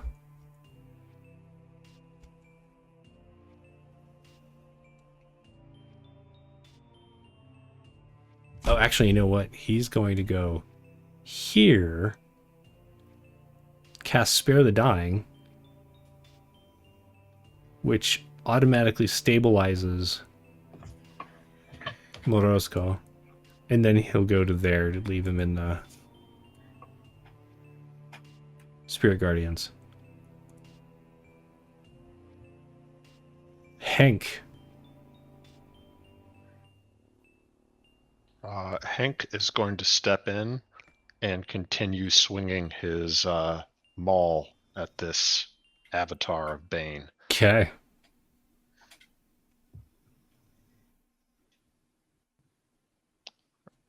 The first swing is a 27 to That'll hit hit. for 16 bludgeoning damage. Second swing, I don't think quite makes it, an 18. An 18 will miss. The third swing is a 20 to hit. The 20's just gonna miss. Really? Wow. Any, nothing anyone can do to bolster that? Oh, I think? No.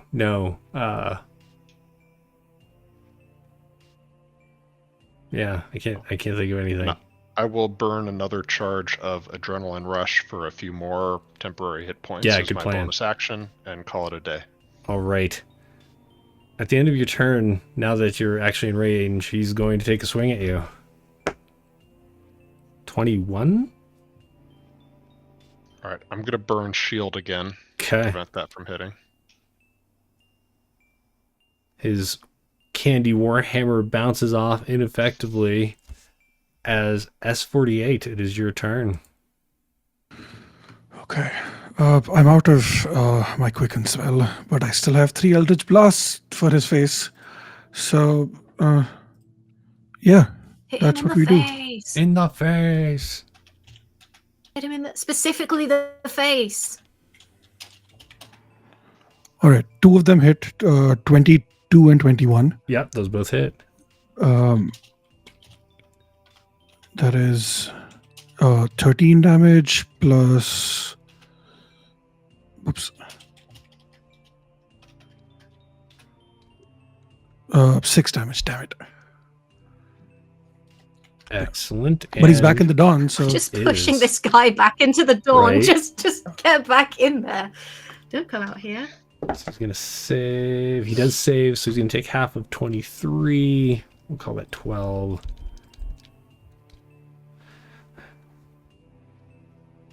Anything else? S48. So, I am a changeling, right? He can change his appearance, but it requires an action. Gotcha. I was hoping you would let me use a bonus action for this specific moment, as he turns into and looks exactly like Santa Bane, just to fuck with him. Sure. Snowy next to you and the icing starts freaking out. Right? Snowy's like, just starts like grinding gears. All right. Top of the round. Snegovich, you...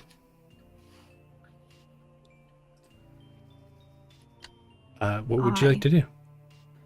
Man, I don't know. How is he looking right now? He's got to have taken some damage at this point, right? Oh yeah, he's looking rough. He's looking rough. I'm going to save my spells just in case. So I'm just going to try and shoot him again now. through the sunlight. I'm going to squint through my little half moon glasses really hard. Fuck me. No, that didn't hit. Right as you go. You know what though? Snowy rolled a 25 to Snowy hit. Good job, boy. Snowy. Good job, Snowy. And this is going to be 3D. Thank you. 3d8 force damage. Please roll well. Oh, he did 19 force damage, and he's pushed back another 5 feet. He's, you know what? He was inspired by S48's Eldritch Blast, and he was like, "This is what I'm going to do." All Get right. back there. Hell yeah, Snowy. Yeah, is that everything? Yep.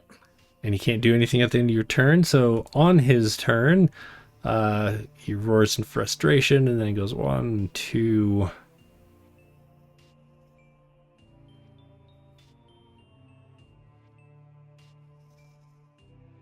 1, 2, 3, 4, 5, 6. He's skirting this. He's actually going to dash 1, 2, 3, 4, 6.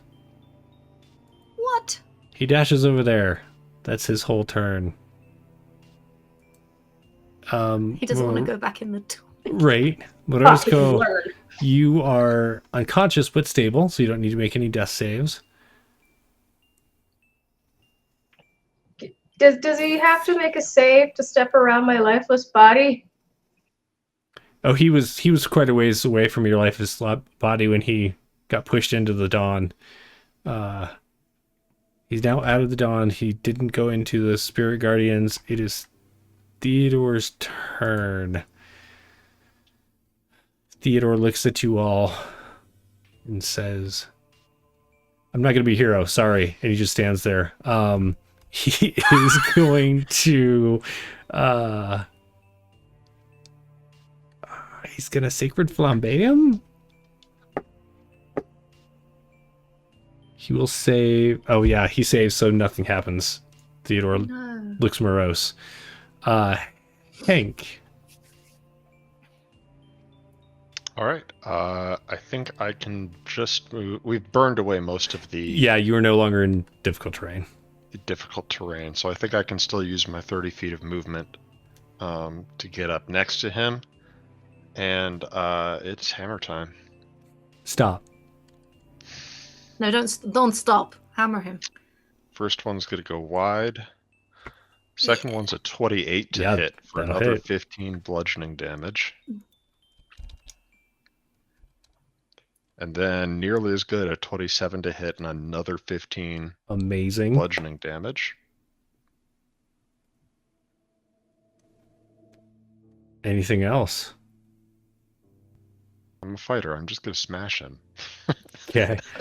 At the end of your turn, face bloodied, black ichor pouring out, his helmet smashed in, his pauldrons like kind of dangling off. He looks up at you and smiles through broken teeth. He raises up that hammer. He's going to take another swing at you. That is a 28. That is good enough to hit. Let me double check that. Yep, 28. So that is 21 bludgeoning and 14 cold.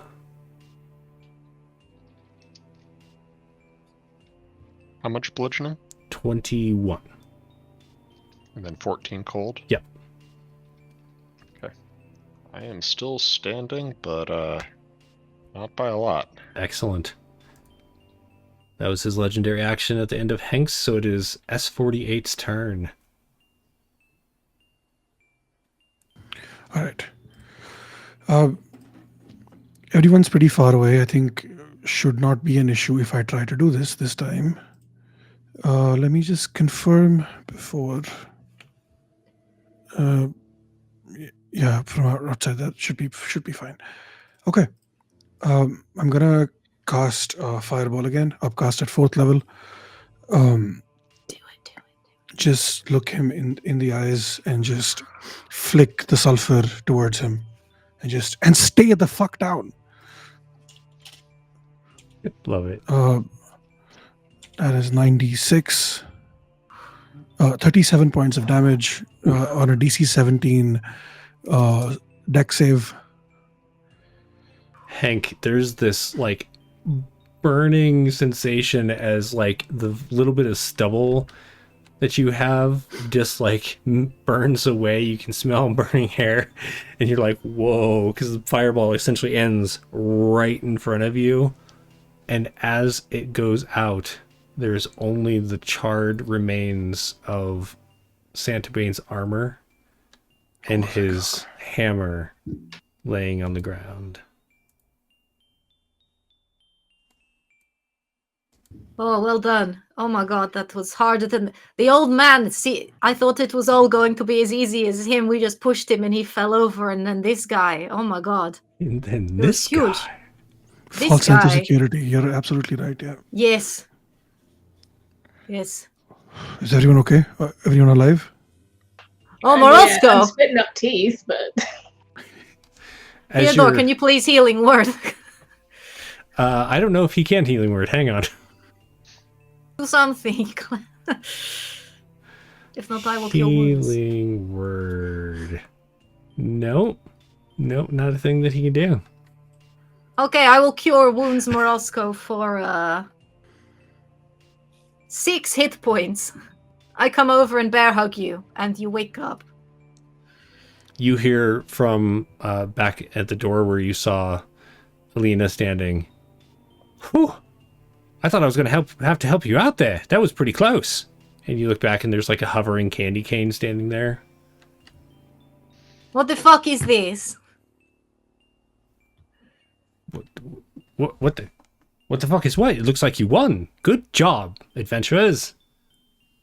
Can I go over and grab this candy cane Ah! out of the air?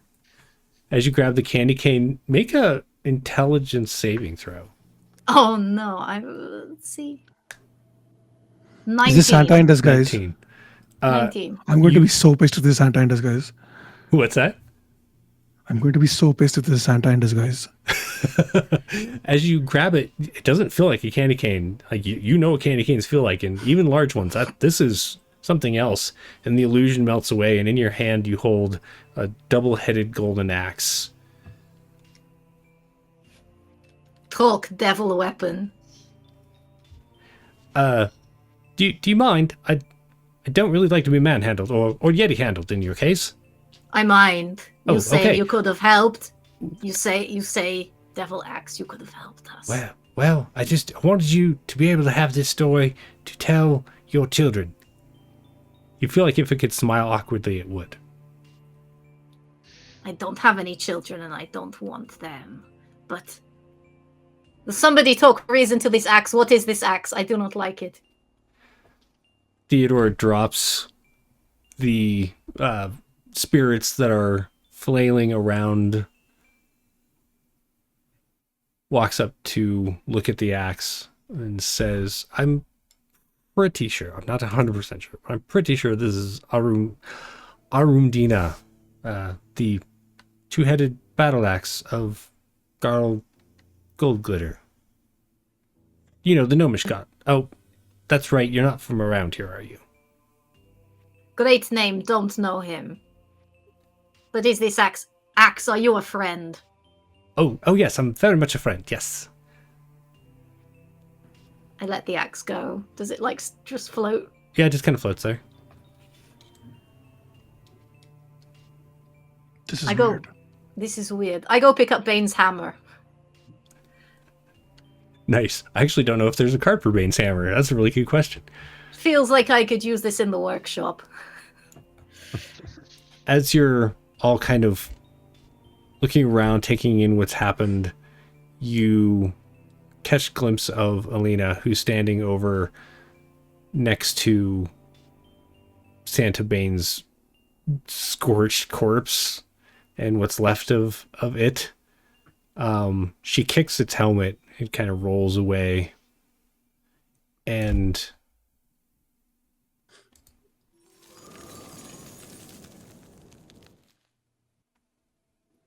as the sound of the helmet rolling away kind of amplifies and echoes off the walls, Hank, you wake up. Your arm hurts a little bit. You're at that table where you were arm wrestling that orc earlier. There's a good sized puddle of drool where your face was just a moment ago. Snegovich, you are sitting across from Hank. You see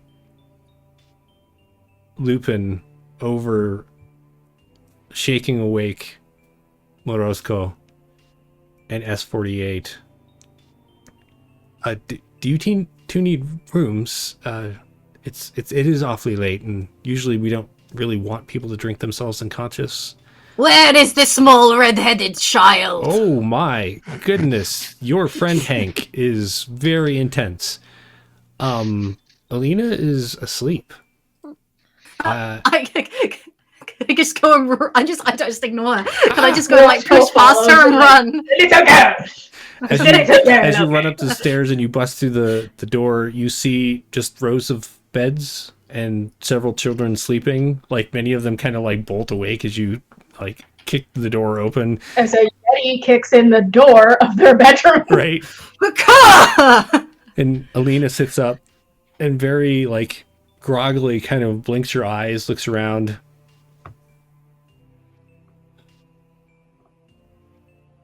What do you do?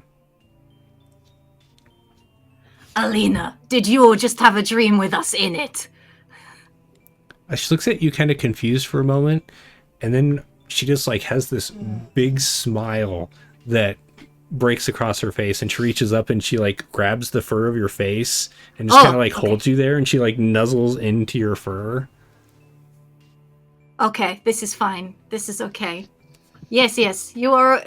Yes, you are fine. And even though it's a shit hug, like it still feels really nice because he's so fluffy. It doesn't matter. It's just like yes, there. Everything is fine. I think.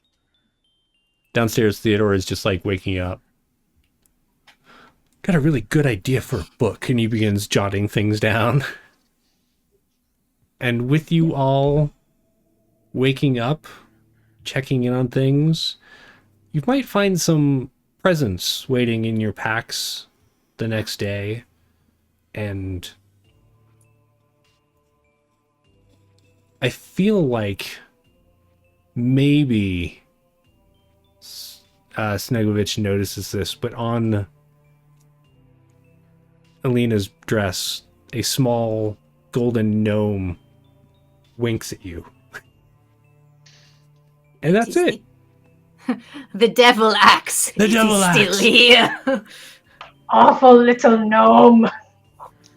At this point, I would dole out magical gifts for you all, but because we are like an hour over in our time, I'm not going to one, ruin the surprise for those that want to go pick up the module, but also just kind of eating up time at that point. But I want to say thank you to all of you for playing today/tonight and going that extra hour over. I appreciate it. We actually hand waved the entirety of Merkel, which is fine, but there was a gigantic Godzilla-size snowman. Just saying. Oh, is he the snowman? I love that. All Do you want to right. kill a snowman? I would kill him. Do you I'm want to melt a imagining that like instead snowman? of stick arms, he has like bone arms. I love that. That is not in the art, I don't think, but it is forever going to live in my head. Yeah, there's stick arms in the art. That is 100% how it is going to look. I love it. Thank you all for playing. We do have a giveaway to do real quick. Let me do that, and then I will release you all to go about the rest of your weekend business. Let us close this here giveaway and draw a winner. Did that go through? I don't know. Congrats to Raven for winning the PDF from DM's Guild. I will get your email info to send off to Janelle, and she will send it your way. How about you all? Do you have anything coming up that you want to talk about before we say goodnight? We're doing Historia in January on here. That is true. Keep an eye out for our announcement because we are coming up with our start date, but we're doing a 3-part Historia game with Shiv from Shiv's been on the channel before, but it has been a bit, and looking forward to that.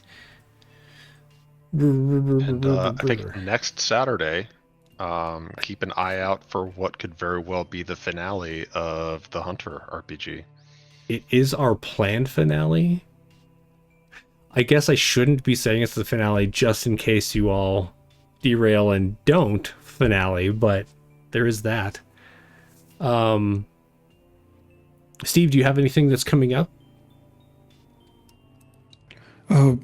Next weekend, I'm going to be in a couple of games for Diversity Sales as part of their charity initiative. Awesome. We're also doing a bunch of really cool stuff for the holidays. Most likely, still haven't figured it out yet, but I am considering running a couple of one-shots towards the end of the month for Thankmas as part of Jacksepticeye's yearly fundraiser for mental health. That's awesome. So they've done a really good job. Every year they do excellent stuff. And, you know, it's always nice to be part of something that big. So, but yeah, mostly just that. I have a bunch of shows running. And yeah, that's all I got. That's awesome. This is a lot of fun. You say that's all you got, but those are all awesome things. I appreciate it. Alex, is there anything that you have coming up? I don't really regularly stream, but I wish you all a very Merry Christmas, and I might be back on the channel at some point in the future. Yeah, because we have to do the PvP session of Snegovich and Morozko trying to figure out who the real Santa is. There's only one real Santa, but I'm sure we can work together so everybody gets presents. I love it. That's fantastic. Again, this has been the Festive 3 by Janelle Lawson. You can pick it up on DM's Guild at the link that's in the channel if you're watching live, or in the show description if you're watching on YouTube later on. Head over and pick it up. It's a ton of fun. And there's a bunch of things that we kind of cut out for time that I'm sure you will be surprised and entertained by. We are going to raid out, so make sure you hang out for that. And thanks for watching, everybody. We will see you next time. Bye.